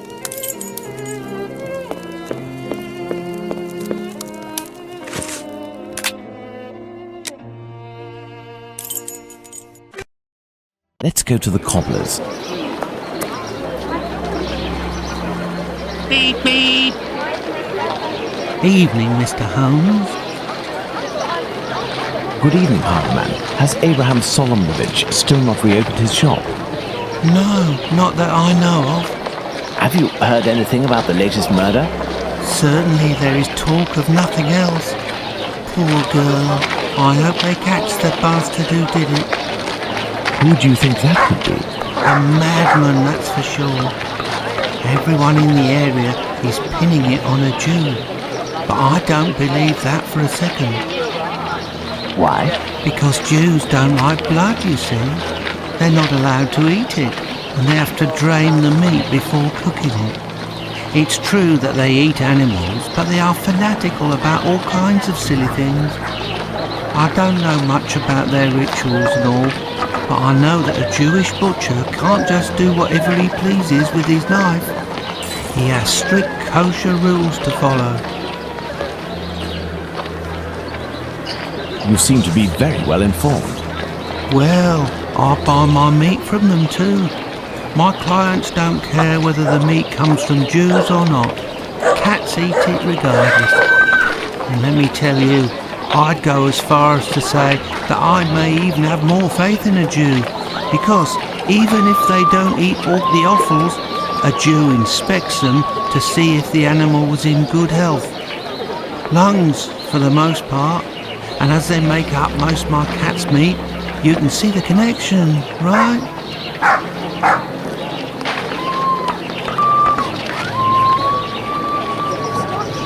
Jews are allowed to eat offals? Yes. They eat calves' kidneys, I think. How big is that? A calf's kidney? Well, that depends if it's fresh or if it's been marinated in brine or cooked. When fresh, are they as big as a human kidney? They would be, yes. You know, Mr. Hardyman, it's lucky for both of us that the murder that took place in your mother's courtyard was only the Whitechapel killer's third. Had it been the first, I wouldn't be thanking you, as I'm doing now, for all of this important information. Goodbye and take care. If you say so. Right, farewell, Mr. Holmes. Let's go to the cobbler's.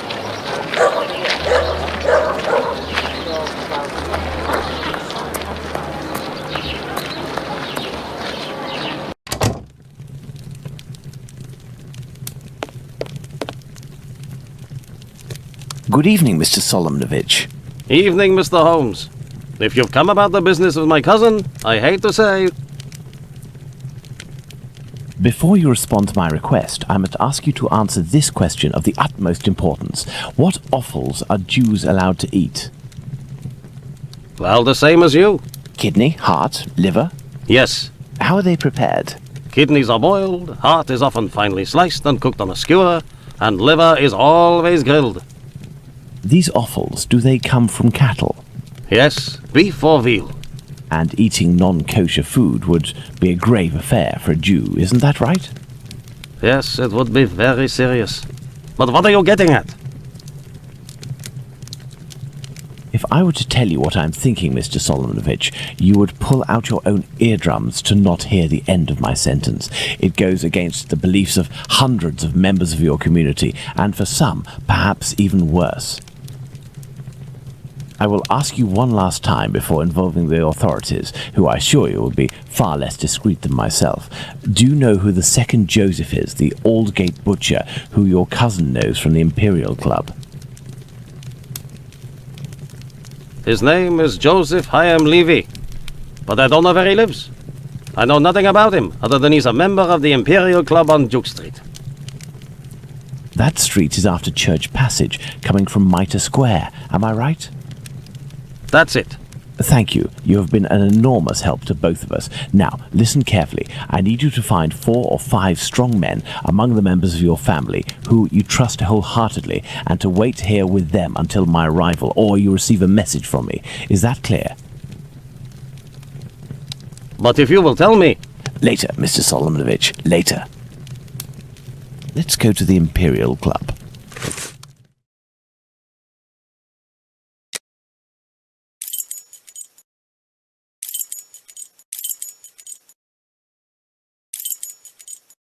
Ah, there's the Imperial Club. Let's see if I can find Joseph Hyam Levy.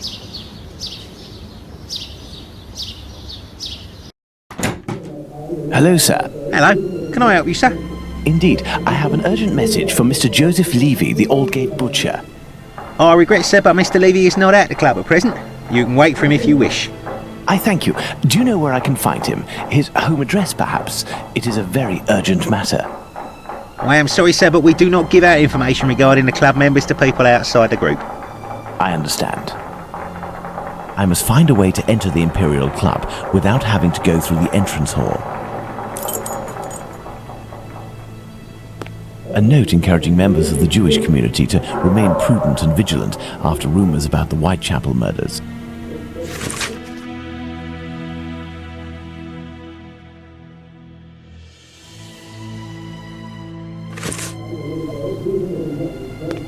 This may come in handy.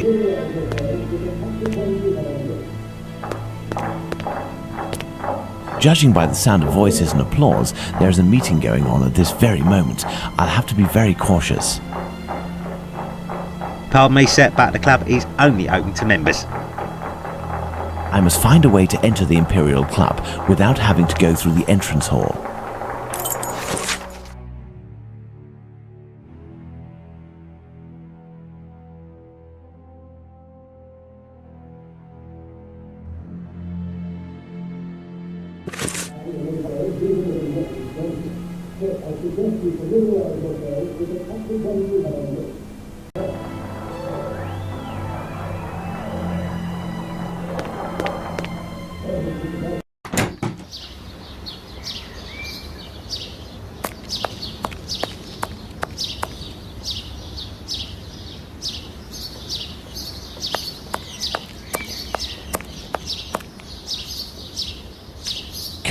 It's a service door and firmly locked. There must be a stockroom in the cellar beneath this room. There is a cellar window behind this barrel, which is preventing me from passing. If I can just get into the coal cellar, I shall be in the place.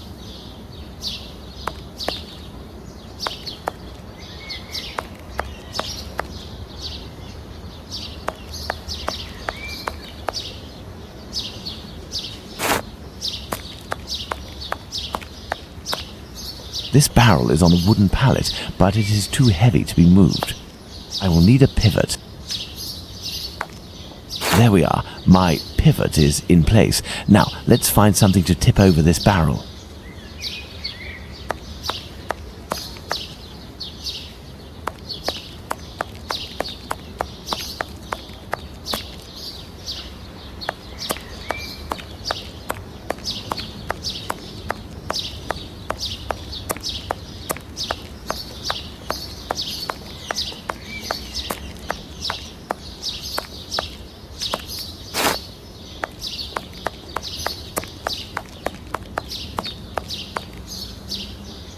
Should be able to make it tip over.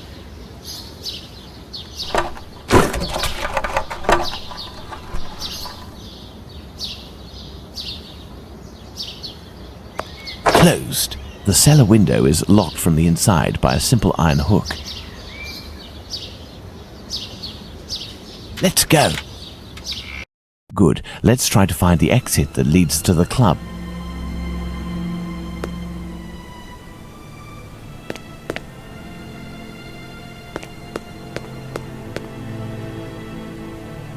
This may come in handy.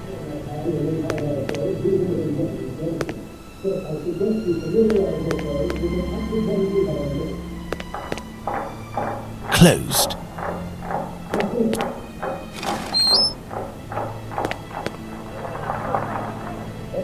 The kitchen. It's closed, and besides, I won't find what I'm looking for in there. Administration. Perfect. This must be where the information on club members is kept. Let's hope that it really is the key to this door. Administration. Perfect. This must be where the information on club members is kept.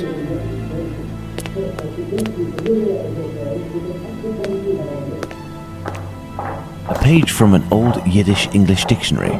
Court's proceedings. Curious.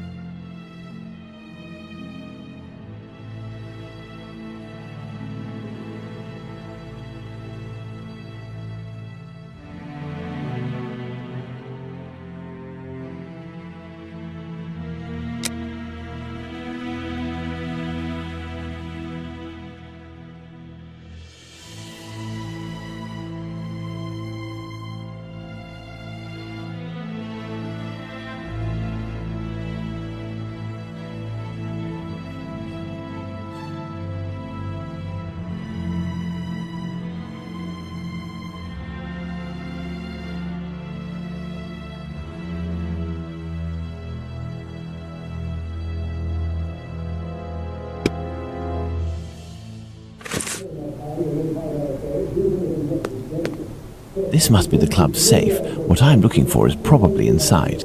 I need something. I need something.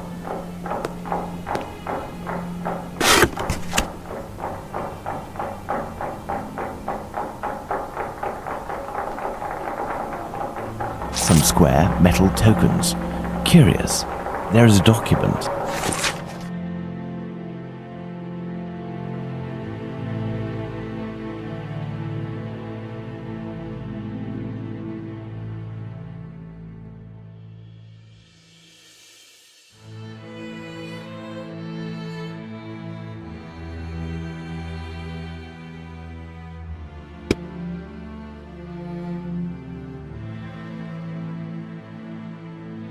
There must have been litigation between Joseph Hyam Levy and Jacob Levy.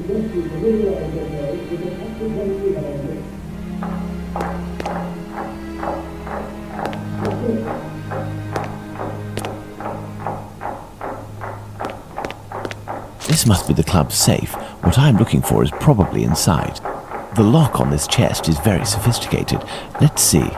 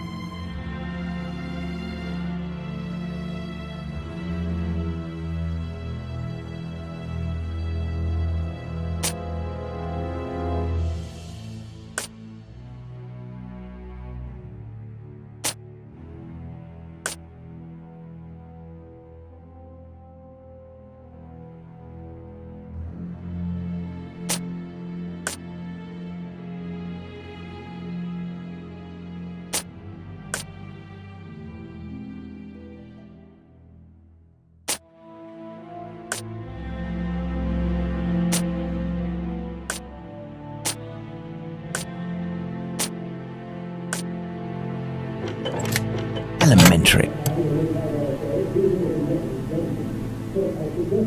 I need something. I need something. These documents contain some words in Yiddish, which reads from right to left.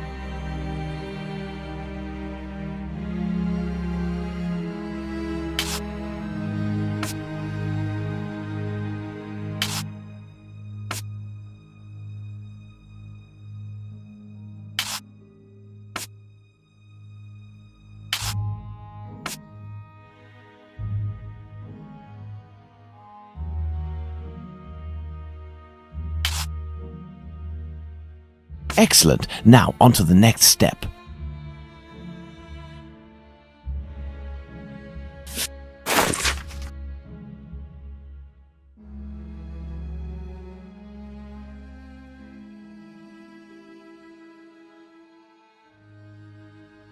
Here we are. I have the address of this Joseph Chaim Levy, 36 Middlesex Street. Now, let's try to get out of here without being seen.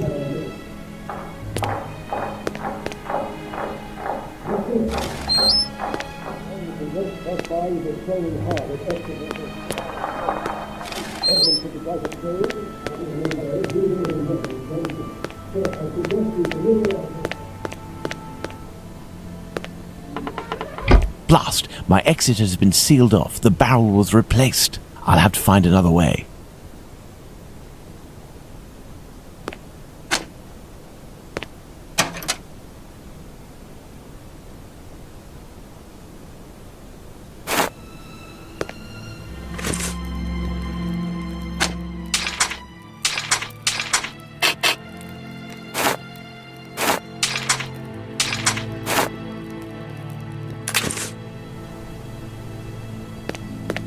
Blast! My exit has...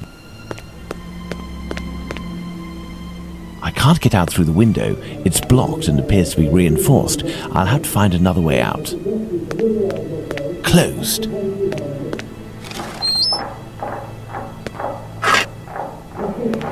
I need something. I need something. I need something. I need something.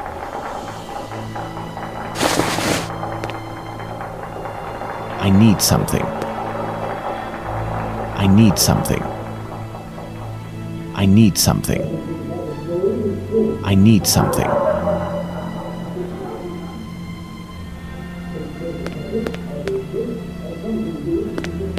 Closed.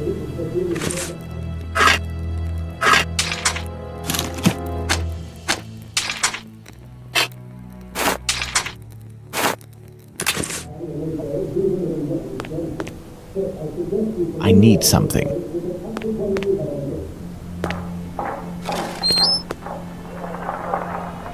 The kitchen, it's closed, and besides, this may come in handy.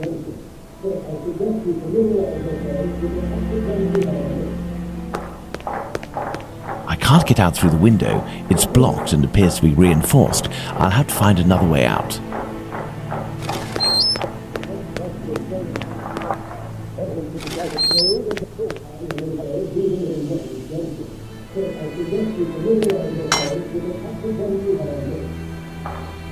I need something. I need something.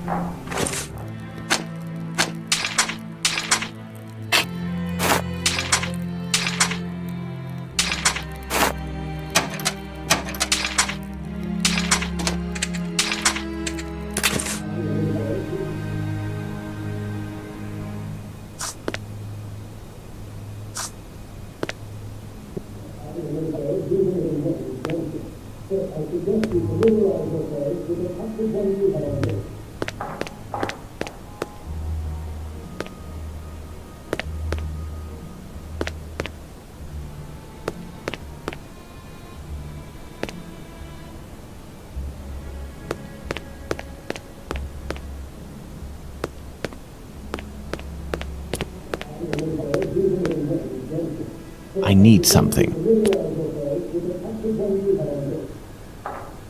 I need something. I need something. I need something. I need something.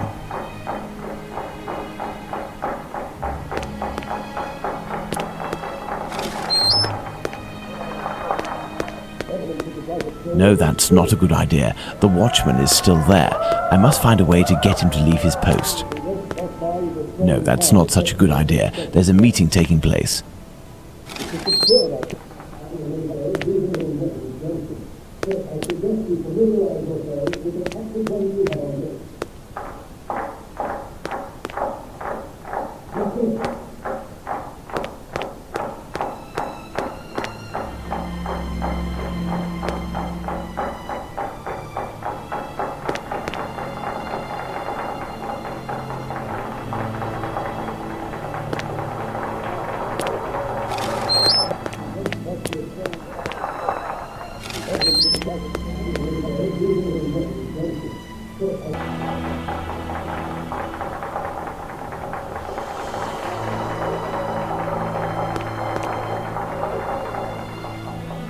I need something.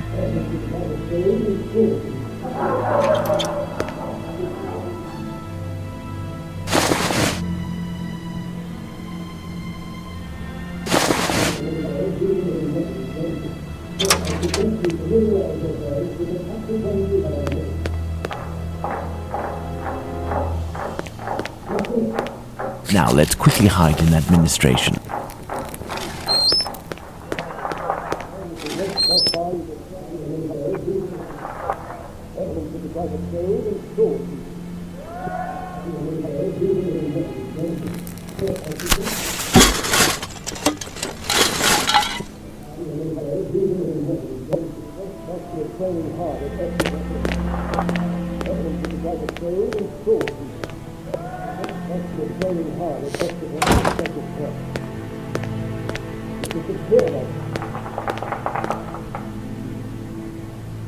Let's visit Joseph Levy at 36 Middlesex Street.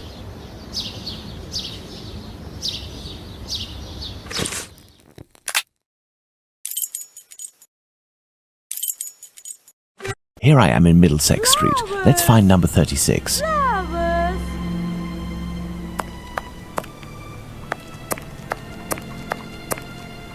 Oh, nasty weather, isn't it?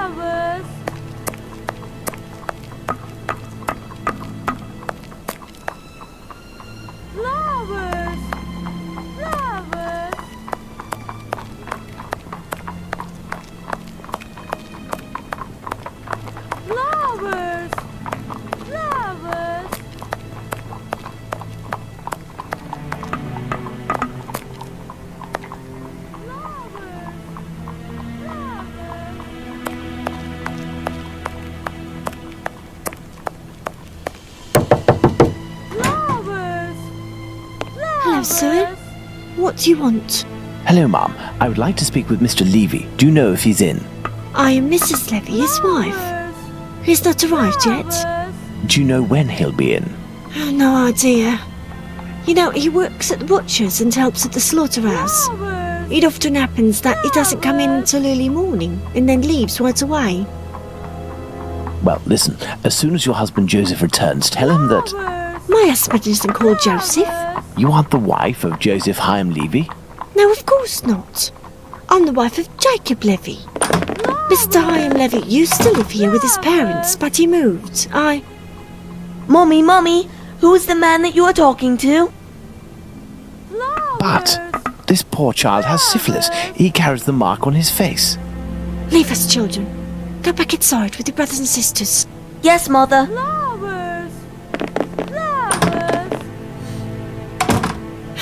As I was saying, Mr. Hyam Levy doesn't live here. He works in a butcher's near Aldgate, but I don't know exactly where.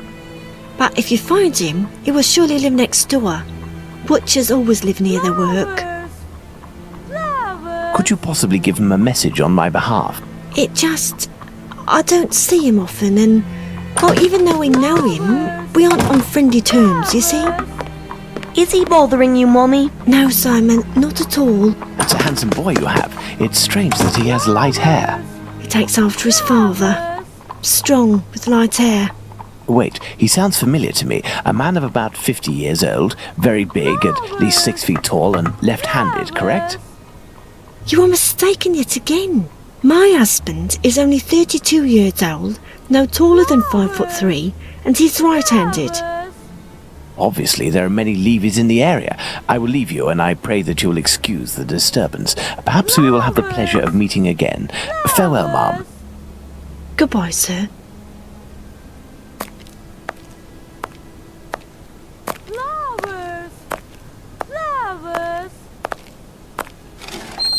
Daddy! I must return to Baker Street. Let's go to Baker Street.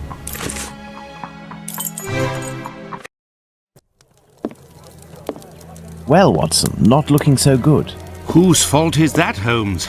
If you hadn't shown me your masterpiece in clay... Some actions have much larger repercussions than would be assumed at first glance. Listen, Watson, in a few minutes I will leave Baker Street in order to meet Jack the Ripper and put an end to his crimes. Beforehand, I want to go over all our discoveries to assure myself that everything is clear. Jack the Ripper? You know the identity of Jack the Ripper? Without a shadow of a doubt, Watson, and I assure you that we are in possession of all the elements required to determine who Jack the Ripper is. Would you like to do this work with me?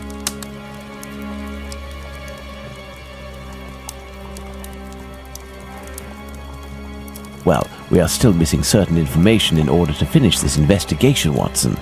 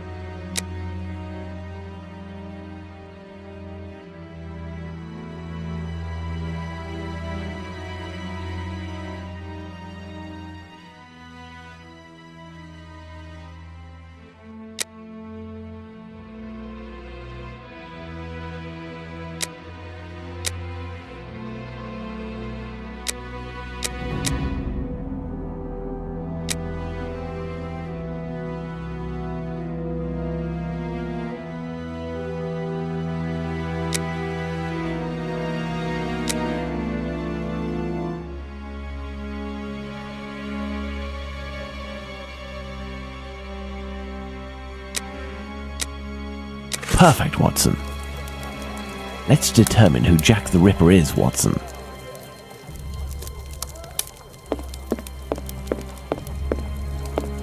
Thus, we have 5 suspects. Let's add the elements that correspond to each of them.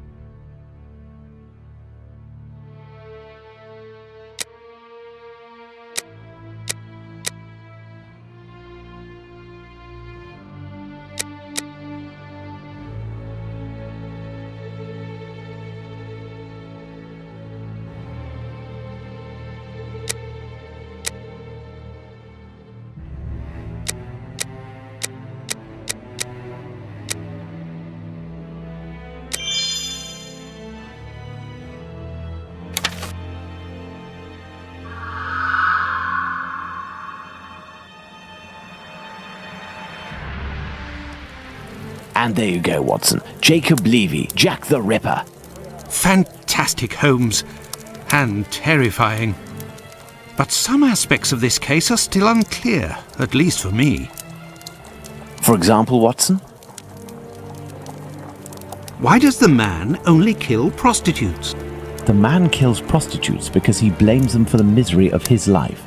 He must have frequented them assiduously, and during these nocturnal visits, he contracted syphilis, which he passed on to his spouse, and via her, at least one of his children. He is an angry man in despair following a mistake that cannot be fixed. Why does he only kill such miserable prostitutes? He never had the means to afford prostitutes of higher standing than Nichols, Chapman and the others. At one point in his life he was forced to steal to make ends meet. This indiscretion cost him dearly. He was imprisoned and exiled from his community. He had frequented low-class prostitutes, thus it was they who infected him and they who must pay. But why did he remove the organs? To take vengeance on his own community, which rejected him and had more success than he. He is a man who bore the burden of a sinister reputation, that of a thief and a madman, because of his internment. So he took his vengeance in the most cowardly and horrific manner imaginable. He rubbed his knife on the uterus of a sick prostitute before using it. He passed Eddowes' kidney off as a veal kidney.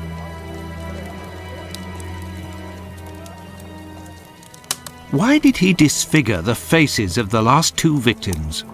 Revenge yet again, Watson. This is what you did to my child. You will suffer the same fate. And the piece of apron and the message at Goulston Street?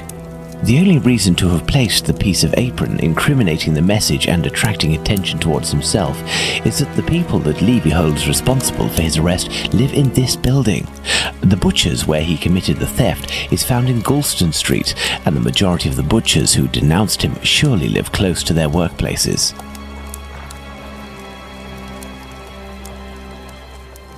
But finally, Holmes, why didn't his wife or anyone else notice anything? His wife has many children and must be very busy.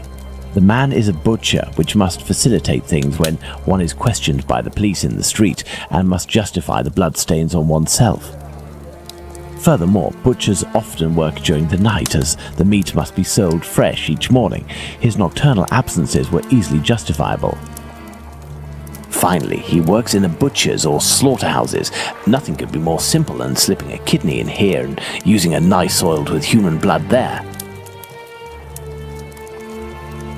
This story is frightful, Holmes. Indeed, Watson. Lies, infidelity, venereal disease, murder, mutilation, and finally cannibalism. A complete anthology of what humans at their most vile are capable. Let's go at once to Whitechapel and put this madman where he can do no more harm, Holmes. Let's, Watson.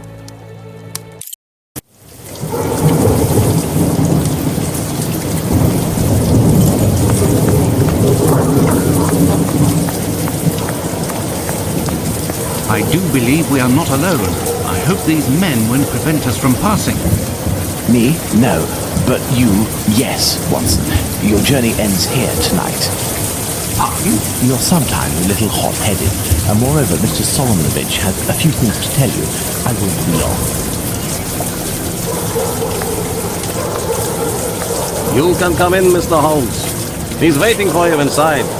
Everything was organized according to your instructions. I don't know how to thank you. Later. Dr. Watson is awaiting an explanation from you.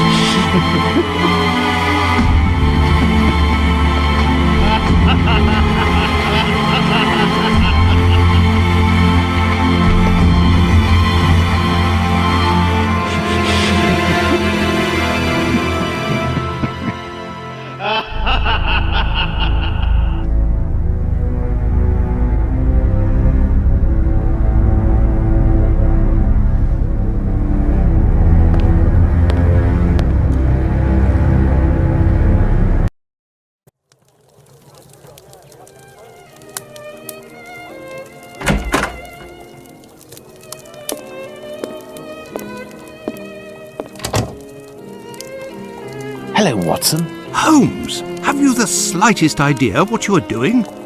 I think so, Watson. Leaving this bloodthirsty pervert at liberty and hiding his existence from the London police? What folly! Certainly, the police will never find their man, but with so many men deployed, this affair will indirectly have a benevolent effect on the crime in the vicinity. But Holmes, wait! Justice hasn't been served, and we are accomplices to the fact. Justice? But I don't serve justice, Watson. I serve truth. And incidentally, I serve my country, and I don't think that I have ever served it better than today. Imagine if after months of terror and a murder as abominable as that of Miller's Court, we deliver to the English people a man of the Jewish faith, a journeyman and head of family as the guilty party. A man who forced members of his own people to eat human flesh. All of this contained tension would have exploded in a myriad of anti-Semitic acts which would have thrown Whitechapel into a rage of fire and blood. And this man's family, who are completely innocent and have suffered more than their lot, would have been the first in the line of sight. Should we condemn an entire people to shame and promise them 1,000 wounds because one of their members committed an unmentionable crime? Neither I nor you have the right to do so. Jacob Levy, Jack the Ripper, is now in the hands of his own people. I have complete faith in Mr. Solonovich and the members of his community who, I remind you, courageously helped us. They took great risks and acted with the most salutary discretion. And, oh yes, it is understood that you cannot chronicle this investigation. It would be best to invent a story that takes us far from London during the sombre period, in pursuit of, let's see, something challenging. A ghostly dog that glows in the night. Don't be ridiculous, Holmes. But what will happen now? The police will endure a serious setback and a real loss of credibility. And this man? Well, a few months after the murders have ceased, the police commission, finding themselves at an impasse, will come up with a story to tell, and everyone will vow that they know the secret identity of the killer without having the right to reveal it. As for Jacob Levy, Jack the Ripper, he will be imprisoned by his own people. He will pace like a lion in its cage until the end of his days, haunted by his crimes and his insatiable vengeance, until finally the disease which drove him to kill those poor women will finish its work and make him its final victim.